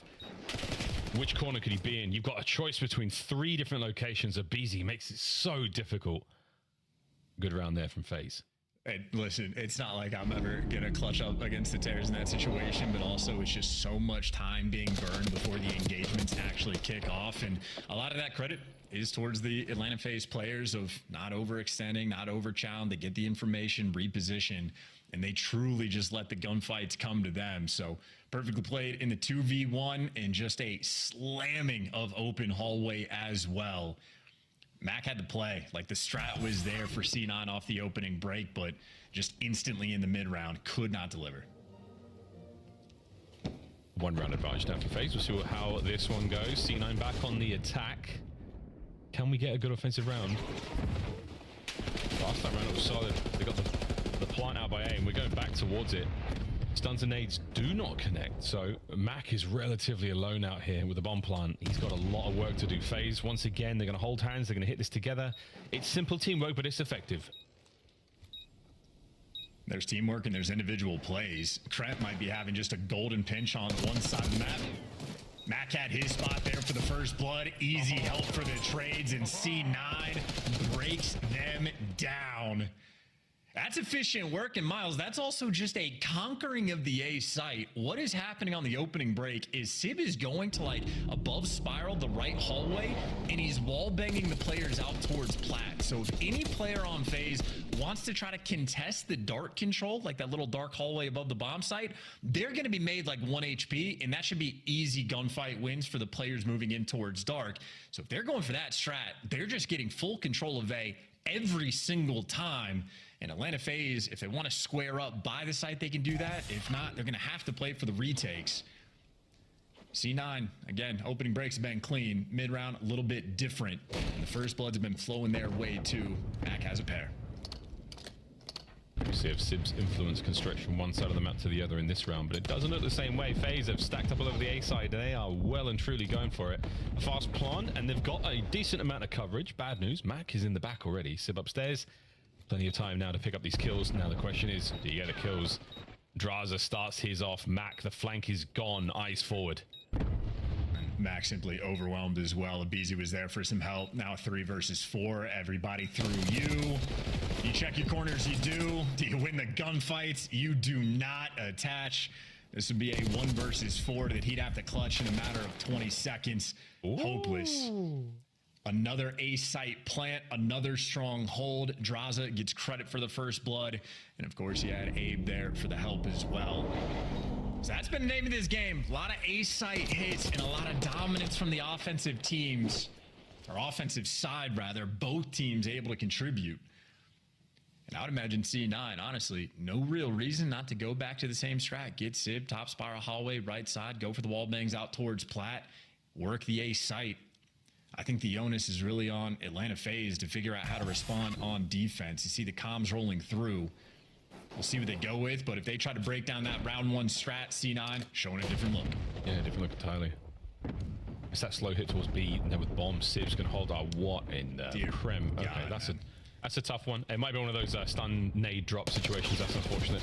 And Sib's got right on the bomb site, got a BZ down to 9 HP, massive. He's going to be able to possibly, back up, get the bomb out to safety. Maybe think about A. Bad news though, the man advantage that FaZe have got, yeah, it's Simp. He's got a corner. He's watching so much of the A site here. You can see both the hallways and the way through spiral. See that in a minute, mate. Kremp's now trying to clear out the back. Well, this is the route. Selling him on the steps. He'll be a free death if Kremp goes to check this. And Simp actually feels the pressure and sort of backs out of B in just so much space that has been taken. But here's a gunfight. Kremp's going to want it. Kremp now just needs his life. How much time can he buy? Not a lot at all. 2 versus 4. And because of Simp's positioning, these players are trapped. Yeah, things going a little too late. And there's Simp on the outside. That's the bomb defused. No questions asked. The question is who gets it? There we go. We give it to Abizi on a decent spree there. He does have himself the RC car. Oh no, goes to Draz. Draz now working on an RC car of his own. No spree whatsoever, but the points bump certainly helps. And that's some quick maths in a time where, yeah, you had, 25 seconds to get that one down. That's not bad. Sure. Good stuff from FaZe there. Strong teamwork, strong score management going into the next round. I just know from what we've seen on Hacienda, a lot of the teams that have been having success, they play rotation-heavy games. We just watched Boston do it to LAT. They're swinging the bomb site from side of the map to side of the map to side of the map. Sim basically plays in a spot where he can tell his team, I have a corner, I have this entire bomb site, you guys just need to cover this. And if you just have the extra man playing in a situation like that, it makes everyone's life so much easier and kills that rotation capability. Now, though, for the first blood, Kremp strikes, Abizi falls, advantage C9. Draza climbs, Draza gets way out. Able to catch Sib, perfect timing, traded out by Matt, good work. The C9 maintain their man advantage. Oh, the timing, and Sim, he lets it rip a little early, so now that player's gonna get away with their life, but still with the bomb at play, he and Celium now on a journey towards the B bomb site. C9 have read this, they have adapted, and they are moving in tandem as well. A race towards the bomb. Here we go.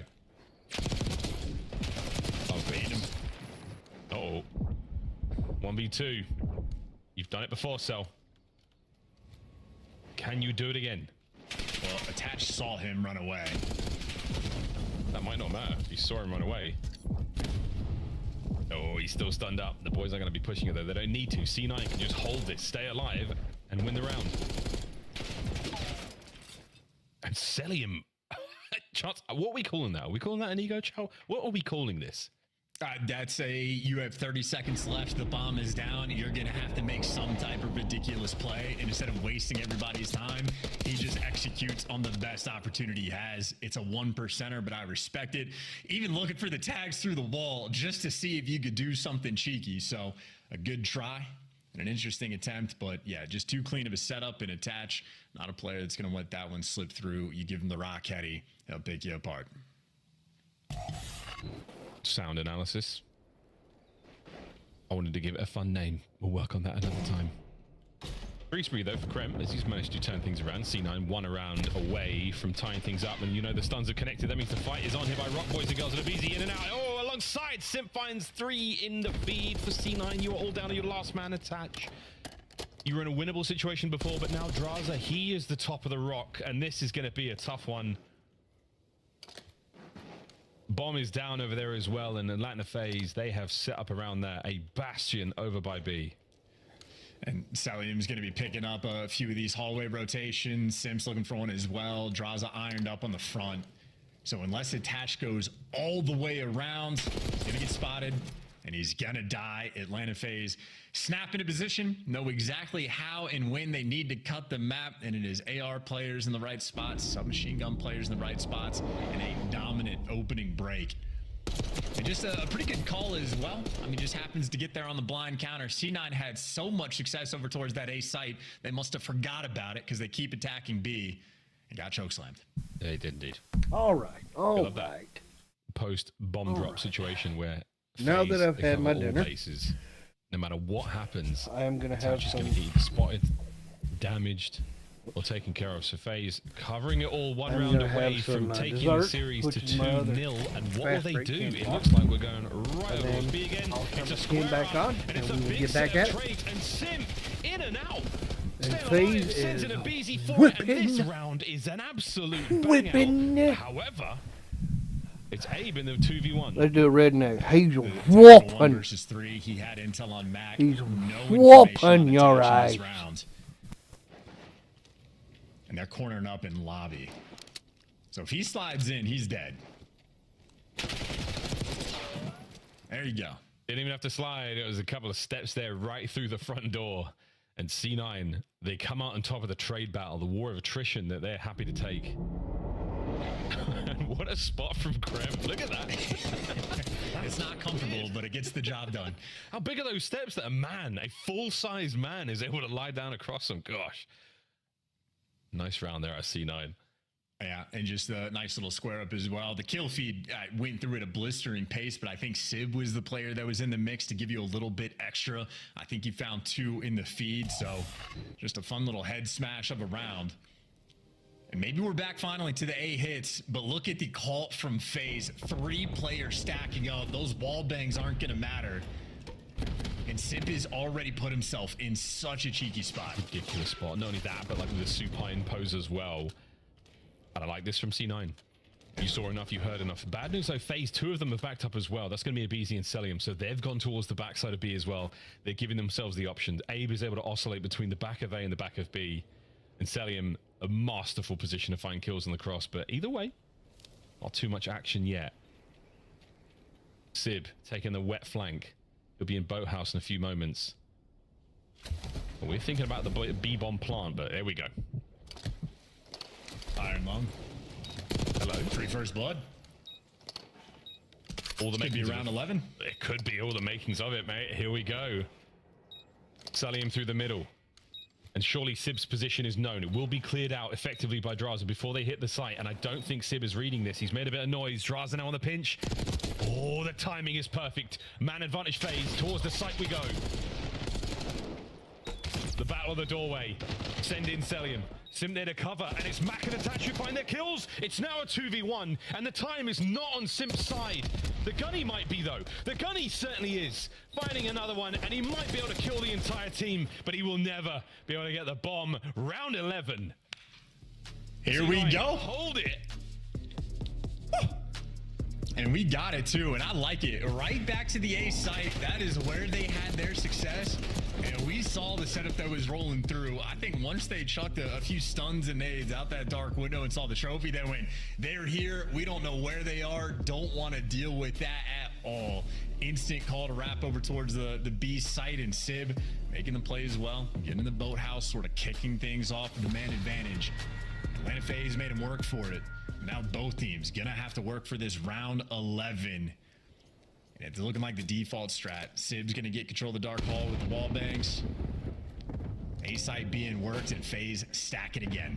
Will it be the same thing though? We're going to sort of, wait out the lethals and tacticals, then go over towards B. Krem's managed to secure the site entirely, so wait, a first blood from Mac. Okay, that certainly helps. Krem now sends it on the full flank. We'll see you in a moment, mate. Can you stay alive in the meantime? This could be absolutely tremendous. Mac, he's done it. He's bought the time, and Krem's in position. He's in position, and FaZe have been cut to pieces. We even got a cheeky emote in there.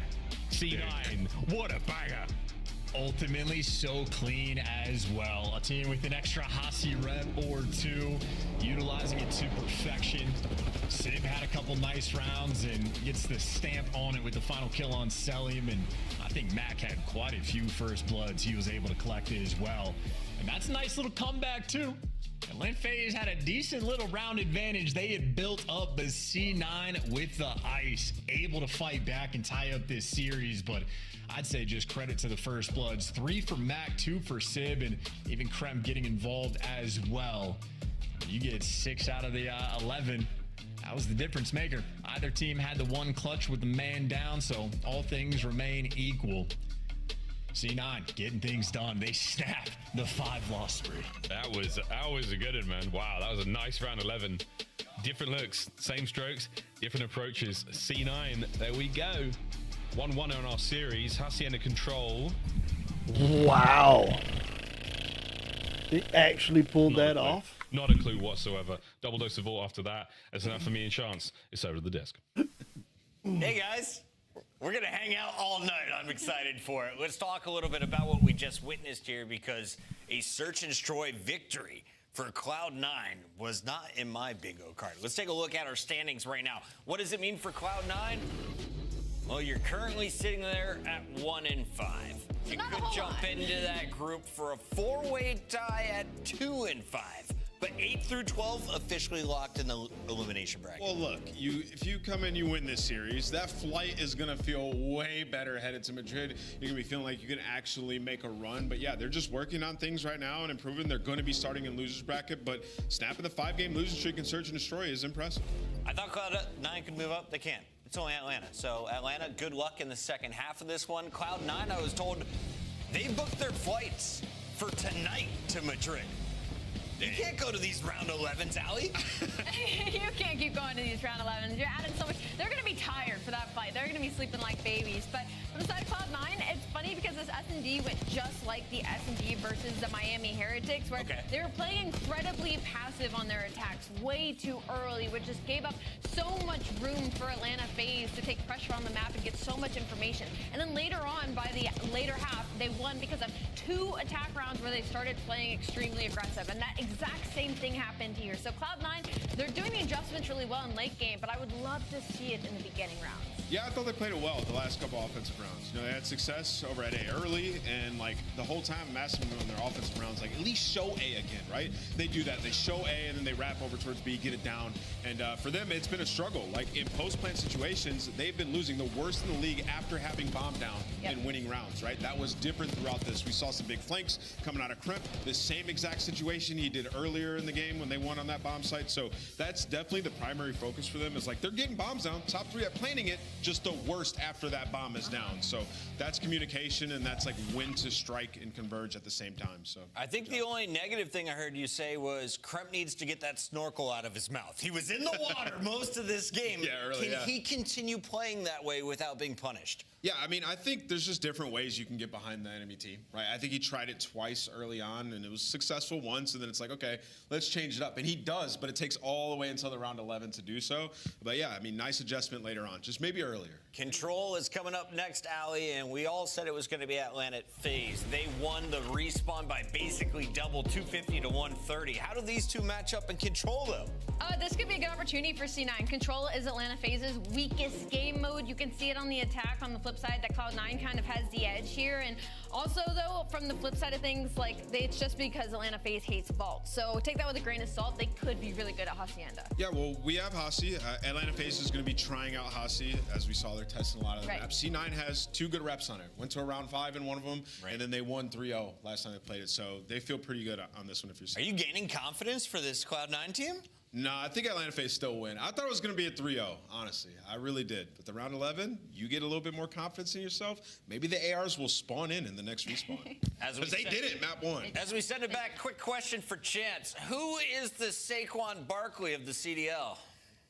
I'm going to close my notebook. TJ Halley. He is everything. He is omniscient. He is the one. I don't know what that means. It's a football player for the Eagles. I know he scored at least 1 touchdown, I think, in like the first play. So he's a good player. My group chat is just lots of fly, Eagles fly at the moment. Yeah, lots and lots of that. So I can only imagine what's going on right now. But we are going to play a game of Control still on Hacienda, folks. Will the ARs spawn in for C9? It's the two good-looking boys on the right-hand side of the screen. It's Attach and Sib. They had a very, very difficult time dealing with FaZe on red card. Admittedly, like, let's just be real. Let's just be honest. Anyone's going to have a difficult time dealing with FaZe when you've got all the submachine gun players, some of the best to do it, literally throwing themselves at you 24/7. There's not a whole lot you can do aside from a miraculous win. That's what Mac had to pull out countless times on that map just to give him a chance. We'll see what I was gonna say, Miles, you're saying that Mac had the answer. Like, you were completely correct. Atlanta FaZe playing flawless Call of Duty, but Mac was stepping up to the plate. So you can do it. You just have to really work for it. And you have to believe, man. That's another thing. You have to truly believe that these guys are killable, that the teamwork is you know, faulted. They will make mistakes. You can punish them. You have to believe. And after a while, I mean, you see these names keep coming up in the feed, you keep getting bodied by them, you start to develop a mental block. I don't think C9 are totally there yet. I still think this is an early season for them, and these are experienced and incredibly talented players. But damn, son, after a map like that, I want to see the resolve. I want to see a nice round 5 here. I want to see a big win. I want to see at least another, a vault. We get 2 vaults in this series. Give it to me. You're gonna get at least one. Absolute guarantee. You see on the ice front, though, neither team had a great deal of success. Atlanta FaZe has actually been struggling in this game mode, which to me is very surprising because you have some elite Control players on the squad. And obviously, I mean, the core trio's been together through the game mode. They've been on point. Celium's KD is bonkers, ridiculous. His damage output is absolutely there. Got to start getting some wins, though. And of course, for Hacienda, if a theme you're having in Control is you're just constantly running into everybody's best map, it makes your life a little bit more difficult, so you gotta broaden the map pool. Atlanta FaZe, this is their first time playing Hasi Control. A brand new look for the squad, and maybe something C9 can take advantage of, just like they did in that 2. What a perfect little concussion. Doesn't seem to matter, though. Krem finds his opening fight, and now they're stacked. 2 players on the inside of Top Dark. Krem and Mac find their respectives, and this is nice. The terrors are down and out. You got a little bit of pressure now from C9 on the defense. Oh, there you go. Krem in the feed again with a 3. Yeah, Krempis delivers. He can be a score streak on the map from time to time, and now you got a little bit of spawn traps being set up. Kremp prowling, and Kremp just walks into the firing squad, but hey, he took a Beezy down before he falls, and that makes his teammates' lives that much easier. Flawless on defense thus far for C9, as good as it gets right from the opening break, and they still have plenty of power positions under control. 1 tear down. Mac wins another big one. The SMGs right now for C9 are running the show. It is good stuff. 6-1, 4-1, Kremp and Mac. And they're taking turns, dropping deuces. 15 seconds to rock. FaZe, you got to get out, spawn, lads. You're going to run into Mac again. And Abizi, thankfully, puts him on his back and keeps that trainer rolling. Attach. Ooh, nearly gets away with his life. Kremp steps up to the plate immediately. Players on A. Shouldn't last for too much longer. Bad news, Simp has now seen you. Guns up at the ready. And he somehow kills Mac. Trades are there. Final few moments. Over to B, maybe. Last ditch attempt. Kremp on the immediate row. You love to see it. Sell. Oh my god, he's still alive. Oh my god, his teammates are here. This is not over. 2.1 left on the clock. Now Atlanta FaZe maybe starting to win some gunfights. Sib found the route to get through, but he gets gone. Attach gets one in the feed, but now Kremp's the only one that can even think about flanking this. 1.6 was all that was left, and 1.6 was more than Atlanta FaZe needed. B zone secure, in the life count virtually even. I was not kidding when I said, oh my god, they're here. That was it. That's all it took. Less than a minute. Good shots, Mac. He and Attach get his. Now, you're worried about the A zone. Not a lot of time to work with, but plenty of lives. You get 2 decent hits at this. And right now, the problem is you can't get any reinforcements out. FaZe are having to go the long way around. And again, clock's ticking. Clock's ticking and arse kicking. 8 lives left for FaZe. C9's defense is still good. Oh, huge wins too, the whole way around. No one able to get out of their spawn. You're gonna need another miracle moment, and it might be the AR players from Atlanta FaZe that bail you out. Mac, the last one up on the map, and he gives you the kill he was looking for. So Atlanta FaZe's life is going to be a nightmare. Oh, he gets you all three. Mackenzie Melt's finally brought down, but that is going to be it. He wins the final bout. And the first round goes to C9. Yeah, I think that was 20-9 combined from the SMG duo on C9. Didn't mean to rhyme, but it's just that time of the year, Miles. We have getting ready for the major. We have actually been spitting this map. Like, an unusual amount of rhyme play. Yeah, Mac's been doing it as well. Look at that. This is the third kill just for being traded out by Draza, but wow, what a play. Mac has been him in BO6. And it's an incredible story, folks. We say it every series with good reason. The man took a year off. Family reasons, and he's come back swinging. And those baby blues match the C9 blue as we rock and roll now into attacking round. Yeah, and again, 29 combined. So this is a map I think Nameless mentioned on the desk. The SMGs can just run it for you. Like the ARs have to be more post up and sort of send their boys in for the kill. Here's the opening exchange. Kremp once again comes out on top, but ultimately the hallway control is maybe gonna go to Sib. Technically, things end up even because Draza was off section over towards B, and this is a triple stack on the A zone.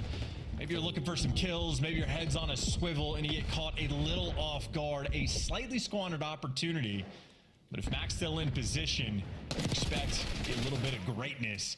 He's almost guaranteed, it feels like, to win his ones. Yeah, every single time. He and Kremp are having a map. Oh dear, Attach's timing was so unfortunately off there, but he still managed to sneak through, so he's going to be a problem in a moment. Hello. That's tough timing, man. Double moments. Halfway through A. No guarantee on the second segment. We'll see that in a moment.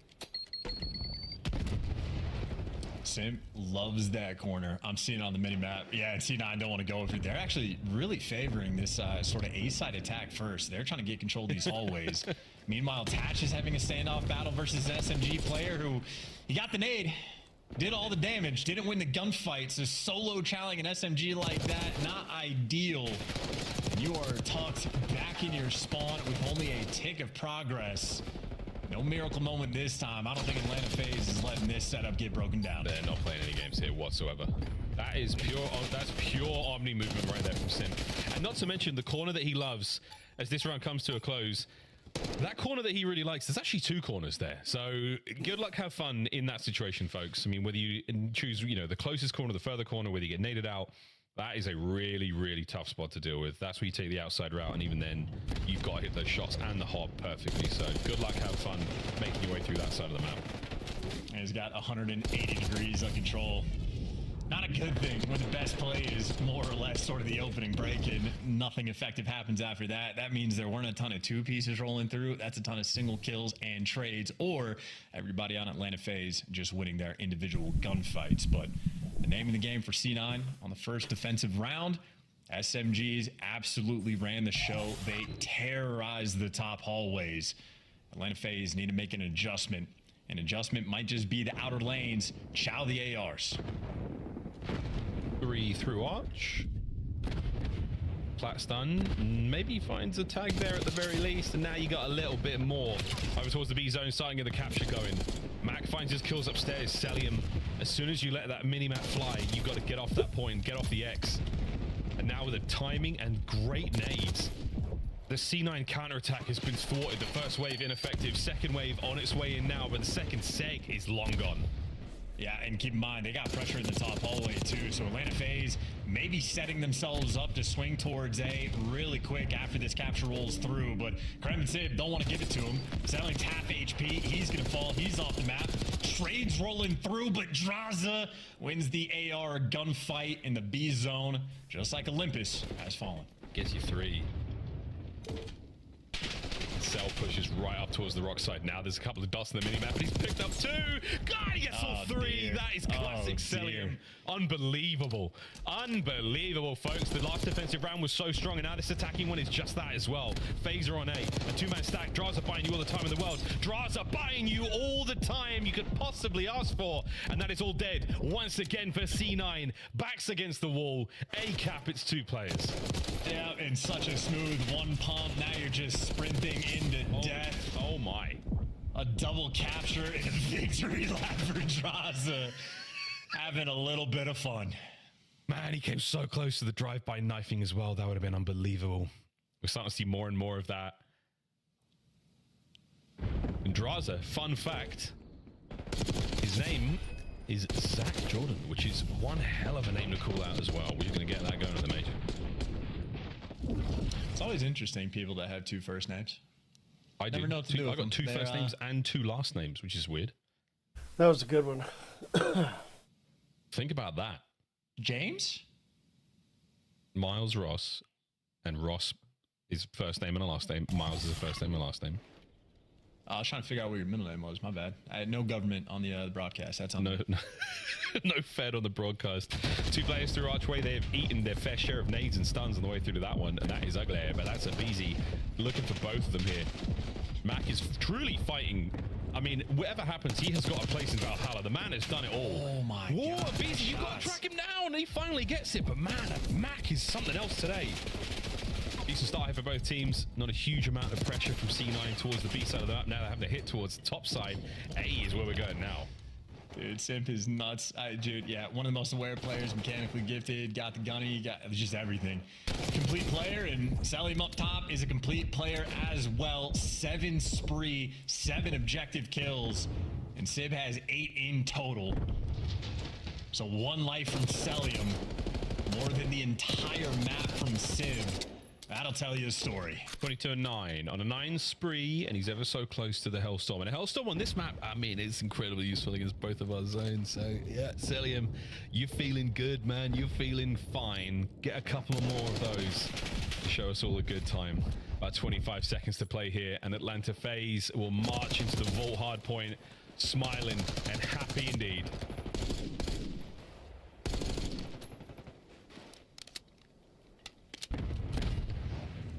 You there, Chance? I'm enjoying the gameplay. I mean, Selim's on a 10 spree. He's just hanging out. All the players have to deal with him. He has 11 kills in 1 life. Sib has 11 kills all game, and Selim nearly got attached on that spree as well. As far as the round goes, that's a good progress. Opportunity here, though, for C9. Unfortunately, well, here comes the Hellstorm. Yep, he got it. They might be able to scurry away into 10, and they do. Bad news, though. It's a slower hit, and that gives you not a whole lot of time. So Hellstorm, all good and fun. But Sib's posted up in office. He's going to not get away with his life. He's going to get tags in, but Kremp picks up that position immediately. The second turn, Sim and Abizi down, 3 dead. B zone capped, straight on away. This is far from over. It's the Hassi and the moment again. Magic here on the A zone. Reposition's good, but Sim just found the opening. Abizi finds the next one, and Kremp knows he has to back off the point, and there's not even time. Atlanta FaZe, you were talking about that magical moment, and they just bully their way back out of spawn. Everybody's winning their ones. Oh, they do indeed. Nice stun check. Abizi's down low. You know you have to clear him out. You're not going to be able to hit the point. You're not going to be able to hold it unless you deal with him. And Sim, how many can he get on the push here? 1, 2. There's no way he gets all 3. I think there is a way. I think that way is if you stun yourself and your 2 teammates. There's no way, Abizi. Are you going to do the same thing? No, Krem's got it. Kills are good. 30 seconds. 5 lives left for C9. You are not done yet as they get onto the point for a moment. Progress now, first segment. That helps in the long run, but you have to survive this round as well. No more lives as FaZe continue to roll across the map. Andrade has made his presence known. He already got 1 kill on this flank. You're running out of time. 3 players have to make something magical happen, and it is simply not going to be the case. Draza just roaming. He was playing for the guarantee the entire time. Atlanta FaZe, they had full control, and they might be playing for an assassination on Kreb. Maybe just do it with the gunny. Draza takes him down. Atlanta FaZe, their first look on Hassi. It was a good one. Hey, that was a good one indeed. Well, Celium with a sensational that was a good game. Really helps. And this look at the stun, by the way. Look at the stun. Yeah, the stun. They're all stunned up. Kremp's walking out shallowing with his elbow covering his eyes. He's out here doing the Squid Games, taking a gunfight. He was using it for cover. Come on. 2-1 in the series. FaZe make short work of the control. 3-1 the final score there. We go to Vault now for a hard point. And C9, good looks in the S&D. If they can get to a game 5, it's anyone's map.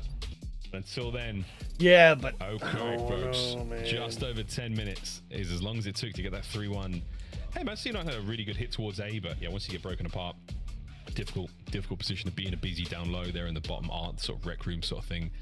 Great spot to be in. Good looks all across the board. Lovely stuff, and a fantastic spree out of Celium. Yeah, and the spree is obviously one thing. A couple different players for Atlanta FaZe, I feel like, having nice little runs, but also the 9 objective kills we just saw from Draza as well, really topping the lobby in that category. The round one, though, obviously it was all C9 as Kremp and Matt got off to a 20-9 start combined. So 2/3 of the team, they over-delivered in a punishing round one, but yeah, after that, it was all FaZe and just frankly their game to lose. So flawless gameplay, and again, Nameless mentioned at the sort of top of the segment about how FaZe's map pool incredibly deep. Well, he specified hardpoint and search and destroy. A first look on Hasi, well, it looks pretty clean as well. So expansion potentially in control as well. Atlanta FaZe. This series for them is all about prep work for the major. And boy, does it seem like they're getting ready. Yeah, this is a great way to walk into Madrid.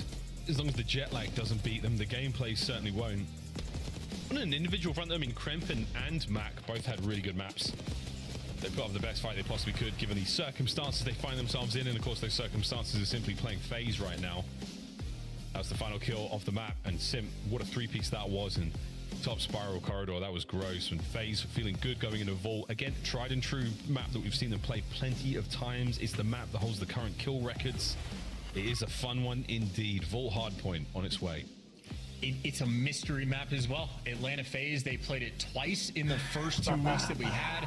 When they played against LA Thieves, they got 100-point clubbed, and that's when the narrative started of, oh God, LA Thieves, the super team, reigns true, and Atlanta FaZe, the weakest they have ever looked. Well, how fast the narratives can fall, but we still don't know exactly how Atlanta are going to provide on Vault, because it's just been such a long time. It has been their auto veto just about. They've banned it in 5 of their 10 series. Well, this time, it's not like they allowed C9 to pick it. They picked it themselves. Like, they wanted the most difficult road possible when going against C9, so they're just testing the waters. Well, it's going to be an interesting one just to see how far they've been able to shift their gameplay. And I know the way Celium has been playing on a map like this, high expectations. He can go all out, man. He can really top P4, top art. He can really pop off. He's going to have a good time indeed. We're keeping a firm eye on Celium throughout this map. It's going to be a good time for him. On the other side, yeah, we still need to see big production out of the ARs of C9. Attach and Civ have got a big task ahead of them. Kremp and Mac, we're already seeing them start to get hot. But this should be good. Also, shout out the fact that the player cams are actually in the right order. The way C9 is set up, I love that, folks. Here we go into Vault. Long lines of sight, tight corners. Map that has it all. Big rotations, and we're going to see some good looks out of both our squads. This is do or die for C9. I just gotta say, by the way, the plus minus for C9 doesn't look great. Like, they've gotten just absolutely bullied on this map, but the -2 for Atlanta FaZe is like the fakest stat, because they 100-point club Falcons and then they got 100-point clubbed. So it's close to being even, but like, that's not how those maps went down at all. Yeah. But a fun one indeed. So a long time for the Atlanta FaZe squad to see them on it. And of course, this is the type of situation where, depending on how they perform right here and now on Vault, will potentially influence the pick and bans from other teams all throughout the major. So you know these guys are coming to play. They want to show off the goods, but in the kill feed, Sib, first one to strike, gets control of that outer lane. Yeah, nice work. Trades again on point. And Simp will be the last man standing upstairs as he now makes his way down towards the hard point. Sib with the shoulders. Still, though, C9 with the time. Hey, good shots out of Sib. Mac as well, holding the front line down. This is great work out of Cloud9. Oh, Sib, yeah, he's able to give you 4 just off the rip, and he's swinging all over the map. So Sib controlling the power positions, letting his teammates actually control the time, and, well, as long as he owned the catwalk, doesn't come away at the very end in Atlanta FaZe, at least stop the bleeding. Get C9 out of the hard point for just a moment. They have maintained those right side spawns as well, so strong opening break, but we go back to the actual fight. Attached still around the time. He's gonna fall. B2 up. FaZe are in first. The back has been broken wide open there by Mac and Krem. And now Sim, he's got to get the guns at the ready up front. A pinch spawn now.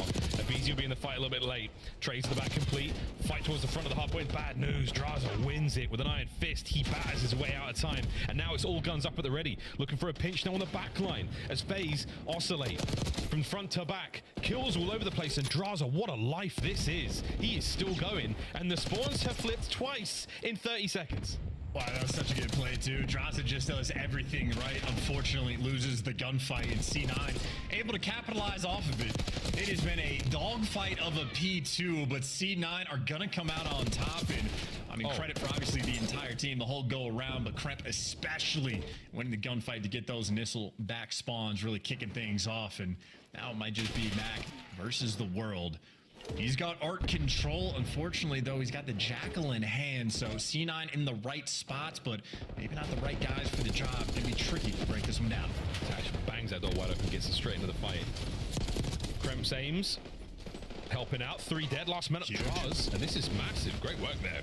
C9 pushing him out, unable to really capitalize on the time. And Tatch is trying to do it all alone right now, and he can't get the trophy down in time. Kremp, ooh, broken in half there by Celium, and that's 2 members now of C9 down and now dead and dusted right up to the point, and no one able to get much out of P3 so far.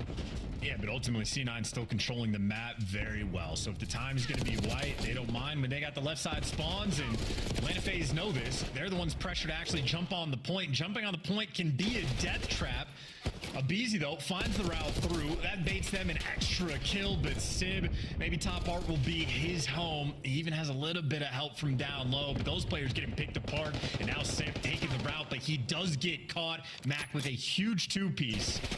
But even when all is said and done, the dust is settled, and Attach needs a little bit of help, and Kremp off spawn gonna be there. There is a lot of dust on this map. Attach, nice snap there on a second. The pistol was good, but not enough to get the kill, enough to push Abizi back. Bad news, though, Draz is in the back line now also, so you may have accounted for it. You haven't dealt with him just yet. Might be good on the timing here. Attach still trying to make the play, but he's been picked up by Draz. Now the back door is wide open. Kremp's got a lot to deal with. Back and forth we go. The timing is sweet, but there's so many FaZe members all around him. It's a perfect break, and it's Atlanta with a hill. Yeah, that is so overwhelming, too. Draza, once again, just making the high IQ plays. He ended up slipping the net, getting behind enemy lines, and I can't even fault C9 for it. It was just a mixy period of time, but they lost track of the players, and that'll cost you the money hill. Of course, that's going to cost you the lead by the looks of it as well. Atlanta FaZe just barely going to have an advantage going into this new time. But a first set of rotations, Miles, and keep in mind, that's nearly 2 minutes burned off of the game clock. So thus far, a very low scoring game. Yeah, low scoring one. That money hill wasn't terribly cash for either team, but that's fine, man. We go into our second set now, and once again, C9 with the P1 dominance. There are so many ways into this point, and they're doing a brilliant job of maintaining it. Celium versus Sib in the absolute wall bang fiesta there. Non-stop action. Abizi's killing Sim. Cats and dogs living together. It is absolute madness. There's the kill feed, though. In the madness, C9 deliver. And in the madness, Celium might just step up to the plate. That is an AR player getting mixy, and that is Celium versus the world. Takes all 4 players down. Nick Arthur might just be built different. That might be one of the most unbelievable clips. Individual moves, insane shots. Draws. What you got over by the point. P2 once again, slightly changed this time. C9 have got in. Have they accounted for the push from Abizi? No. He and Simp now trying to make something happen, and something is about to happen, boys and girls. Last 2 members here of C9. Oh, quick fight. So Mac finds 2. The terrors go down. Mac looking for a 3rd. Can't get it. Spawns are still good. C9 still fighting.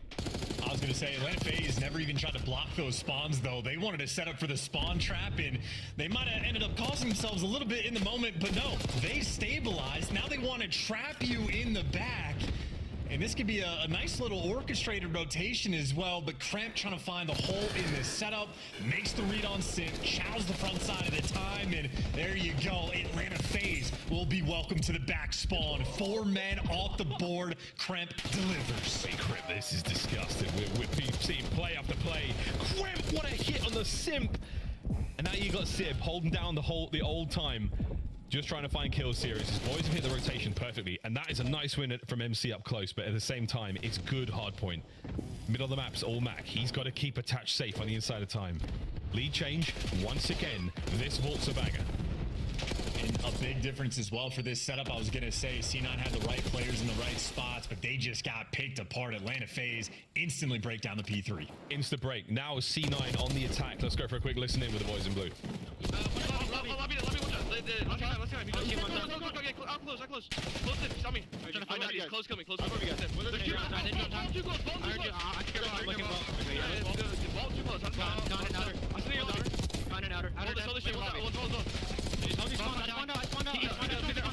I tried to water across ring court. He's front door, bottom march. Stay alive. On time, dead. One more on time on me. Bottom march. Bottom march. There's 24. Top art, one shot. I'm running fast. Bottom march, one bullet. One's out with us. I gotta reload. Yeah. I'm just for time. One man still spawned out behind us. I don't know where he spawned. He's top art. I went big arch. I heard you. I'm late. Back up, wait. Big arch and ball. Weak front door. Listen, we'll break this fucking door. We got shit. I'm going. I'm right forward. Nice. Center lane 9. He's one. He's twice. Center chill. It's a big shot. They got one shot right corner. Side door and under square. Front square. I'm trying to for you guys. Yeah, big arch. Square. He went push out elbow. Alright, elbow. One set you. I'm getting top right. Lobby. They could get us top dog. One's rugs on me. Alright, one's corner right now. Line plot. Okay. One shot. Rugs one elbow. He's in lobby. I'll see you. Rugs one elbow. Line plot. I'm killing the line plot. Line it. I have other. Oh, one's big arch on me. Chop him in. I have your rugs. Right, okay? I'm all in front. I'll get time. I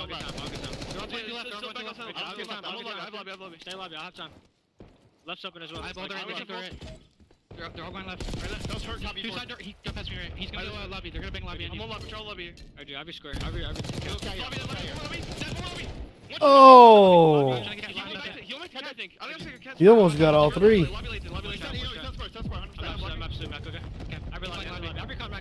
went line. One shot, Rich. That's easy. I have recast. You're too close. One shot. To the lobby to close. Yeah, one's close. RC close. Con and open. Okay. I don't see Mark close. Trying to get towards Cat. I mean, that was fantastic listening. That was an insane amount of play there, Chance. We saw FaZe with a big old hold on that money hill. And I really did like the comms as well for the most part. Maybe a hiccup or two in like the natural chemistry of where players are playing, but the comms are good. But as you pointed out, it was a money hill and Atlanta FaZe delivered. You can see how difficult it is to break down. Just like this setup over towards P2 is going to be. Draza in the back. The man always has a Jackal in the back pocket when he needs it. You get cut off kills as well. Crank finds a route though straight through the front. And that might just be the opening C9 was looking for. Crimp continuously making plays around P2. He's doing it again. Can't get away with this life. Final bullets in there from a beast. He takes care of business. And now the spawns in the back. It's all on the Cellium. Last man left alive. He's down, dead, dusted. Go, baby. Into the hard point. This could be a turn. C9 are still alive in this one. Can they hold on? One big hit here from FaZe. Sim always trying to draw some aggro. Waiting for the squad. Getting involved here. It's the hard point is still in the hands of C9. Sim goes in. Can't get the kill. And the hard point now from the outside. Broken. FaZe are in. God, and Simp has had a couple of these moments where he just comes around a corner and pre-fires because that's just how good the comms are from FaZe 2. So hyper aware, good communication right now on both sides, and we are having ourselves a battle on Vault. You are 3 for 3, that is C9, getting the left side spawns on this rotation and setting themselves up long term. They've really just yet to fully capitalize, but attaches on the 5, getting on the hot hand at the right time when you need to try to make this comeback. That's such good rotation to be killed down through the middle of the map. Sim finds 2. A massive break into the point, crossing the 200-point mark. No win to be found here on this hard point. And C9, they want to apply the pressure. They want to get him off the time, but they cannot give up that side of the map. A very delicate moment and a costly one already. Wow. They're losing players all over the place. It has been a disaster on the counter-attack from C9. They cannot give up this side of the map. Oh, no, I think they actually just got played. I think that's Atlanta FaZe's situational understanding just being too much better than that of C9. C9 played that break like it was normal, like Atlanta FaZe was going to flood through, try to flip the spawns, this and that, and Atlanta FaZe instead, it just milked the time. Now they're swarming around P4. Sib, though, on the cutoff, he's been in art for a long time. He does get the kills, but you need this full 60, or Atlanta FaZe likely going to win this game. Oh, absolutely on the march. Sib on the cutoffs once again. The timing now on the players beneath him not there. He hasn't got the awareness to know exactly where all the FaZe boys are. Comms are now roaring through. Sim punches a hole through the back line. Over to the hard point we now go. Kremp on the back door. Can he find anyone here? It's Sim. Gets the kill. Another man in. It's Abizi to pick it up. He finds it. The break is in, and FaZe now the victory march. Hold on though. Attaches in. Celium gets it. Sib on the trades. Can he find the second? The hard point is exchanged hands again, and C9 are alive. That's good movement too, but you don't get the full 60 we're looking for. You're going to be able to fight, but you got to break through this front line of Atlanta FaZe. Hallway control. Kremp might have it. Draz is going to be the next one trying to take it from him, and Kremp has to get out of dodge, but his teammates don't have the time, but they have the catwalk. Now you flood through the front. Kremp opening up the map again. Oh, big pinch though. It's Abizi now from the front. 3 members up for FaZe. Kremp trying to stay alive, trying to keep FaZe off of time. He's doing just that. Abe soaking. Simp down again as Kremp continues to be unstoppable. Massive bit of work here. And still an open hardpoint. No one in just yet as Abizi desperately dancing, trying to find the time. Last man up for FaZe is Celium, and now he's gone. What a moment. And C9 is still going. Is clean, and Attach is even pulling out the SMG. You're gonna have 4 Jackals on the map right now, vying for the P1 pressure. Kremp again, winning the one. C9 this time. Atlanta FaZe trying to kill you from the heavens above. Celium get a full send, gets one before he falls. Trades start to roll through. Up top is Attach. He wins his one. The play's still active, and you're gonna have to rotate. The trades are insane, but look at the game clock. 23 seconds remaining in the game. This one could come down to time, one way or another. Over to P2, and Celium is in. 20 seconds on the game clock. We're certainly in the red. You've got to get moving. Can you win it here? The trades are still there. Through the pool, an absolute bloodbath. Sib finds another one, and Sib, the last man to find a kill. Red game clock, red time. Get in there if you can. Hit the contest, but you have to find the kills. FaZe are in. Mac, keep going. 8.8, stops him dead. Can Cell get the kills? He jumps off the point. C9 alive. And they read the spawns. You got the block in the back. It is all guns forward. You win these, and you go to a game 5. This could be it. Oh my God. Change. FaZe have got to get one break or a couple of kills. Can they get in? They can't. The back is safe. The front is safe. And the contest, no. My God. No way. C9 have just done to us. What a map. We go to 5. That is a monstrous performance. Wow. Incredible teamwork as well. The ARs for C9 Holy shit. finally showing signs of life. How about this, for a best play? Everybody's saying Celium needs to play faster. It's just because they know how gross this man actually is. Bamboozle Sib towards the end, and clean work for a 42 bomb. But ultimately for Atlanta FaZe, maybe that has been their near auto veto for a reason. The vault, well, they falter again. Admittedly though, that was just an incredible match and fun game of Call of Duty. And now I'm kind of curious, on like a narrative front, have we been seeing enough from C9 that we're going to be fearful of this team going into the major? Like, can we already say that their record does not reflect how good this team is? Almost 46 for a really Kremp. interesting question. Look at the stats, look at the damage, look at the time. Everyone pulled their weight. It was a great game. Truly unified C9. Incredible cohesion. In a moment where they needed it so sorely. We were going nuts for Celium's 42. Good for him. Great work. But Abe and Sim unable to pull up as much damage as anyone else there in the lobby. What an unbelievable game of Vault that was. We stay on Vault, folks. One of the most ridiculous hardpoints we have seen here in Black Ops 6. And in its infancy, we have seen some unbelievable maps. We're in for a real treat, boys and girls. You missed Rewind. I know, Rewind. We can bring back Rewind. That was lit as well. What an unbelievable series so far, folks. Nail-biting victories.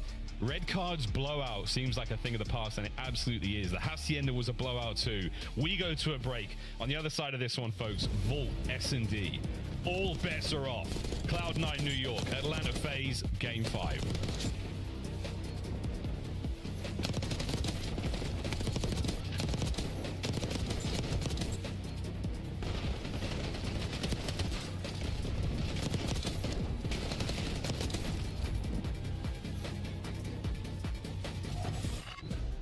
Upgrade your game with the Scuff, the official controller of the Call of Duty League. The Esports World Cup is an official partner of the Call of Duty League.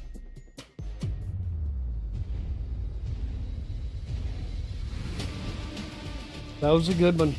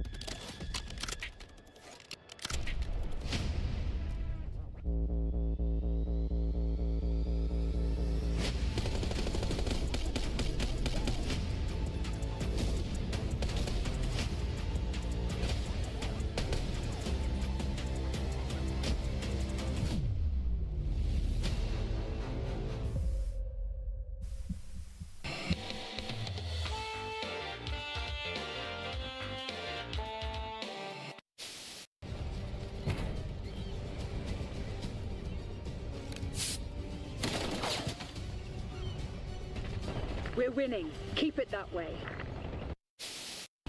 Anti-bridge. Yeah, our bridge is shield.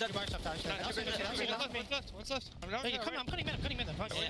I'm not sure if I'm getting old, but I swear to God, Joe, sometimes when Celium talks, all I hear is...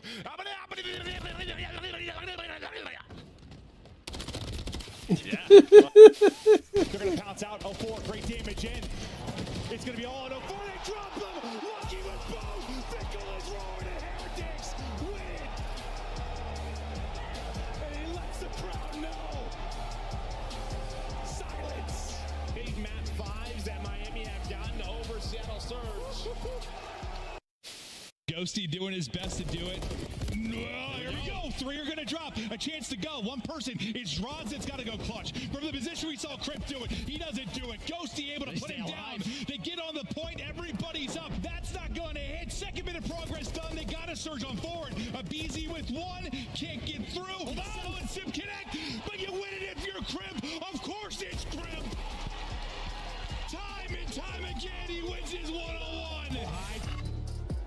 It was Crimp then. Will it be Crimp now in this Game 5? Now repping C9 New York here in this absolutely spellbinding series. Atlanta FaZe have fallen prey to the wildness of a Vault hardpoint. But a Vault S&D chance, where does this one go, mate? Because let's face it, we're going to the A-bomb. But we're going to be... Toronto Ultra tweeted me, we just want to play. It's supposed to be a quick one. Guys, this will be a 7-minute game when everyone just flies into the A-bomb site and kills each other round after round. It's going to be fine. I will say, I don't know if that's how this is going to go. I'm definitely absolutely just trying to speak it into existence of like the creativity of the B hits. A few teams have brought them out. I just imagine if I'm Atlanta FaZe, obviously you have the tears as a tool set that you can dominate the A site, no questions. But the way Mac and Crimp have been playing, maybe you want to take the long lines of sight. I don't know. Neither team has a particularly great record on the map, but neither is cataclysmic either. So you have, 6 on defensive, 7th there for C9. Yeah. Very comparable down the line. I'm just curious who's going to pop off, because you bring up Crimp as well. Even his comms were elite from what we just heard in that vault. He's the one calling out, by the way, Selim spawning behind us. When we're working this break, he's coordinating everything. And Crimp, in my mind, still a very young, fresh player in the CDL, but veteran sounding there. And if you're going against Atlanta FaZe, Well, it's a good thing you have Mac, who might just be the FaZe destroyer. Statistically, a mid-off. Oh, wait, you might be in trouble. Nah, Mac, the destroyer has been destroyed. And it's Draza who gets the job done. Fast plant now from Simp, 3v3. Told you, we're going A. It's a bang out. How do you want to play the retake? You got AR players, work pool. Salim, though, he's taking the route, but that means you're 2 SMG players down low, isolated for a second. And Salim's done his job. Bought you so much time. He gets a lot of damage in as well. And just buys you, what, 3 extra seconds of health regen time. Simp and Abizi pulls apart right now downstairs. Kremp, oh, stuns it far. Massive damage. The kill. A 1v1. Can he get away? Banged up with plenty of time. Get on your bike. Abizi, run. And Sib, he shall win it. Yeah, he's showed it. Yeah, it's tough. And nice work. Sib really needed the kill at the first chance he had against Abizi. And he would have been able to get behind that bulletproof vault door for just a fraction of a second, and that saves the round. Good attempt, though, from C9. Great stuff. Yeah, I mean, helps for the early rounds. Just not going to be any trophies in the mix, so you can, like, trust in your nades for the retakes. If not for the Celium play, getting active on the flank, C9 might have just had the sauce to execute on that round, but we are 1 for 1 with an A-bomb plant and an offensive round win. For those who were watching yesterday, I think it was like 23 out of 24 rounds or something insane. The A-bomb got planted. We're going to add another to the pile, but there aren't trophies, and there's not going to be a Kremp in this round either. No Kremp. Krempless. 3 in a row from Sib in that first one, so you can turn into this anymore. He's so close to getting the RC car. Not that useful, but you never know, folks. As Mac is trying to creep out that door, he gets peace in the back, and Sib has been taken care of, and that round is over. FaZe, level it up. Yeah, shout out to the old first blood. That'll certainly help. And then you had Atlanta FaZe playing a little passive on the retake, and that's just because they had the man advantage. C9 wanted to get active and trying to make a play, but the players on A picked apart. Sib, I mean, he just gets sniffed out by Celium, but even after the bomb plant, I was watching Celium on the minimap. It took him 10 extra seconds, basically, before he started moving. So that is a well-contained round. SMD on point. Yeah, FaZe really level up the attack there, where it's like, yeah, we're going to kill everyone decisively, end the sprees. So we're not going to worry about any kind of RC cars for the foreseeable future. And now they should have got a decent whack of points to their own accord there. So 2 from Abizi in that round, 1 for Draz, 1 for Simp.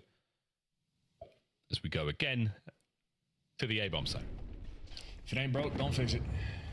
That's a nice first blood, though. Attached beam, cell, cross map, and that opens up the lane for Kremp. So Kremp already on a fast flank. You got Draza playing the cheeky spot to watch it, and the tears down low in the pool, but Abizi's head is gone. And so is Sim. Sim is collecting scalps. He picks up the pair. That's not a problem. Draza, the man watching the rear now, and he found himself in an unwinnable situation. Yeah, good luck, dude. Slides over the top of Kremp. Kremp just gives him the PDW. Nice round from C9, and the clock is ticking. Toronto, you guys better be warmed up. This is nearly done. We've been hyper fixated on the theme for the C9 team about their SMG duo being the ones that have been the main force behind any success they've had. That round, it was the ARs. Attach wins a long-range gunfight for the first blood. Sib just shreds 2 players as well. It's the AR duo delivering that round. We'll see if they can keep it up. Yeah. I think it's just this crazy little scenario down by the A-bomb site. How do you get in there? How do you find your kills before those players get there? There's so many different looks on the approach. And this is a look, folks. That is 3 upstairs. The stun slowed them down, so it's just a foot race ahead. And a matter of moments, Kremp again finds himself the victim of another first blood. Uh-oh. Abizi on the rampage. Quick bomb plant. If he wraps back towards mid, you are well up the creek with no paddle. Sib could go tremendous here. He does. What a slide! Damaging to the next player as well, and Max trying to finish the job, and he unfortunately caught himself on the ladder. That is brutal. The movement and the pace was perfect.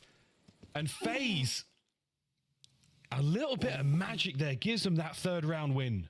Yeah, and that ladder, if it's gotten anyone that's watching this, they know how awkward it is. Like, your camera model isn't like focused on that direction. It's just like it's like magnetic when it pulls you into it. So unlucky there in that moment, but either way, Atlanta FaZe just had that man advantage. But it's the stickiest ladder of all time. It'll catch you. Yeah, Max Sentry and everything was perfect there for the fight. He really was in a premium position to cause some damage and maybe get the kill. At the very least, force the next 1v1. That's very unfortunate there for C9. And Sib, though, who has turned up here in the final map, 6-2. The PDW has been a very good friend of his. He's a man alone, though, on that left-hand side of the minimap right now. 3 players through the bottom side. Here we go. We're hitting it. We're in. Mac finds the first attach. Oh, it's a perfect run through the pickup on the back, though. Draz as Mac finds another. Celium now from pool. Last man alive. C9 dominate. All right, we can test his clutch, though. I mean, this is an impossible situation, but with the way MC has been playing, happy to spectate him. Because he might clutch this. We should watch him. Thank you. We could.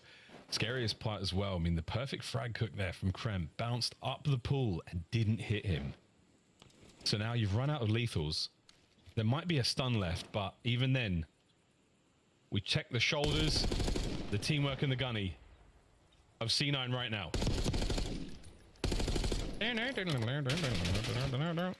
He's got 1 clip of ammo left as well, so he's running out. Third lap, 20 seconds. Celium is testing their patience. 1. Unbelievable! Unbelievable! The third time was the charm for Celium. What a disgusting, disgusting round win. That's why watching the 1v3s, Miles. That is godlike. Celium's got the ice. Dude, he's got the sauce. And he might have just called game. That is unbelievable. Nah. That was insane. Nobody does it like Celium. Nobody does it better. Oh my God. I'm telling you, like in MW2, he had like aura with his clutches, like going for the wall bangs, doing insane work. I feel like he just lost a step very briefly. He picked it up at the end of last year, but this is like, that's telling him again, final form. That is elite stuff. It could not get better than that. And everything has just changed for C9 now. The attack towards A. Let's see how this one goes. Mac draws trades. Nice work out of Mac on the second. Krem down low. Takes care of Celium. That's one way to get the job done. Sim now all alone. Massive damage into the first, but Sib is there for the immediate trade. And C9, I mean, they'd be pissed after that one because they should be up by 2 rounds now. I mean, you know, how about that round from C9? But what about that clutch from Celium, dude? It's just so menacing when, like, no one's showing anything and he's over here just shooting at walls, gunfire getting rung out, Celium's hunting. C9 won the round. Congrats. But good Lord. It was 46 seconds that 1v2 took for Celium. You give him time to work it out, and he does. Again, this should be 3-3. But you lose that insane round. Anyway, focus up, regain, hit next. The rest of FaZe have been entirely stunned out of their minds. Sib, oh dear, this is an awkward one, but Max should eat that. Yum, yum. Chance now to get on the bomb site and get that bomb down by A. Kremp, the only man far forward enough to really do anything, but nothing can be done. Yeah, I mean, Draz has just done such a good job on these flanks that it's tough to go through with one man. So C9 group with everybody. Down low hit, first blood strike. Are you a little bit late to the trades? No, you are not. Sight control for C9. Pressure on the ARs. Yeah, last 2 members of FaZe here, they've got to get going because the diffuser's already on. Is somebody there in the back? Yes, Draz, he's on it. He's on it. He's got the toes. They've tucked them away. And the diffuse is complete, C9. What a round. Wow. That's a huge round as well. That, I mean, hey, listen, Cells 1v3, the difference maker for momentum, but just like in map number 2, C9 showing some fight in the game mode. They were on a 5-loss spree in Search and Destroy, and they snapped it on Hacienda. An opportunity to battle back here, especially going back into the attacking round, because they've had a little bit of success. I mean, you know, just don't get clutched on. They'll go right back for the exact same plan, and they're going to send everybody this direction. Hello, that's an option. You can do it. It's not illegal. That's going to leave your teammates in a 2v4. And Mac discharged his weapon. and he will be possibly dishonorably discharged now. He's taking control of B, but is it going to amount to anything? FaZe, as a perfect human centipede, wiggle their way around towards the... Oh my God! In the name of all things sacred! Straza, 1v2. What? Attach with an ace that will go down in legend. Attach is number 24. My God. Yo, what is this game? Sick game. Wow. I don't even know how that stun didn't connect on Mac. There's so many weird things happening and just pain. Bang. Here it comes. Over the top. Oh my God. Last kill was just enough. The clown card, brother. This is crazy. Oh, here in game 5, stuns are up and out, and Abizi, he hits it, but he is going to be able to get into A, and Sim will be able to plant. I'm just saying, magical things happen when you actually attack that B site. The B site is made of gold, but the A site is controlled by the Terrors. Draws, perfect spot. Nice awareness. It's the bomb plant. It's a little late, but that's not really going to matter. You've got a huge advantage right now, FaZe. This is your round to lose. Attaches plot armor. Let's see if it stretches into this round. Well, there's no cards down low. He needs someone to accidentally drown in the pool. That would have been it, but there we go. Draz, he manages to turn it into a 1v4 for Mac with 20 seconds to go, and Mac in no position whatsoever to clutch this. And he might get a kill, but it's all for consolation. Sim's going to be upstairs in a moment. And that's that. Match point. Here we go. All right. Wow. C9, let's test it. You're down the round. You fought back and forced a nice one around 11 in the map number 2. Back against the wall again. Make no mistake, this is a team that is desperate. They're not going to get winner's bracket with a win. They're losers no matter what, but you need those CDL points, those sweet, sweet CDL points. And some momentum into the major. This could be a difference maker of a series in the story of C9 throughout this year. They gotta fight back. Round 10. A different look, possibly. Kremp living in mid, trying not to let anyone through. Back with the bomb plant. FaZe yet to descend. Here we go. Wait, Abizi is taking... How? He's taking it with his own hands. Attach unable to cover, and now he's suppressed. Push back. Abizi, Tyler Farris has taken the map into his own hands, and a disgusting attempt, but wait, Kremp has pulled it back. And we go again. Yeah, where do you go? Challenge for the ace. Are we blind on C9? Let your boy die playing the bomb like that? Kremp do the unthinkable. Empty pockets, with only his jackal. Away from the ladder. And here comes the chow. The damage is good. The rounds are not. Fresh mag. Second attempt. 30 seconds. And he's thinking a lot about this. Here we go.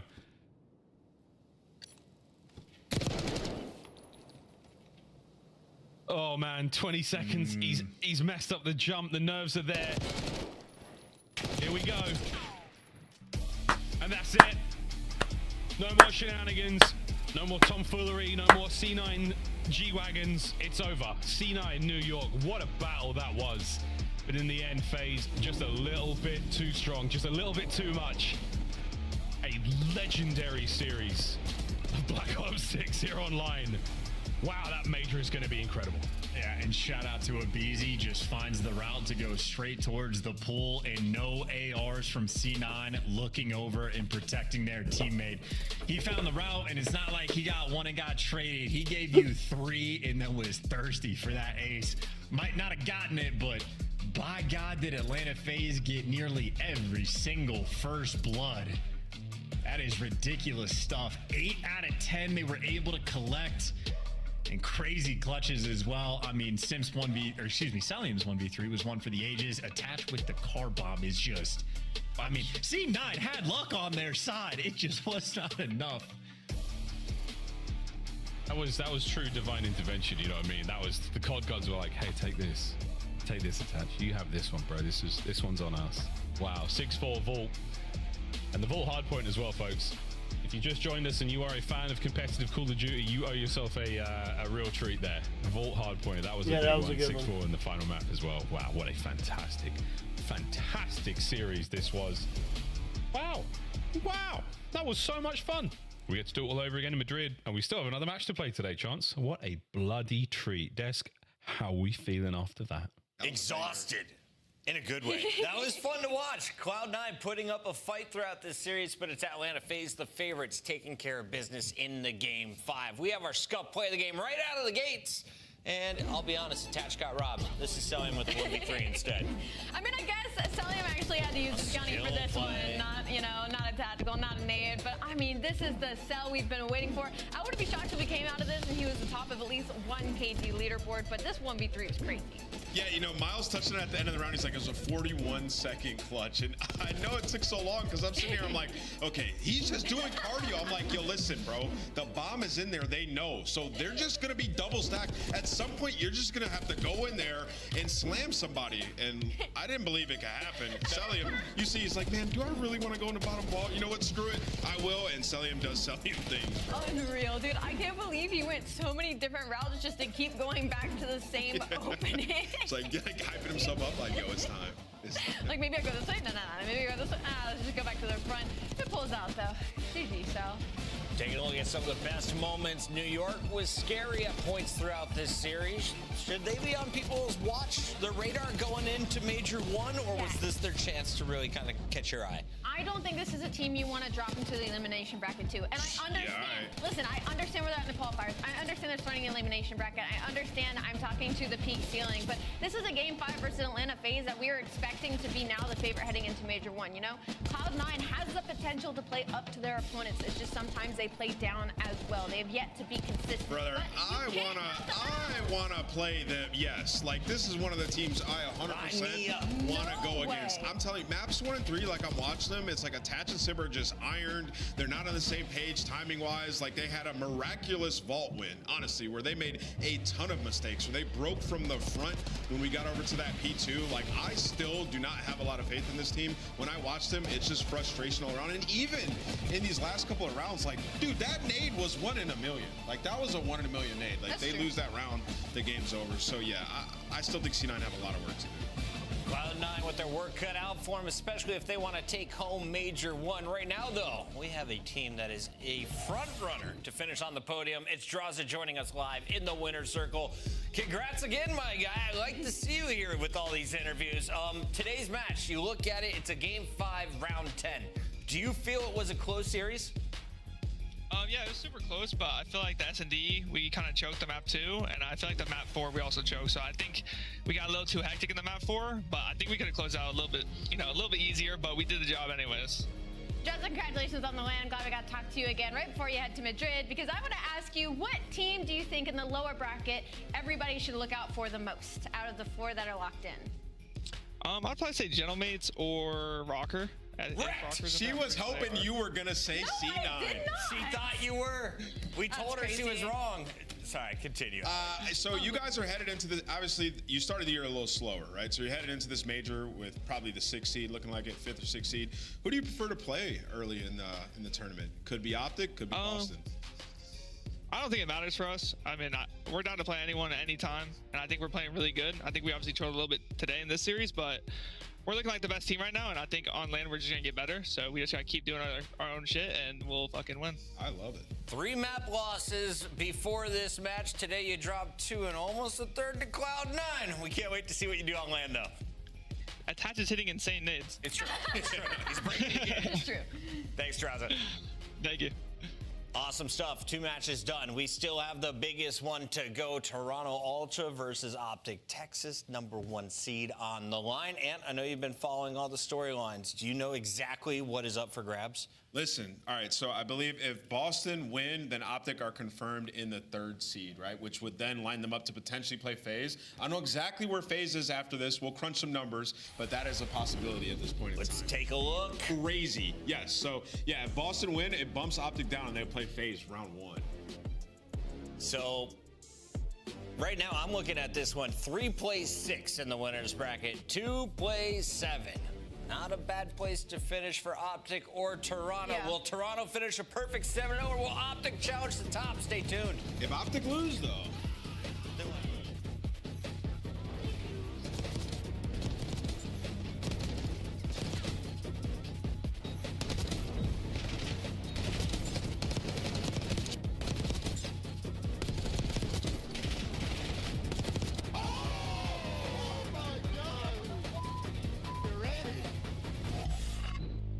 Upgrade your game with the Scuff, the official controller of the Call of Duty League. The Esports World Cup is an official partner of the Call of Duty League.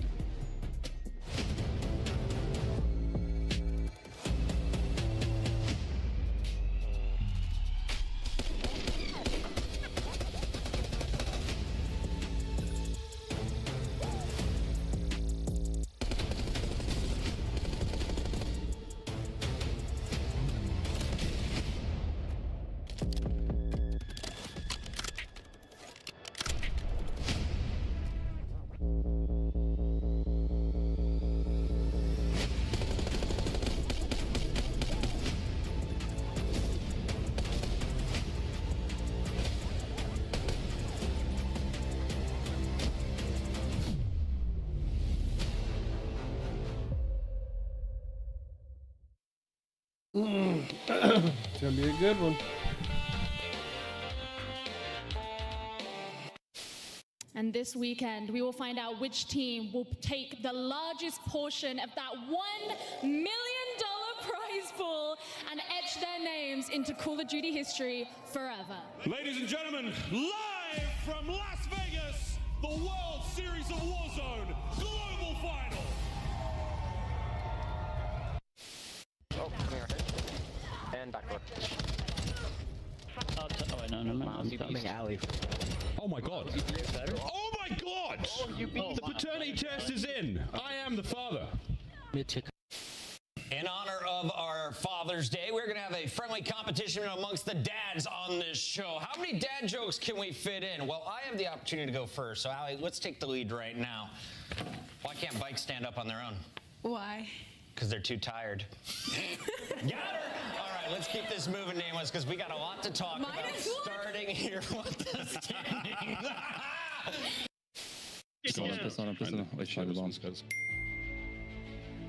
We're playing the bomb. Oh my god. God, ball, come on, give it to me. Bomb is armed. No, I don't think it's behind you, behind you.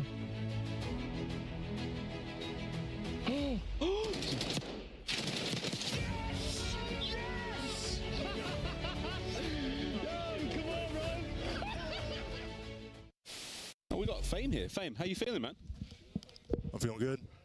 Happy to be here. Happy Fantastic interview as always from Fame. Wonderful lad.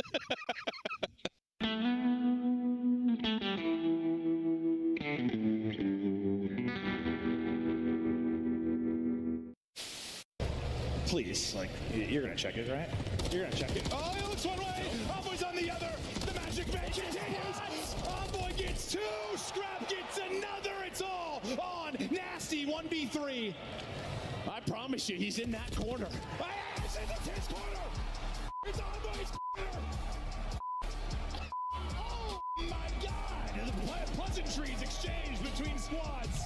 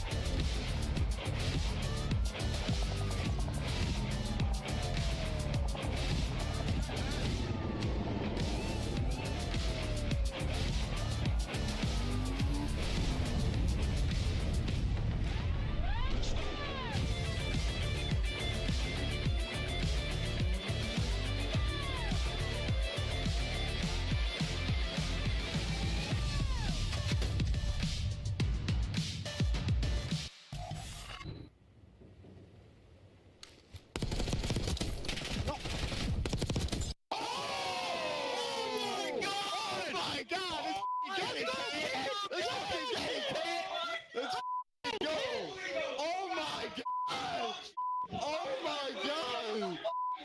You're ready. Kenny with as many kills as he does have rings. That's him clutching up over LA Thieves. And what does that mean? Well, now Optic's playing for the #1 seed. They have to take down Toronto Ultra, though, that is currently sitting at 6-0 if you're looking at our qualifiers. But it's looking good for them because Optic Texas have been on an incline currently when it comes to their strength. So our bracket could get shifted a lot, but I would love an Optic and FaZe round #1. And can you break it down for me? How does this work in the upper bracket for Optic? Yes. All right. So officially what we have here is if Optic beat Ultra, they're the #1 seed. So they obviously want to do that. If Ultra beat Optic, they drop to the 3 seed. Unless Optic get 3-0'd, then they drop all the way to the 5th seed. So for Optic, like, you just want to come in and win this series. Okay. You want to avoid playing FaZe round 1. I know the players will say like they don't care who they play. That is not a round 1 matchup that you want. Let's take a look at the roster. After bringing in Hook, they have found their form. They fell a little bit early in the minor, but outside of that, it has been a team that we're very familiar with clutching up. I mean, they're just a crazy good respawn team right now, best in the game. And not only that, they do really well in map #1. 7-2 there is best in the league. And their hardpoint is just, they're on a 4-win spree right now, and it has just been unreal. Their rotations need a little bit of work, but like everybody's over like a 1.15. Shotzi's a 1.2. Hook's a 1.2. And we were waiting for Hook to get comfortable, right? Kenny with the fresh cut. He looks good. They're vibing. Yeah, and you know, to Ali's point, like #1 and plus minus, they're beating teams by the highest average right now. Their hardpoint looks very good, right alongside FaZe, the 2 best HP teams in the game. And then where people would have concerns about their search, I still believe in them as a search team. Like, a lot of those were round 10 search losses. They made great adjustments. They still have the right roster to be a dominant search team. On the other side of this matchup, you have a team that has not dropped a qualifier. This could be their toughest match yet, though, as Toronto Ultra has shown some strength, especially in Search and Destroy. We thought that would be the case when they brought in Beans and Joe Deceives. We didn't know they'd be best in the league right away. Yeah, the biggest worry right now for Toronto Ultra is they just recently lost the Hacienda to Minnesota after having 6 first bloods in that map #2. They go on and win that series, but S&D was their strong suit, and that's the only weakness kind of for Optic Texas right now. So for Toronto Ultra, maybe a little bit of question marks to be raised. Yeah, we'll say, like, it's the one tournament atmosphere that we've had so far, and they lost 2 searches. Their only 2 S&D losses are in that, right? So some concern about backs against the wall in a Game 5 scenario, but other than that, they've been solid. Like, the players have come in and looked very good. We have set a record.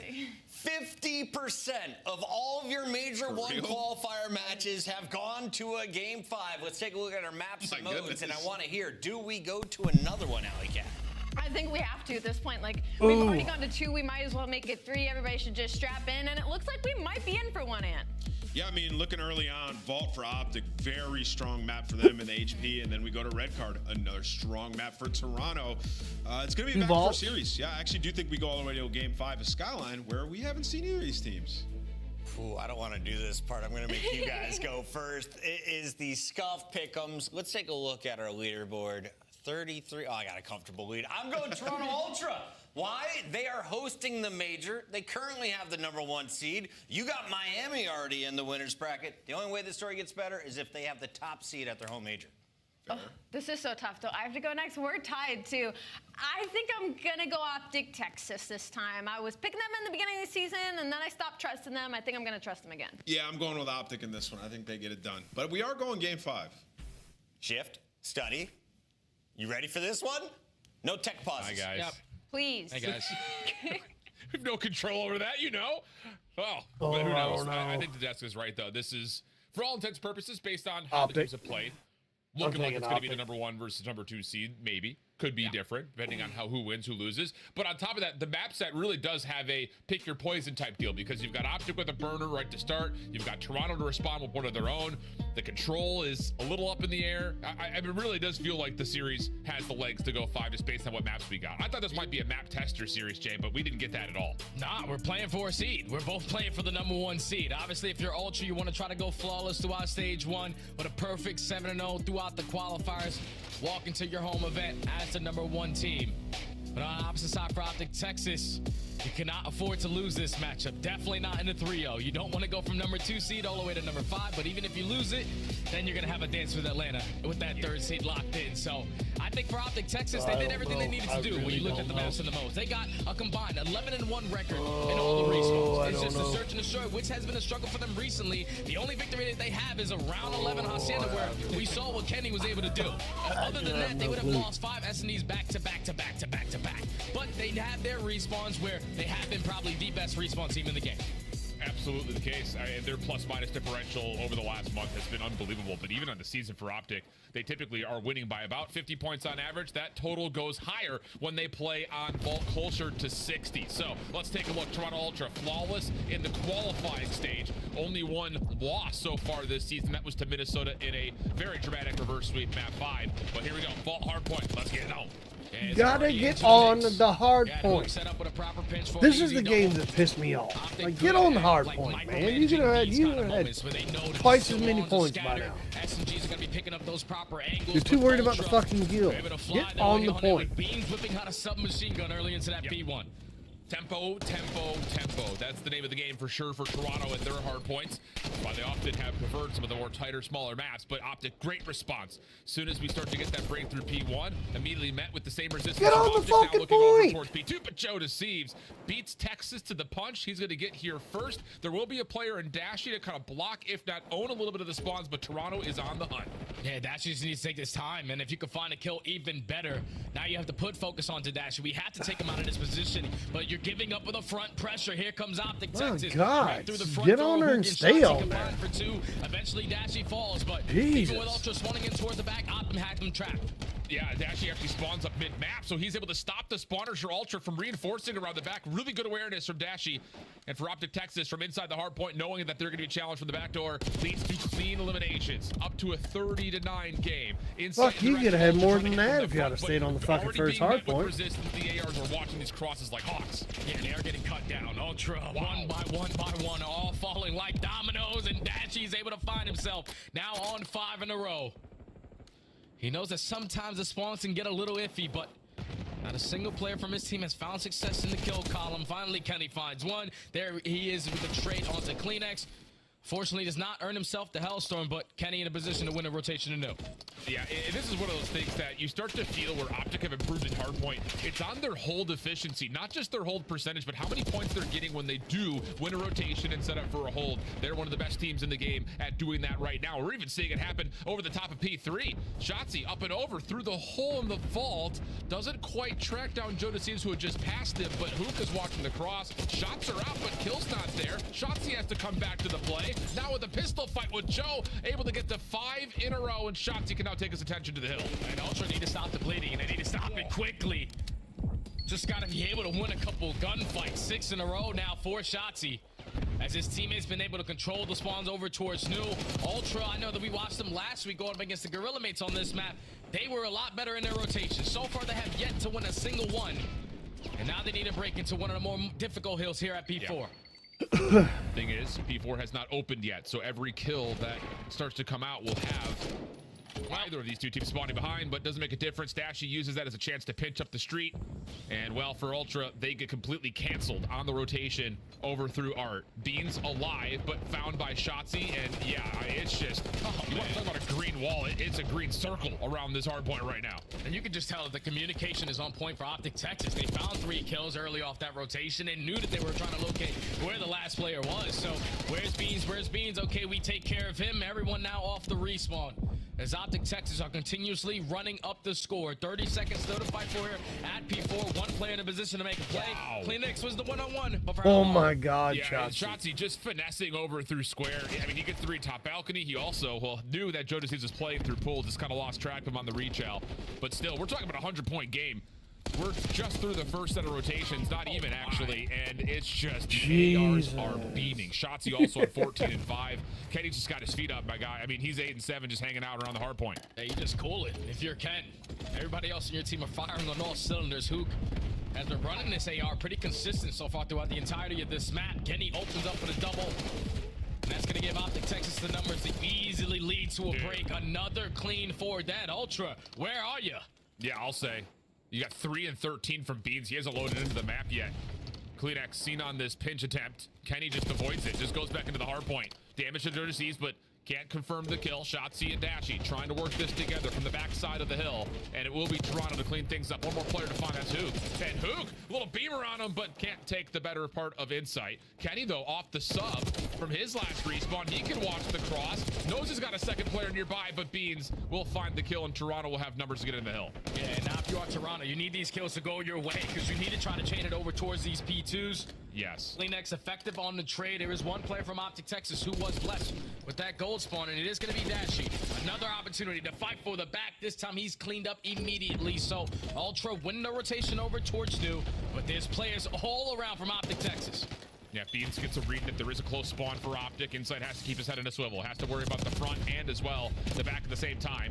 Good clean kill from Kleenex. Insight does confirm another one from the pinch. It's just down to can he take care of Dashy in the back. Lots of damage tallied. Insight not exactly comfortable inside the hardpoint right now. Gets a frag grenade over to the back door while the rest of his teammates are trying to flood from the front, but Optic have a chance here to try to rewrap this hardpoint. Beans a nice job from the front, and there Beautiful. you go. Toronto finally starting to click. Finally, they were able to trap Optic Texas towards the backside. Make sure they stayed aggressive through the middle of the map, and just keeping Inside alive was everything that they needed to have there in that moment. Still 20 seconds here at P2. Optic have so much of a lead that players are just going to decide to hit that early rotation. As Kenny again finding himself off towards that art area.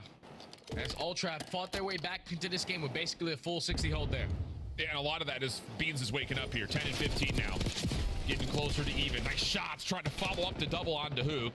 Not going to happen, but Joe Deceives and the rest of Ultra from the interior of this hard point looking pretty decent to at least find a couple eliminations and get them some more time. So what was a 100-point game? It's just down to about 40. Optic split spawn, though, has a chance to pinch. And they're already finding all the kills in the feed. They know where the last two players are. Beans is taken care of. Kleenex is roaming around that middle of the map.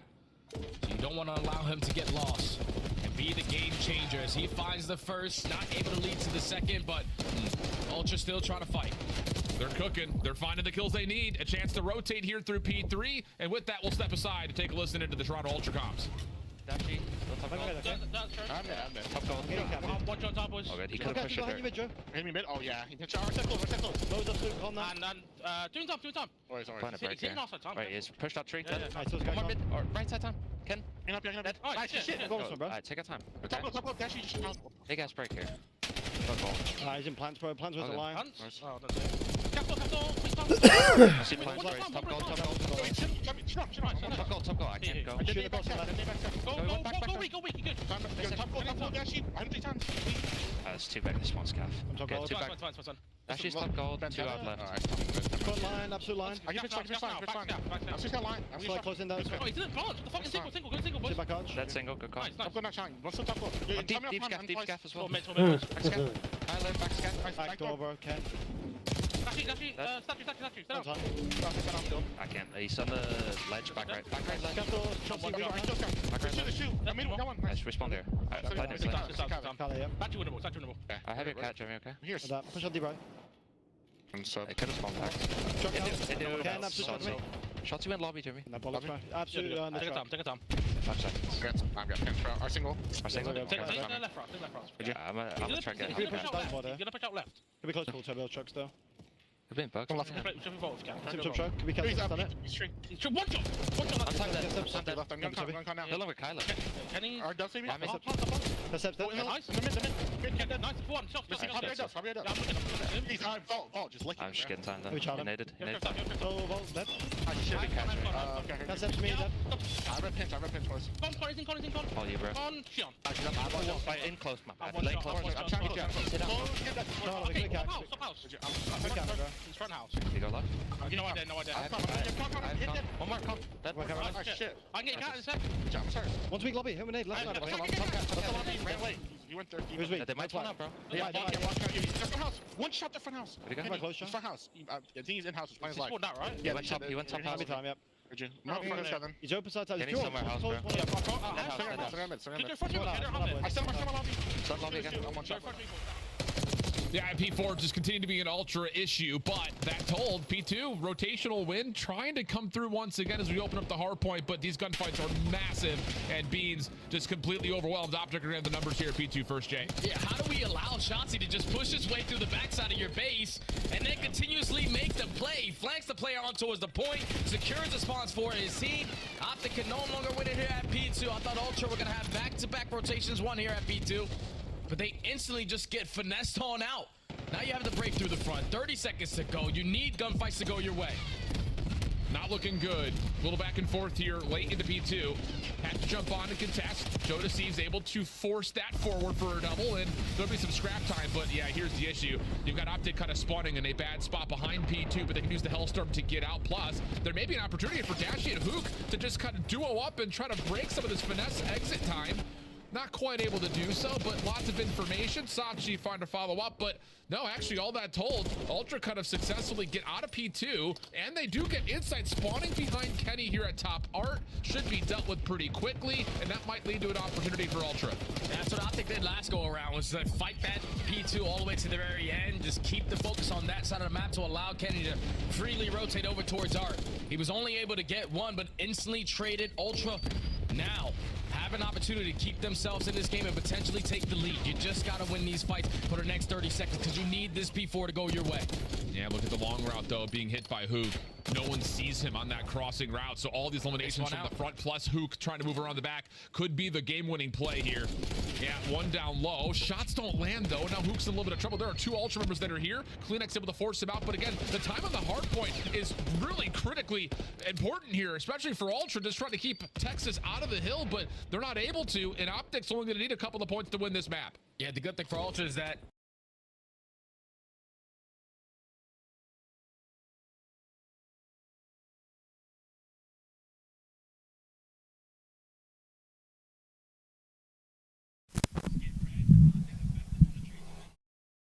Optic Texas can't win it here at P3. We know that if we set up properly in towards the P4, we're going to have a good chance of at least in towards P1. Jodeci starts it off, sitting towards top art, is able to find a double. The player on the pinch does get red. Optic effective on the traits under the 2v2, but Ultra still securing the back spawns, so it allowed him to keep soaking up this hill. Kleenex good for one, slides away, but can't survive. Dashy player also on the backside of this pitch from Shotzi. It's going to have to be Jodeci. He's got to do it all. Spawns are out. Optic are in, and they are going to take the vault. They're going to stay flawless here, too, Jay. I mean, it has been convincing result after convincing result for Optic on vault hardpoint. Yeah, I think the issues for Toronto Ultra were the same issues that they had last week. It was just all about those rotations. They only won one rotation that entire map, and that was to the P2 where they were able to drop Optic Texas toward the backside. But with just the ideal, perfect start there from Optic Texas, you're able to set up, fight those remaining junk time. The P3 to P4 chain was absolutely phenomenal. But then, like I said, with them just having the lead the way that they did early into the game, that's where you allow players to now sneak out, hit those certain routes, block certain spawns. The game's just a lot easier when you dominate like the way that you did. Optic Texas secure the first map. Yeah, and I mean, look at the stat lines. I mean, almost everybody breaks past 30 eliminations for Optic. The non-traded kill percentages are also super high. And we already kind of mentioned a couple of slow starts. Beans in particular, slow start, Insight, second rotation, not really able to get things going at certain moments in time. And it's just Optic controlling tempo and pace the entire way through. I mean, legitimately, like you said, it's every rotation. Optic are making the right calls, the right reads when they've got numbers, someone's hitting a long route or hitting a pinch. It's just, they're all over the map at all points in time. And the way this map started, it just felt like Toronto Ultra couldn't do anything past P2. Yeah, the guns weren't hot early into the game. Obviously, we saw Ultra start to turn up in the middle half once you got to the second rotation of HPs. It was just too much of a lead for Optic Texas to throw away. You had Shotzi go on 6-free, you had Dashy going on 6-free, Hook hitting deep routes with that AR, and then just Kenny thinking about the fundamentals. Don't worry, guys, got my feet kicked up. I'm already at the new hill with 25 seconds. Just a very easy game there for Optic Texas. I said it before this series, they were combined 11-1 in all the respawns in this best of 5. Now 12-1, still undefeated on ball. Yeah, and the flexibility out of Hook really coming to shine. You know, right off the get-go, AR in hand for a number of rotations, very successful with it. definitely leads to, again, like a tempo change that like it didn't really feel like Ultra were expecting in a certain way. Like Beans is getting absolutely overwhelmed, trying to run through the map, but met with 3 ARs instead of just your normal 2. It just never really looked like Ultra could do much outside of, again, you look at it right there, that one spike, P1 to P2, the first time we were there, or second time rather that we were there. It's just off to the races early, and a gap that was just unachievable to bring back, established by Optic with that near 100-point gap before we got into the second set of hills. So great start for Optic, but there is a level of maybe expectation for that, Jay, especially considering the dominance that they've showcased on the map. And now we get to kind of tell the story the other way, where this Toronto team, who is still one of the best, if not the best team in Search and Destroy right now based on the statistics, are also going to their strongest search map. So a chance for Ultra to try to right their wrongs from map 1 here. Yeah, they need to right their wrongs here because you need to be able to respond, especially with that Vol control sitting nice and comfy for Optic Texas in map number 3. Yeah. And I think you stand a good chance if you're Ultra because, like you said, the best Search and Destroy team that we have in the entire league. An 11-2 overall record with only 2 losses, falling on a map that's not in this best of 5. Every other Search and Destroy, they are sitting comfortably undefeated. Even Skyline, where they have yet to get a rep on it. So this red card needs to be the response. And the way that they're able to do it is usually through the defensive side. They're probably undefeated on that side with only 2 round losses. Unbelievable when you talk about that first blood fights. And then usually whenever they find that first blood, conversion rate is basically unstoppable. So Ultra, they know what they need to do. Find success in the first bloods. On the opposite side for Optic Texas, we saw them recently versus LAT, and it was about the battle of the first bloods. They only found 3 compared to 6. You lose the map 6-3. So Optic Texas need to show a little bit of a difference in their S&D game plan, especially going into this major. Yeah, agreed. And, you know, again, just to try to take the macro focus into the individual players, you've got some high-ranking statistics going across here for Ultra. Everyone is over a 1.15 overall Search and Destroy KD, which is unbelievable. But these 2 guys in particular, Beans and Joe Deceives, rank this month in the top 3 across the league. So, again, it's one of those situations that you call it, like, outside of Hacienda, this team has been clicking when it comes to the search, the maps too, and really we haven't seen them play too many map 5s, but a couple here and there. They have a lot of confidence being built, I think, for Ultra, kind of guaranteeing an early map win in a lot of regards. Again, starting off the season flawlessly until they were kind of in a mix where they were playing up against Minnesota Rocker. Again, the minor, they had that reverse sweep go against them, and they also split the Search and Destroys when they played each other in the qualifier. But really outside of that and outside of Search and Destroy and Hacienda, this team has been perfect. So we'll see if Optic can kind of rise to the occasion here on a red card where they're no slouches. They've definitely given this a go, especially recently. I think people are going to look back to that Thieves series. It was maybe over before they could get things going, but we've seen this team have some success on this map as well. Yeah, they're sitting at an overall 2-2 record, but everything is all about Ultra on this map. I think if you're Optic Texas, though, your key to victory is to try to find some success on your attacking grounds, because that on the opposing end for Ultra, they're just way too good at defense. You talk about retaking, not allowing bombs to get planted. So a little bit of success on attack might get it done for you here as we hop into this map number 2. Ultra going to be the team to start off on the attack, and everyone just thinking about the slow and steady approach. Yeah, this is Ultra really not showing force at mid. They're just trying to look through the windows at Ticket to see if anyone tries to push at them. So Kleenex and Joe Deceives, the 2 SMGs, just kind of making sure no one pushes early. And now they're going to start to show some force over towards B. Beans will be on an island watching for any long rotations from A, but this is all about what angle does Ultra want to try to approach this site. And they potentially might be able to catch an angle onto Kenny to isolate him. Beans not able to spot him, but finally the info is going to be gained. Kenny at 74 HP. He knows that he is stuck. Can his teammates try to help him get out? He avoids the Semtex, gets the regen, and yes, has salvation on the backside of the A site. Ultra still trying to push this forward. They do catch Kenny, repositioning up towards the concourse. So Deceives tagged up, but Kleenex able to deny Dashy a chance to play from high ground. So now it's just down to, can they cover onto Shotzi? Playing by the backside of the goal, he finds one, but turns to find Kleenex waiting for him. And now it's just down to a 1v3 Hook on the other side of the map. Yeah, only has a Semtex in the back pocket. Bomb is going to get planted. 1v3 for the nuke. So at least gains info onto 1, but that shows they're good enough to just back out, play your life. Yep. And there's still a clutch up position being held by Insight for now. Off the regen. Next one up would likely be Beans, who trying to bait the glass. And Insight, I don't think he's seen him, but it may not make much of a difference because Hook is going to get caught in no man's land here. Or will he? Clean shots over to 1. Insight just trying to play the long range angle. I believe he's seen Hook in some regard, and that's the clock going to expire on this play. Hook will find all 3 eliminations, but Ultra will catch the round. Yeah, and that's a perfect round right there from Ultra. They take it slow. They see what Optic are going to throw at them. And then just the info gained, they're able to isolate onto Kenny. I thought Kenny played it great, just getting out with his life, but then the repositioning over towards Hedge. And that's due to the fact of all the pressure that now came in over towards that A site. You're forcing Optic Texas to change their defensive look. Someone was just watching mid. You now got to go assist Kenny on the left side. So that mid is open. CleanX is able to take advantage of it after that first blood comes in. That leads to Ultra in a 1v3, even though it turns into a one-on-one. Basically guaranteeing the round there. Now they go on defense. Even split across the map. You got Insight watching through mid. Beans is going to play forward here. CleanX also going to show a little bit of an elbow over towards stage. This is a pretty aggressive setup around A. CleanX now all of a sudden does get isolated though. So first blood tallied for Optic, and Shotzi's still waiting, just trying to see if he can catch any information on any other defenders over towards this A side of the map. I'm pretty sure they threw their stuns and their nades over the top, and they realized, okay, there was a trophy at least blocking us, so someone has to be in the vicinity. You're able to locate Beans at the same time. Insight falls, so Joe deceives. Your opportunity for a 1v3, and Optic Texas able to pick them apart. Early responses on the attack is what they need to do.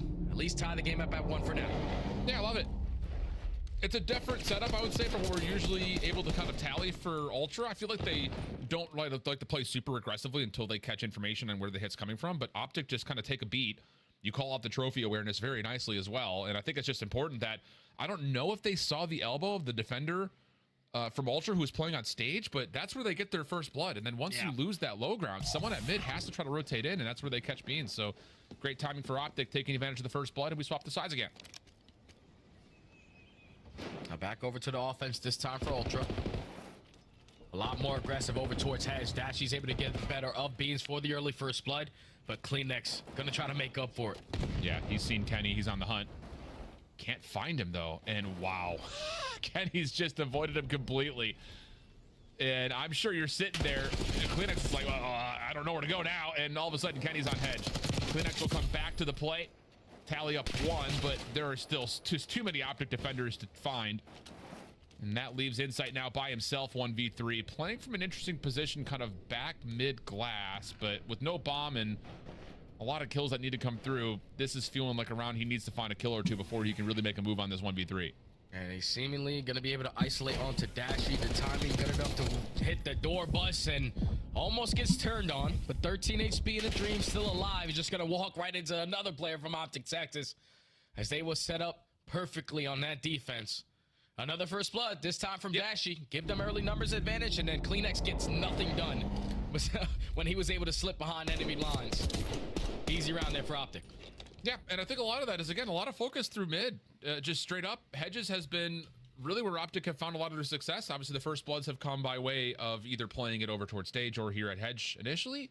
But all 3 of their setups that we've seen so far have largely been revolving around, can we isolate on towards these staircases at mid? Instead of trying to play through ticket, instead of trying to play up top of glass, it's been a lot of focus on winning the exterior right outside those main doors. So let's see if that continues to be the case once again. Kenny with the bomb. Shotzi looking to see if you can count the nades over the top, but Ultra are playing all on the interior towards B as an RCXD is already called in for Hoop. Yeah, and Dashy already gained that info. He said, wait, there's multiple players pushing me out towards B side, so we can push right up through stage and get this bomb down for free. Now it's going to be a 4v4 retake opportunity here for Ultra. They are second overall on this map. Let's see why.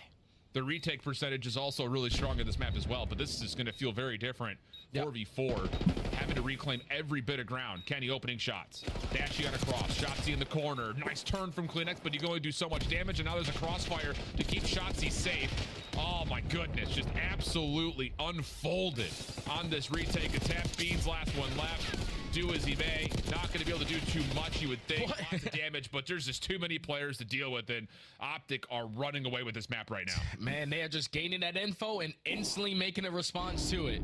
Dashy peeks up to the top side of Godhead. He says, wait. There's way too many viewers here. You guys push right up through stage. Excuse me. You're able to get the bomb down.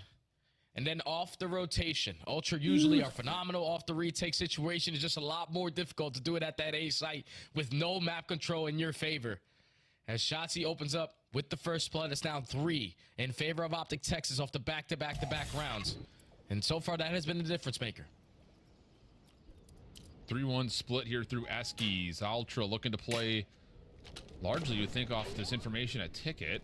I mean, Optic really haven't shown much interest in playing from this position. And yeah, once again, look, Shotzi playing far forward. Kenny on an angle to just walk over the top of the statue. And Joe with an SMG really can't do anything. And look at the ground that Shotzi's taking. If he gets any information on a hit towards B, he'll quickly be on the pinch. Yeah, but the same ground that Shotzi's taking is the same thing Kleenex on the opposing side. Yeah. Should be able to line up this freebie onto Hook. Doesn't really know if he wants to commit on the gunfight, but he just wants to try to clear out this A-bomb for his teammates. Beans again is going to fall short for the first dash. Shotzi with the instant response. Another 4v2. Shotzi is something. Yeah. He's just it's just the kills come too quickly for Optic Texas at that pinch. Really doesn't amount to too much, but Joe deceives behind this play. May line up a couple. Doesn't see the player up top at elevator initially, but Shotzi kills enough time and space to try to follow up, finds the elimination. Now a 1v2 for Kleenex. And he's stuck between both players and he knows it. Also doesn't have the bomb to play off of, so this is a difficult moment. Do you play for the kills? Do you play for the bomb? Can you find a way to do both? Not quite. Stuck on the ladder and the elevator, and Optic are dominating. They just continuously are just taking it to him. Right there, you see Shotzi and Kenny, that dynamic duo, take stage away. Like Ultra, they see a couple stuns and nades coming over the top. They decide to play it a little bit slower, and then rely on the flank out of Kleenex. Again, slipping behind enemy lines. But that's 2 rounds in a row where he's done that and not been able to find anything. So Optic Texas now in firm control of this search and destroy. 4 rounds in a row, 4 first bloods in a row. They're looking phenomenal. This is a head scratcher for Ultra right now. I mean, they aren't finding success with any of these set plays.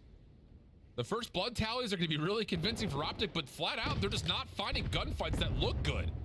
Kleenex has gotten a couple off pinches, but face-up gunfights have largely all gone the way of Optic. Shotzi already admits theirs. Again, that focus for Optic to win out hedges.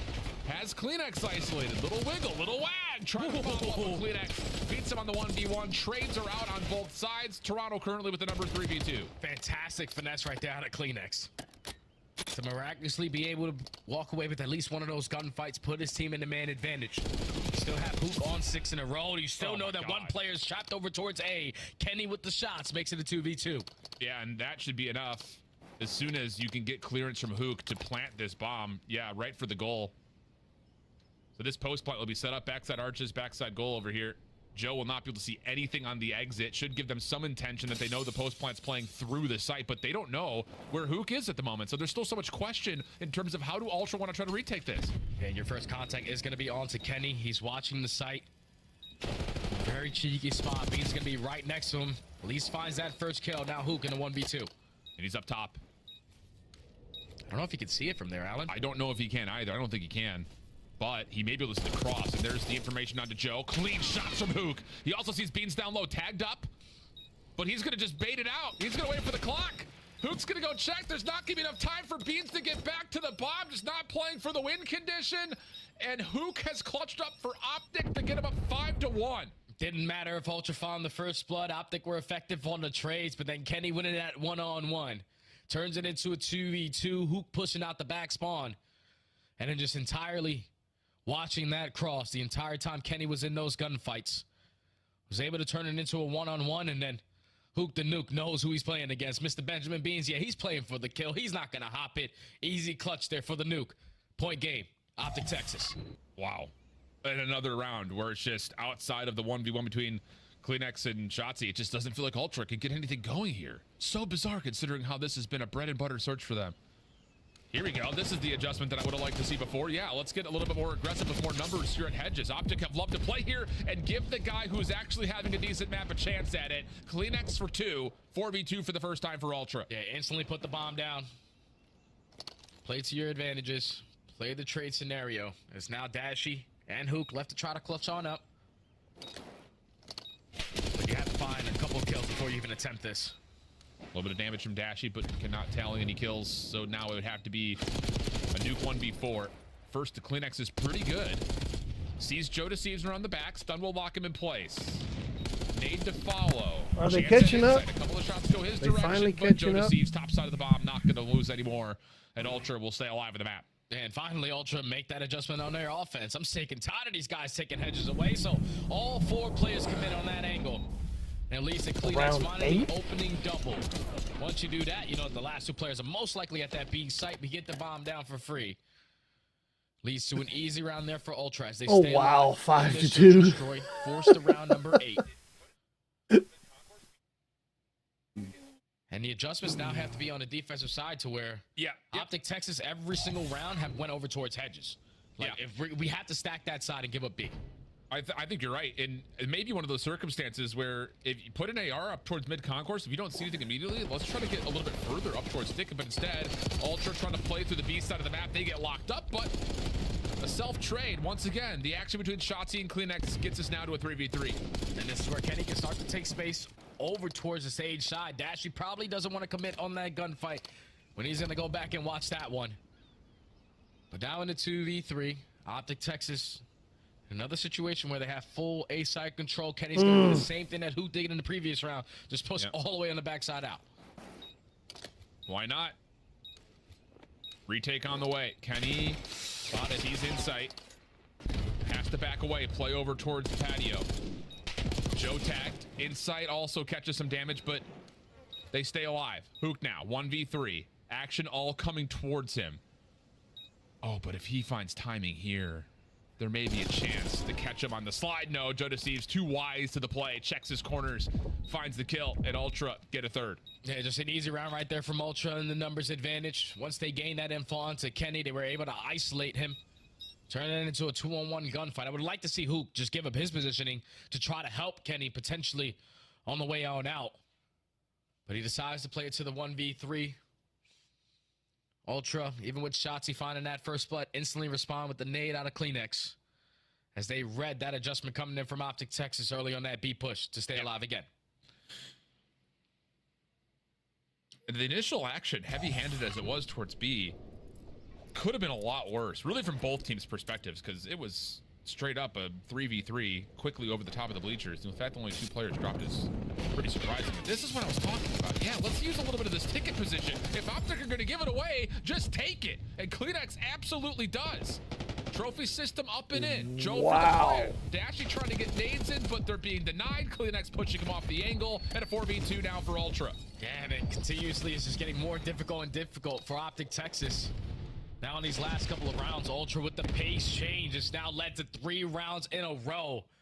All out aggression to start on the defense over towards Hedge. Kleenex gets it done. They threw it the last round on their defense. The aggression towards B, but this time on the offense, we're sick and tired of you guys giving up mid-map the way that you are. So you take it away, you find the initial 2 kills, you take control of the site. A very, very easy round there for Ultra. As now they got some momentum going into this round 10.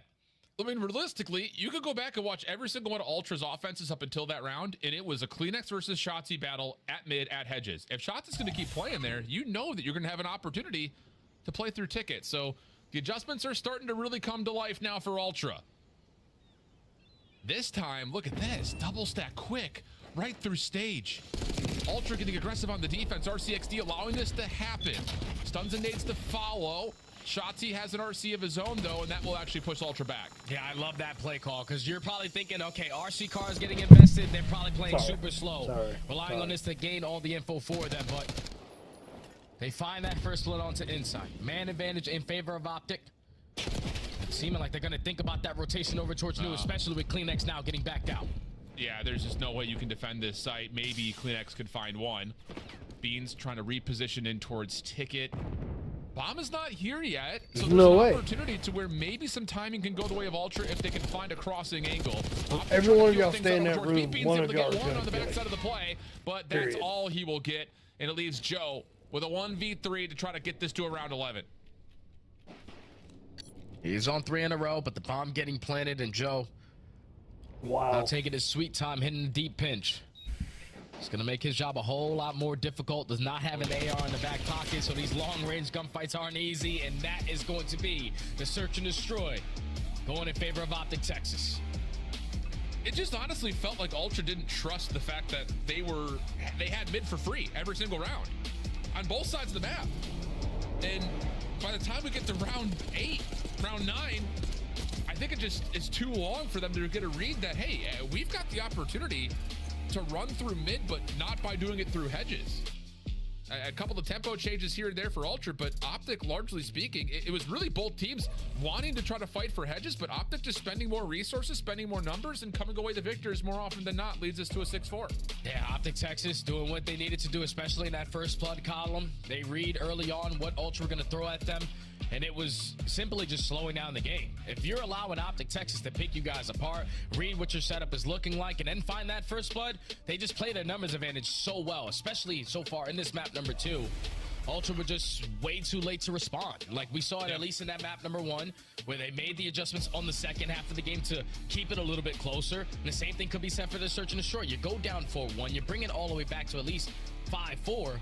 But it's just Optic Texas only needing one more round. They find that first blood onto Insight, and that final round was beautiful from Optic because they read it. They read where that pressure was coming in, even with the RC car. That's the biggest thing, is because you're expecting the RC to be the only thing pushed up. No one else going to be over towards Globe, no one else over towards Stage. But just Shotzi realizing that and then using his RC to slow down Ultra allowed them to pick off that first kill, think about that rotation over towards New, and then just dominate on their post play.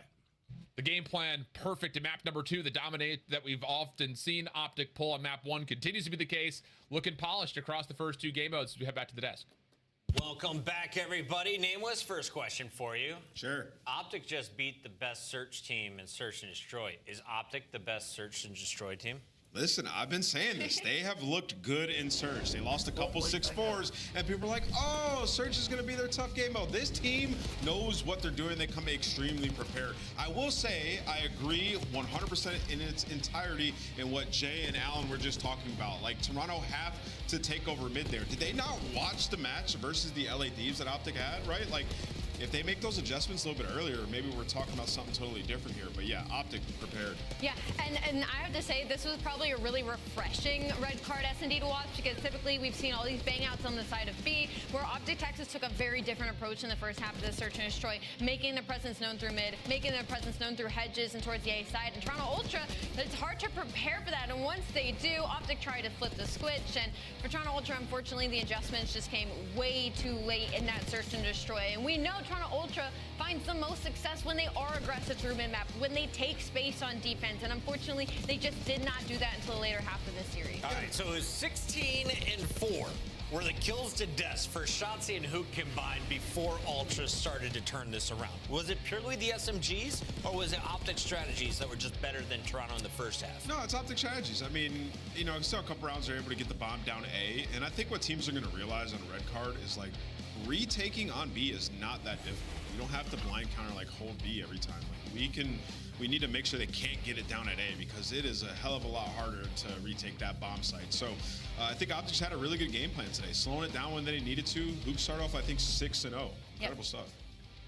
2-0 start. Optic crushing. Kenny, it's good at the game. You want to learn more? I always got you. I do got you. Hello, welcome to Drawing to Conclusions. Let's hope the tablet doesn't try and prey on my downfall this time. I want to point out kind of two sides of the same coin when it comes to this clip. So we're near the end of the game. We're near P2, and you guys know me. I love staring at this mini-map, and the situation basically right now is Toronto Ultra overhitting, about 20 seconds left of scrap time over on P2. This is the second time this happens in this game, where I want to give flowers to Kenny, where he makes a huge heads-up route man play. So I'm going to go ahead and hit play on this mini-map. Number 1, by the way, is going to be Kenny. I probably should have pointed that out first, but he's gonna go on a lovely trip over the top side of the map. Nobody's there, there's no pressure, it is a free lane, and he's searching for people that just don't care to rotate. And Toronto Ultra unfortunately fall into this pit again, where they're hitting these 20 seconds for the second time, and they're gonna lose spawns here because of the heads up play that Kenny makes. And now his presence is going to be here. He's going to find this kill, and his teammates are going to have free reign to getting that initial time. And like I said, this is the second time this happened, so a lot to learn from the side of Toronto Ultra, and heads up plays and flowers to Kenny and his routes.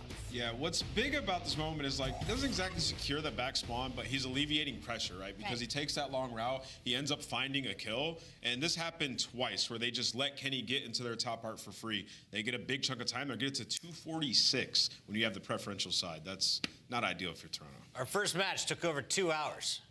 Study and Shift were at the helm. This match could finish in 42 minutes. Let's get into it.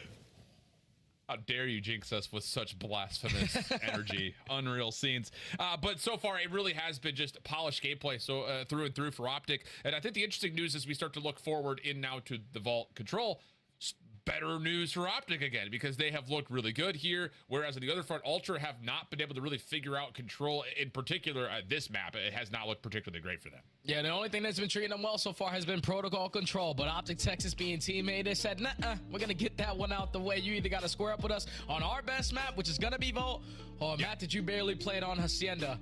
They decide to go with the Vault strategy, and it might come back to bite them, because Optic are, without question, the best Vault Control team that we have in the game. They get it done on both the attacking side and the defensive side, where they're able to outslay on both ends. It's as simple as that. If you're Ultra, if you want to try to take down Optic Texas on their best control, gunnies need to be hot. I think the interesting point about the veto conversation, this is where Ultra's gonna be the most vulnerable coming into the major. Yep. Because they have hard set vetoes, red card, hard point, skyline search, and they haven't won a Hacienda on any game mode yet. So it's going to be one of those situations where Ultra's going to have to be, more dynamic when it comes to what they do when it comes to the major. Because simply put, I think they might be able to get away with it against some of the lower teams in the league, but against the other top four, they're going to get exposed if they don't have the ability to play Hacienda this upcoming weekend. So it's definitely interesting. It definitely plays a factor here in this series because, like you said, just get rid of protocol, force them to have to play on your best map or one of their worst. It is tough, I think, right now if you're Ultra with Hacienda being added to the pool and them not being able to figure it out yet. Yeah, and especially losing the search and destroy. Like, that's been your bread and butter. You usually find yourself into these series tied up at 1 going into the control, but now backs against the wall 0-2. You need to try to turn this one around, build some momentum here. And it has to be a better performance, I think, from the ARs, because we saw Beans and Insight not really show up in that map number 1, where Vault is usually about the AR presence. We're having on Vault again, where the ARs need to be able to be felt. And also not losing track of players like Shotzi and Hoop, because they can make your life a living hell. Yep. Okay, well, the issue is going to be trying to keep track of Shotzi in particular. We saw that on Vault Hardpoint. We're likely going to see moments of that here on the control. For Ultra, do you look to see if they could have the same disruption strategy that Optic has shown success with? When you think about how Ultra have played the game, you don't feel, at least I don't feel like they do it in a way that some of the other top teams are doing it, where, there's one SMG player that is just constantly hitting pinches, constantly hitting rounds. It just feels like they're more of the concentrated focus, full 4-man setups, more of the flood style mentality, and Ali was kind of drawing that out again. If they're flooding in with 25 seconds remaining on an old hard point, and no one's hitting routes, no one's trying to pick up pinches, it can get disastrous quickly, especially when you have someone like Shotzi on the other side. Yeah, and that's going to be tough, man, because I think they are one of the middle of the pack teams on the attacking side. They average about 4 segments, even though they fall short. They're also keeping up in that slaying department, but the biggest difference for them is their defenses, where they're 9th overall. They give up 4th best in the analytics column. They don't really keep up in the slaying department. That's when you need to be able to make the adjustments, because we know usually defenses run supreme in control. But on a map like Vault, where if you allow one situation to get away from you, if you all die in sync, those stacks come in and those points are instantly gone. So Ultra just needs to forget about those last 2 maps. They need to come in with more of a game plan. We're gonna do this together, not really relying on one player, but sometimes those individual players need to come out.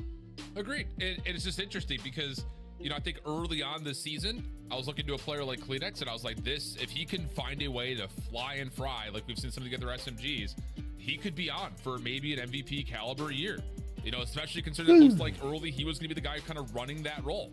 But that was very short-lived. We got back from the break, and it really wasn't that. There was more of the baton passing between him and Joe, and it wasn't in ways that we see teams like Atlanta and even early Thieves and Optic do. So lots on the line here for our team that currently sits 6-0 through the qualifiers, only dropping a single series this year. That was a map 5 reverse sweep versus Minnesota, but there's still a lot on the line because this Ultra squad is still, of course, sitting at the top of the leaderboard, but Optic can supplant them with a win here. But the other situation for the bracket, if you're joining us in here late, is that Optic has the potential of dropping all the way to like the 5th seed if they lose this series.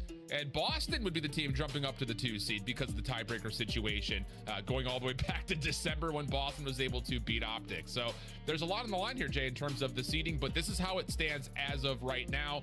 And if Optic wins, this is how the bracket would shake out. Yeah, I only think that Optic now, after winning those first 2 maps, can no longer fight for that 5th seed. They can only be stuck between 1 and 3.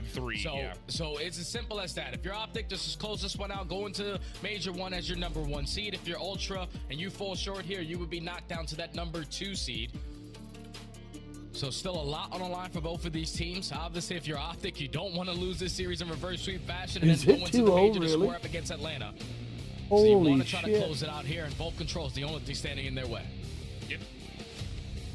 Easier said than done, though, when it comes to trying to find success for Ultra to get into a map 4 situation due to the fact that these numbers really do hold some significant power. That's this month.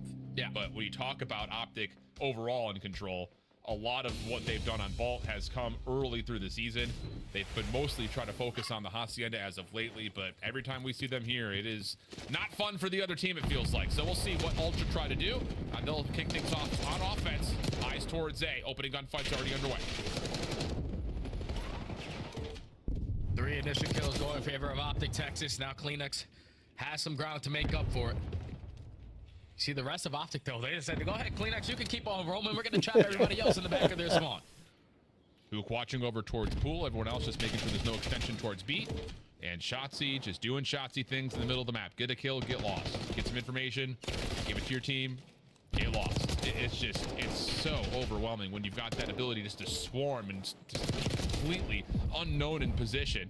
Kleenex able to come back to the hard point or leave the control zone for a moment, but yeah, Optic Texas are controlling where Ultra are spawning at the moment. Yep, this is way too easy for them so far. Hoop pushed out towards water side. This is going to influence the spawn to either spawn towards back tank or the backside of gold. And Optic Texas so far have been able to neutralize every single time Ultra have worked out of their spawn. That's 3, making another 4 dead. Hook with a flawless star to search and destroy. Already up to a flawless star here into control. Not a single segment earned from Ultra. Yeah, and Ultra are just trying to full send it in towards the middle of the map. They do clean things up. 4 down, like you said, 14.6 on the clock. Optic quickly off spawn. Shotzzy seeing what he can find. No one's watching the vault, excuse me. Shotzzy nearly finds the double. Damage tallied. Kenny trying to follow up on that, but he will be pushed off and a second tick gets captured. Looking like a 3rd on the way. Oh yeah, it's guaranteed. Kleenex and Beans are able to combine for 2 apiece. Beans on 4 in a row. It's gonna allow Ultra to extend this game clock a little bit. Currently down by 5 live. Jodeci's reads the playmaker on the opposing end in Shotzzy. You're already at this B point. Yeah, might be an opportunity here. Yeah, Beans on 4 in a row. Gets an eye towards who. Can't land any of the shots. Follow up from Art. Side dash. She gets the pistol for the win. 17 now plays 9.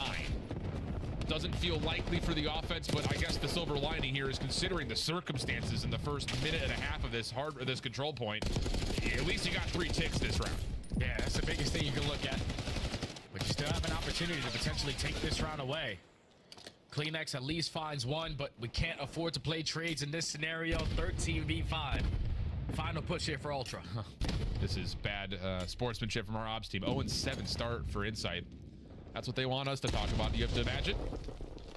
Bye-bye.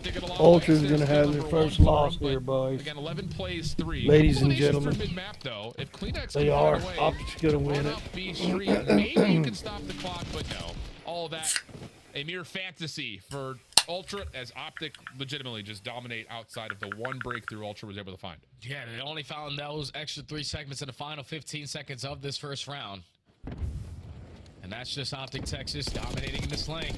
Simple as that. You're finding kills in sync, 3 to 4 dead. You're controlling where they're spawning, and you are allowing them to just run right into your preamps.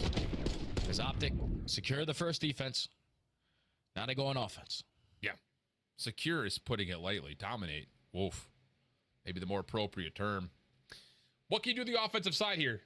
You know, again, just kind of talking through the statistics, there's a lot of positives to talk about when it comes to Optic on this map due to their record, but, you know, the vault control has been fine on all sides. Best attacking team. Ticks per attack have been solid, but a lot of their win percentage has come by way of just dominating the kill feed again, largely thanks to this guy, who can just go rogue, find kills, and just open up the map for his teammates. Nice opening shots, though, from Beans down low. Kleenex also able to keep the A zone safe, and this is a good start here for Ultra. Yeah, Ultra knew the start off. They said, Shotzi, no. You're not going to hit us with this kind of play right off the rip of this round. Able to shut down the playmaker, but that's already 3 dead in favor of the green wall. Now you can put yourself in a position to contest over towards A. You had Shotzi trying to edge out his way over towards B to force a couple players from Ultra to put focus on him, but his teammates now gonna soak up this first segment. Second one should also be guaranteed. Yeah, Kleenex, though, gonna try to hit up towards balcony. Shotzi gonna give it up at the most inopportune moment, so maybe there's a chance to pinch this up, but no, Hook up top. Good shots coming through. Optic will just be short, though, of the second tick of progress. Kenny by himself trying to keep the play alive, but will be dismissed. So 22 plays 22. 42 seconds on the clock, and Shotzi off the respawn and back onto his routes. Catches the freebie onto Kleenex. Now, if you're Ultra, you have to try to account for what kind of play he's going to throw at you. Hopefully, everybody else just wins their one-on-one gunfights, and that's so far the case. Whoa. Insight with the double. Lisa Joe flying on in for the 4th kill. Everybody off the respawn for Optic. Dashy up top at gold, just trying to create some sort of a route. I think he knows it's a player around him, though. Yeah, Pistol is going back and forth. Does not find Joe Deceives. Hook trying to confirm the trade, but cannot find him. Joe has been slippery. That killed off so much clock. And now here's the last ditch effort for Optic. Has to be a dive on into A. Dashy cleans up onto 1, but Beans and Insight still very much so healthy and alive around the backside of the site until Hook comes up from behind. Pistol will win it. It stops at .8, but Joe, next one in, gets the trade, and Ultra will actually have an edge now all of a sudden through the first 2 rounds in this control. Gonna be up by 2 segments. Phenomenal job on the defensive side to read where the early pressure was coming in. To not all drop in sync. Then that retake to work their way back into that 8 point before the second segment gets locked in. Optic Texas are probably thinking we probably should have stacked in that situation. Potentially extend the game clock a little bit sooner, but Ultra keep it scattered around that mid-map area. Tie the game up at 1. Now you just need to make sure you stay ahead in those segments. Yep. And just not get spawn trapped off the break-off, too. That would be helpful. See what they try to muster here. Looks like it'll be all eyes towards A. And maybe a lot of focus here after the balconies. Yeah, trophy system down. Joe actually still catches damage from incoming Optic nades. And it's a quick route already from shots. He doesn't see anyone over towards the outside hallway. Hits behind the play, finds 2. And Optic have won this A zone, although the shots from Beans will allow Ultra to come off spawn and have a second opportunity immediately. Yeah, they already have top cat control and watching those crossfires through the mid-map area, so you can instantly force your way right back on in. Beans only effective for 1 on the pinch. Joe Deceives your turn to make a play. He knows that they're still looking for 1 player, but Shotzi said, screw the one-on-one. I'm going to go fight the guys off the respawn. Joe will back up and find himself the first tick of progress at A, but Optic have reclaimed the zone with conviction. Insight. 7-13, just hoping he can find a free gunfight. He's not getting one. It's just double shells all over the place for Optic. Kleenex bursting forward. Good sense of pace from him, but the rest of the team is still coming off spawn, and they have to play through pool. This is not where you want to be if you're Toronto. And look at Shotzi. He knows that they're spawning over towards pool. He's trying to time this pinch. Is able to at least find 1. Potentially get out of dodge. No, Kleenex is going to rat back to secure that kill. Now with 30 seconds left, all the kills going in favor of Ultra. The stack is going to be here. Time should be extended. Decent idea from Kleenex, but Hook slides, finds cover, finds the kill, but cannot contest the zone. So an extra 60 seconds again going to be tallied. 18 plays 17 this time. Life count much better in terms of a resource for the side of Toronto's offense, and they're finding a couple of kills. Maybe a chance here to get over towards B. Yeah, Shotzi on the pinch gets caught. Dashy, the last one standing, will also fall. So now Beans trying to play forward. The rest of his team behind him, trying to get out of the zone. 2 players in for the stack. First tick looking likely. Get your trophies down, because you know the nades are going to start to rain over the top. Thankfully, a car bomb is able to find that kill onto Inside. Dashy with the double. Last player alive is Kleenex. Lisa's able to find 1 kill for now. Try to keep the map control in favor of his team, but a minute left on the game clock, 12v12. That first tick is not secured. It's being depleted for just a brief moment from Optic. Joe, mid-statue, trying to play around the backside of this play. Septex out, Hook in trouble. Hook will drop. Kleenex with 4 in a row. He's going to finish off this first tick of progress, but is not expecting Kenny to be playing outside palms. Beans trying to follow up for the trade. Oh, difficult gunfight. Kenny takes the win. 8 plays 9. 43 seconds on the clock, but Joe Deceives is still forward. Yeah, Joe Deceives is an art. How much more can he find from that position? Or how much time can be wasted if Optic Texas try to locate where he is? He comes out from the side door, is able to locate Dashy. That's already 3 dead. They still know that they're looking for 1 player. Kenny does get a kill, but no more respawns for Optic. Yep, 7v4, and Joe can continue to put pressure on this pinch. Second tick locked. 6v4. Optic trying to find some room to work with, but Joe Deceives denies. Dashy drops. Now Joe can get active. Hook not going to be traded immediately, but may not make much of a difference. Insight finds the final shots, and Ultra take the offense by way of eliminations, but they were still able to secure a number of ticks behind that play too. Oh yeah, that's 7 now that they're in the lead of. So it's back-to-back defenses for Ultra if we do go to round number 5. And that round simply comes down to the finessing out of the SMGs right there. Like Kleenex showed moments where, okay, Jodeci's working his deep pinch. You're thinking that he's isolated. He throws a nade to at least back down his opponents, but then Kleenex, again on the pinch, was able to find that double. And then when you work your way in towards our, just Jodeci's dancing with death. Was able to finesse for so damn long, find a couple kills along the way. That leads to Ultra just leading in the slaying. Because now they're up 2-1. The back-to-back defenses. Yep. Pinstripe kill feed back and forth, but it will be 4 kills for Toronto. Last one standing in the play was Beans, and he's made a play through P2. Hook reads it, finds the kill, and everything will go back to neutral. 25 plays 26. Optic trying to spread the map a touch here. Shotzzy on the mantle, caught by Joe Deceives, and Optic will be pushed back into spawn. And it's where Optic have now to take their time. We can't be forcing these one-on-one gunfights after one-on-one. So we do not have any map control to even do that with, but they continuously are getting picked apart. Even nades are connecting across the map. Another clean 4 dead. Optic are in hell. Yes, they are. Kenny, backside palm, shut down. What set of shows are from Joe? Someone get a kill! Single kill for Optic. After what looked to be a hot start Holy in round 1 where Ultra are barely shit. shooting back. Now it's a little bit of take your own medicine, as there's only 25 seconds remaining, and Ultra have really... Y'all got a lot of making up to do, Optic bud. with 23 seconds left, are able to work out of their base. But they need this time to be extended on this first attempt. Insight at least able to find 1 Shotty, and Dashy combined for 2. So Kleenex, the last guy to make a play, only able to take down 1. Time still paused. Pitch from Joe Deceives. Sloppy though on the initial shots, gives Optic a chance to react. Beans looking like he may want to try to hit this without really much help around him immediately.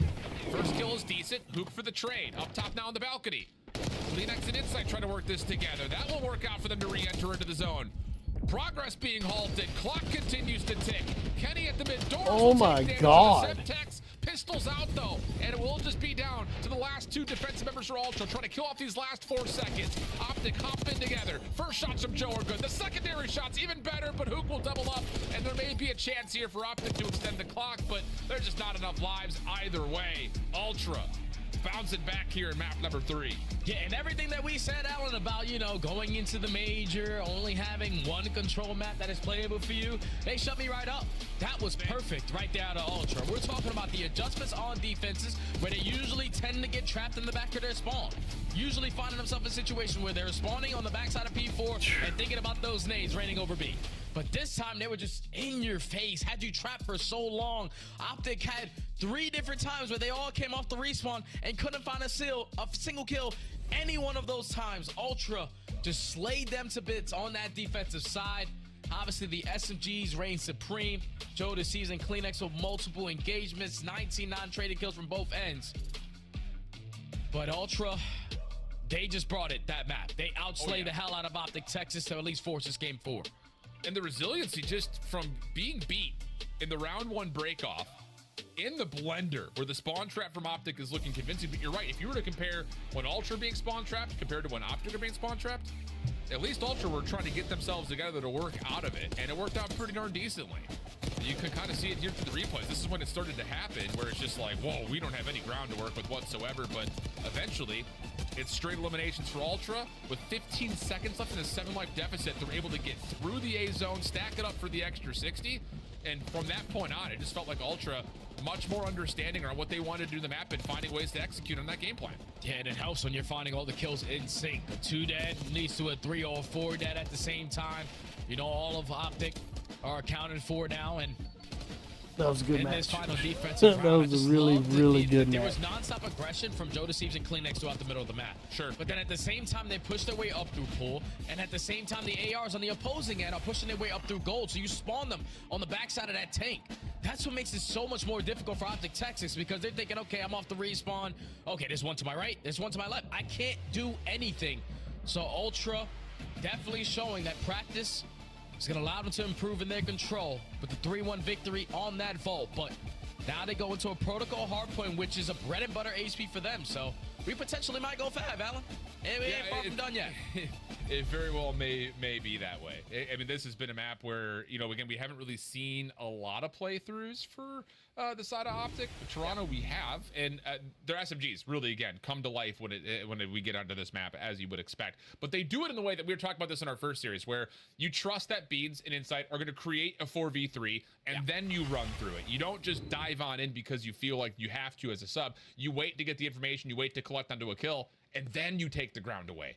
That has been so good from Ultra, especially on this map where their average margin of victory is quite significant. Maybe save the one time they lost to this when they played FaZe way back in week number 1. Since then, though, they've looked really, really good, including the 2 times they played Minnesota here. The only thing that's, again, scares me for this Ultra squad when you talk about HPs is being the team early at these hills. They're sitting at overall 8th on this map. You're going up against Optic, who are 7th overall. The only thing that can cause you issues, though, is that Optic are the #1 breaking team, and when they find that break, they find most of that time as well. So if you are Optic Texas, we win the rotations just like you did in map number 1. You have the opportunity to close it out in 4. If you are Toronto Ultra and you win rotations here, you will be in a position to, you know, set up properly to try to force this game 5. So rotations, again, just like map number 1, are the key factor. I like the call. Just comes down to who executes better.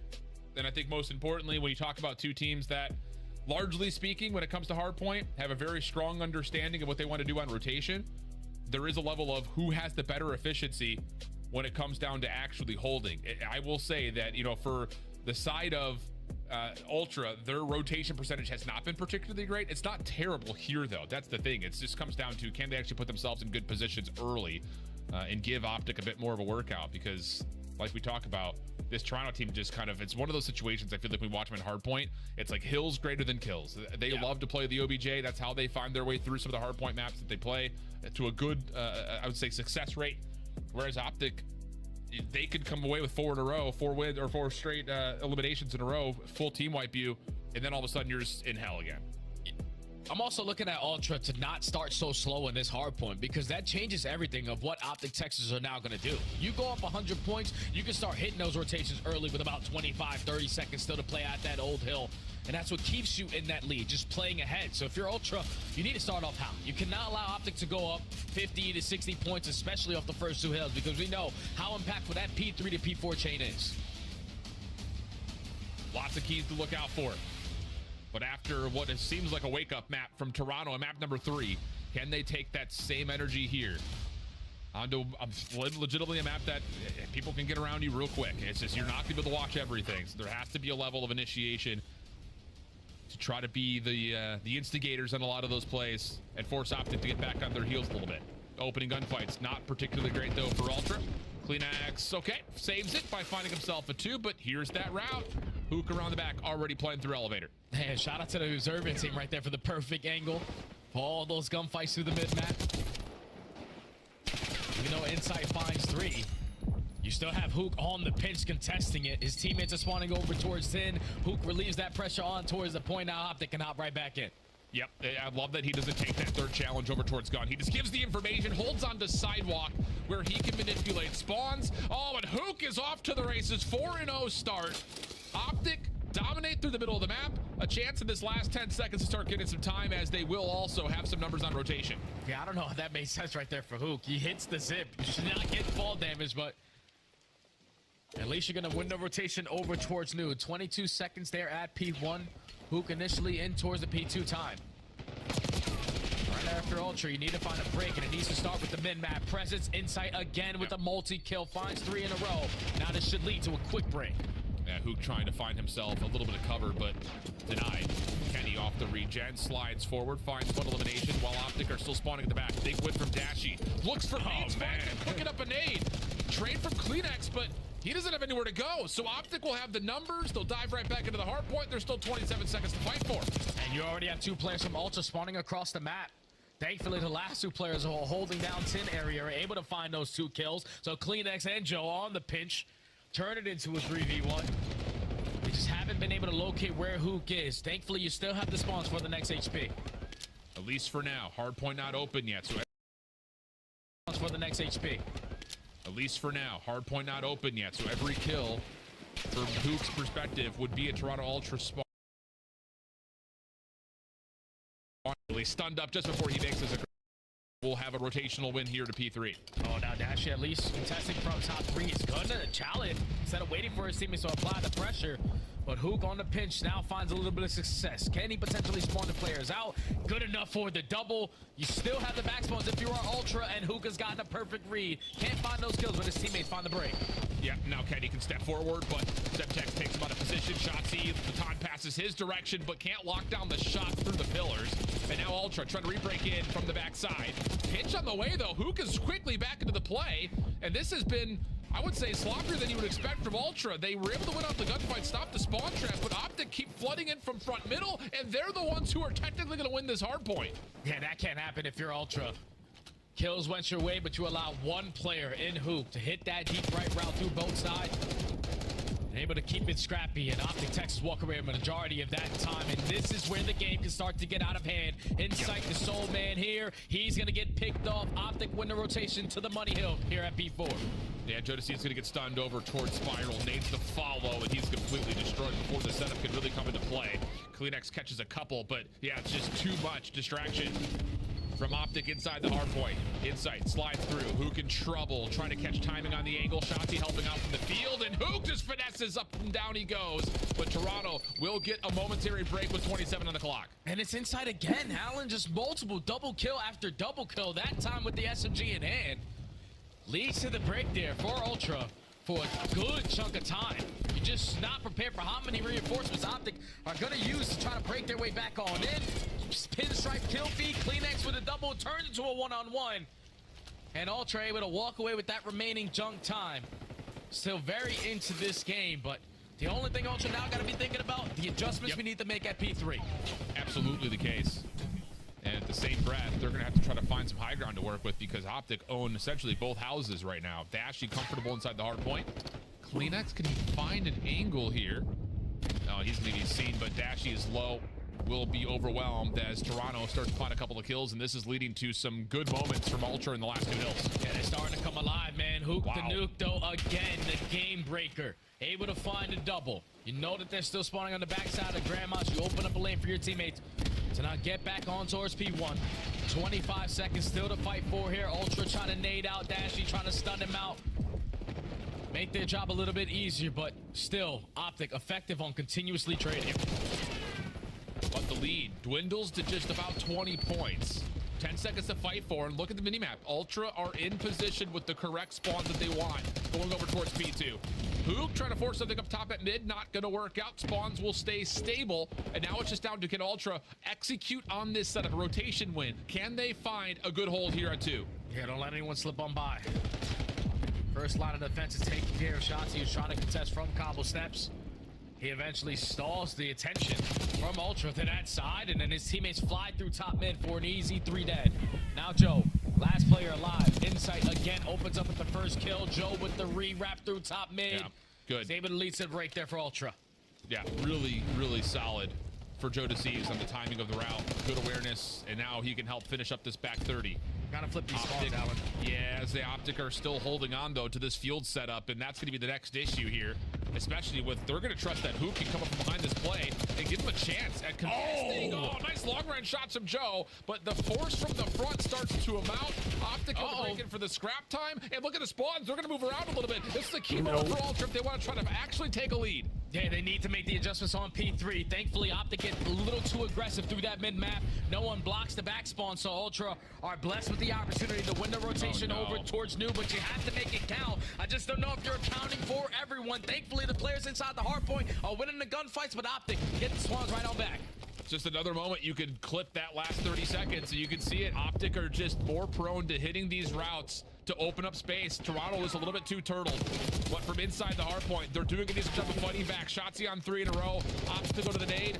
That's where he will drop. Hook next one in. Able to double up even while stunned. And that will be enough for Dashy to step up, find Beans, and that is going to be a break attempt down for Optic. Still 20 to fight for. And this is where you have somebody instantly think about that rotation, and you best believe it's going to be Shotzzy.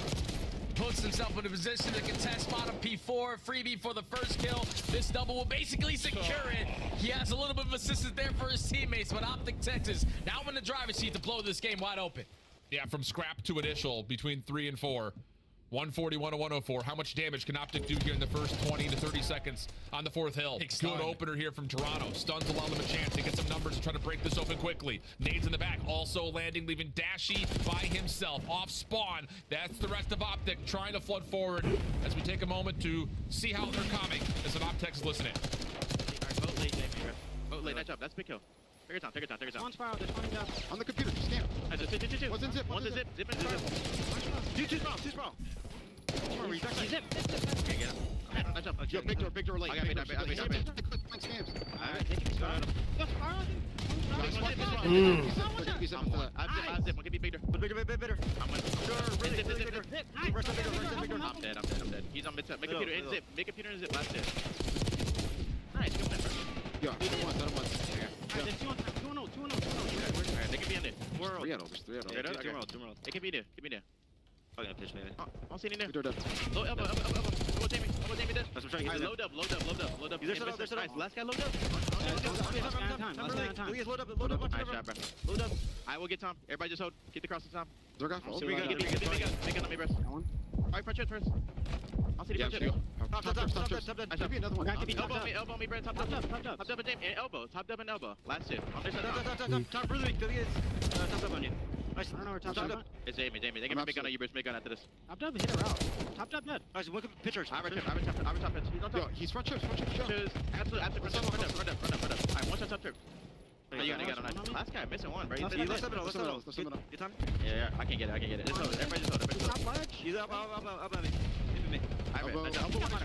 Yo, no, one guy's white. Going left side mid. Clean No. P2 jump. One shot P2, absolutely. One's big gun on me. Look at top dubs. Big gun jump. One shot. Nice. Left side mid is new. I need a top. Nice. Left side mid. What is above me? Mid gun. Can't get that guy. Mid gun. I mean, it's just another one of those moments, Jay. It's either Shotzzy or Hook. They just get in the back line of Toronto and they start feasting. And the problem now for Toronto is that you have to keep focus on the objective, but that means you're not putting focus on rotation. It's just one of those leader's advantages moments that Optic can do whatever they want, and they're going to find an early break here at 2. Yeah, they did it in map number 1, and now they're doing it here in map number 4. Kenny miraculously is able to walk away with 3 in a row before getting traded. Still allows Optic Texas to work their way back on in for free. You do have one player in Kleenex, though, who does spawn on the backside of 10. So you just want to try to play your life because you know we need these spawns for the next HP.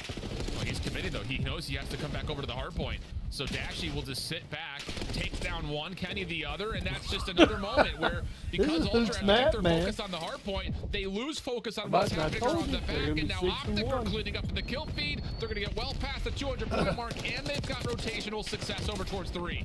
Oh my God. This is Hook's building right here. Like, he's been able to roam around this area for multi-kill after multi-kill, but again, too aggressive up through Grandma's. No one blocking the back spawns. Give Ultra another opportunity to potentially lead to a break. But all the kills in favor of Optic Texas. 2-2 split. Spawns Ultra toward the back. They need to get in. Yeah, Optic are just doing such a nice job of team working out these moments together. Kenny gonna reset, make his way past Zip. See Hook spawns in behind the play, but is not needed immediately. Optic from inside the hard point win the battles. And now Dashy's watching the cross. Oh, mercy me. This could get really ugly really quickly. Dashy not gonna be able to turn and find insight, but still the time continues to tick up for Optic. Ultra have to break from the front. Yeah, they have to. You have to get in, or they're Optic are gonna be able to close out the map here. Kenny at least lines up a double. Beans flies in for a double of his own, but Dashy missed a Batman. 38 and 30. A minute and 20 in the hill. Are gonna allow his teammates now to push to now only needing about 3 seconds. One break is all they need. Yep, and Shotzi's already kicked us off with the opener. Now you can wait. Hook on one side, Dashy coming from the other. Shotzi from the front door. It's just a full pinch, completely enveloped. Is this Ultra set up? And that's going to be Optic Texas dominating from start to finish on both hard points. Holy, this team looks terrifying. And now they claim the #1 seed going to Madrid. Man, they look phenomenal, especially in those HP games. They are able to micromanage the little things about players spawning out, realizing, okay, I got a parallel spawn. They do great in the chaos. For Ultra, that's now 2 back-to-back hard points where you just simply get outclassed in the fundamental aspect. Even in the opportunity where you were blessed with the back spawn on the backside of P3, you still couldn't walk away with a majority of the time there.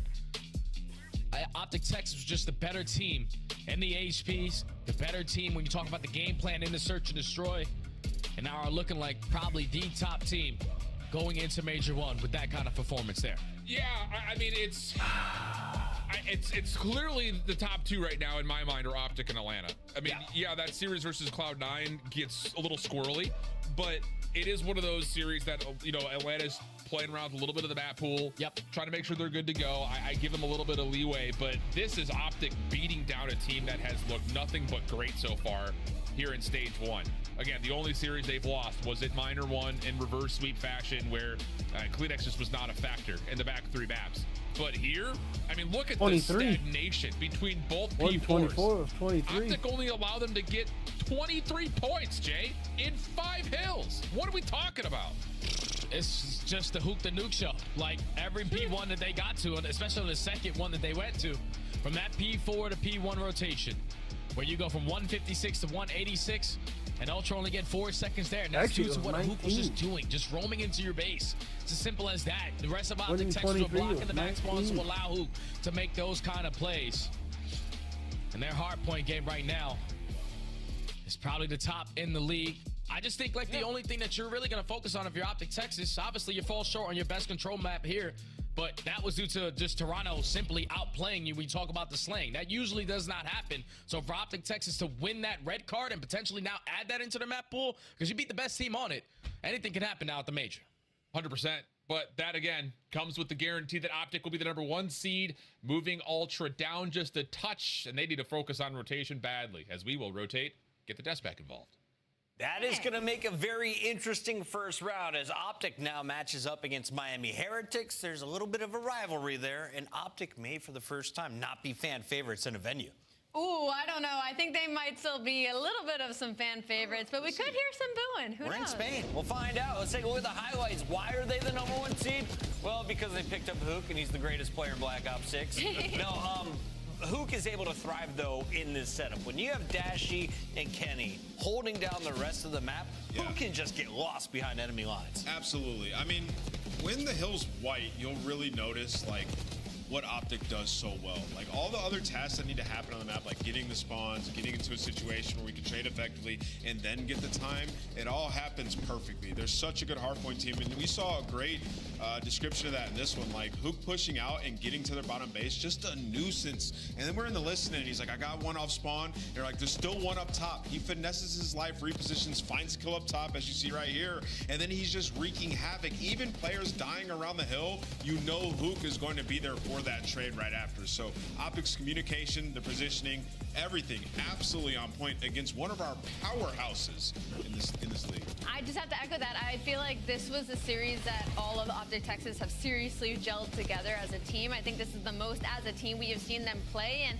not only that, their hardpoint looks unreal. It was already unreal heading into this, but the fact that they went up against our other top team and they just out-rotated them in both map 1 and map 4, just unreal stuff from Optic Texas. You can see the fundamentals coming through, and you can see the teamwork coming through. It looks like Toronto Ultra self-destructed against Minnesota back in the minor. I thought that might have been a fluke, but today's matchup was Optic just establishing dominance. Let's take a look at our scuff play of the game. It's not game 4, but it is Hook. Here he is dropping 11 kills in search. Yeah, he pops off of the game 4, and then the S&D started like 6-0, just frying, man. Like, they put him in such a good position. Like, you have to play around Hook a little bit. Okay. To your team, right? Especially in search and destroy, and this is the reason why. Like, him going down to challengers, I think he learned how to play a little bit more free, but also with instruction, if that makes sense. Like, communicating more and being impactful when he's making plays. Yeah, remembering he has a team. Yes, exactly. And we're seeing that in this version of Optic and this version of Hook. It's awesome to see.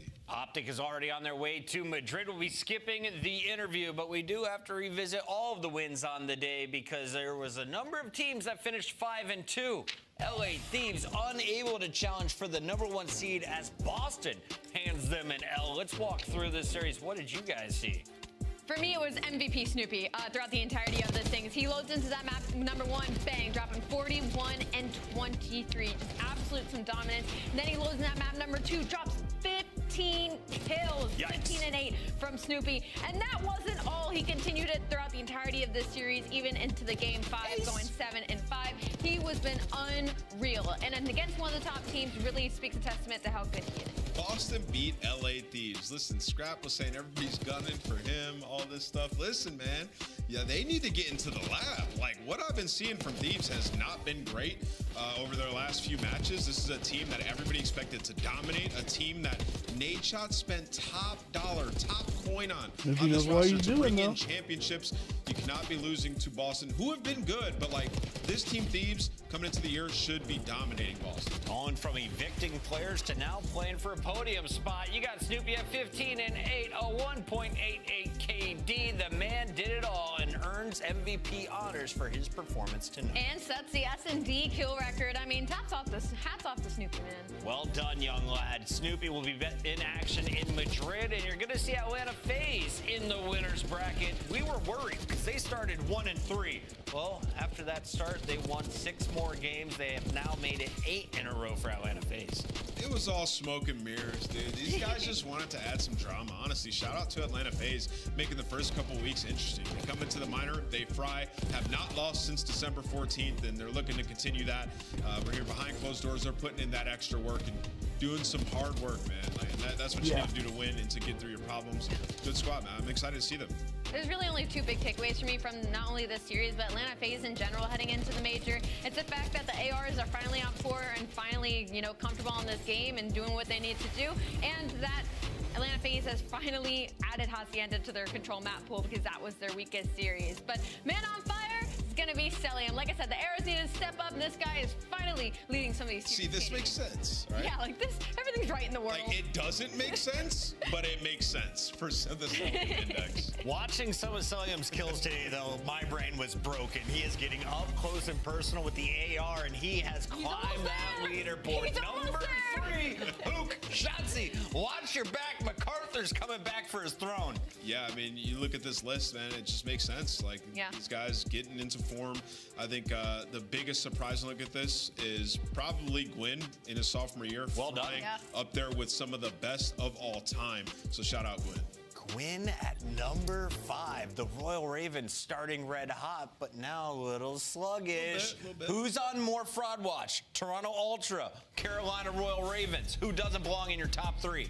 Oh, probably Carolina Royal Ravens. Probably Carolina. I didn't think I'd say that. Yeah, LA Thieves have a lot to prove. Thieves in are that on fraud matchup watch. against Thieves are on fraud watch 100%. Okay, after the minor performance and what they did after that, we need to see something. I will say Ultra will not be unhappy with the draw of Vancouver's Surge, and of course Optic always enjoys showcasing their talents against Miami. Right now, though, we are joined by the man who is not quite Spanish yet. He goes by the name of Shotzi. 21%, crazy. my guy. How we feeling? Amazing, man. Just got the dub, guaranteed first seed, Madrid soon. I'm excited, man. All right, so walk me through the next few days. You guys just finished your last match. You are now the #1 seed. What does Optic do between now and when you take the stage in Madrid? Honestly, I feel like the biggest thing is jet lag. I feel like that's one thing, me personally, like especially since we went to Saudi, it was like what, 14 hours to get there. Yeah. I feel like getting through jet lag is the biggest thing for me. So yeah, honestly, just trying to make sure I get some sleep. There we go. Fair enough. Shotzi, I asked this question to somebody earlier. I got kind of a lackluster answer. I'm hoping you can help me with this. Where does Shotzi come from, and why is there 2 Z's? So the only thing I really remember was making up gamer tags with my brother, and he figured out, Yahtzee, and my favorite gun in Halo back then at least was a shotgun. So I kind of combined the 2, Shotzi. And then the 2 Z's, I don't really know. Like, people mistake it for 2 T's, but I don't really know. I was young. I don't really know what I was thinking back then. Listen, you. Shotzi, you've been more direct and honest with the community and everybody lately, and I want to ask you, who do you want to play in the finals at this first major in front of that Madrid crowd? I want to play against LA Thieves, but if I had to guess, it's probably going to be FaZe. Okay. I like those call-outs, Shotzi. Thanks for chiming in. Draza said he's probably playing you as well. Could happen. Yeah, we'll see. We'll see if they make it. Looking forward to it. Enjoy, my guy. Go celebrate the dub. Yeah.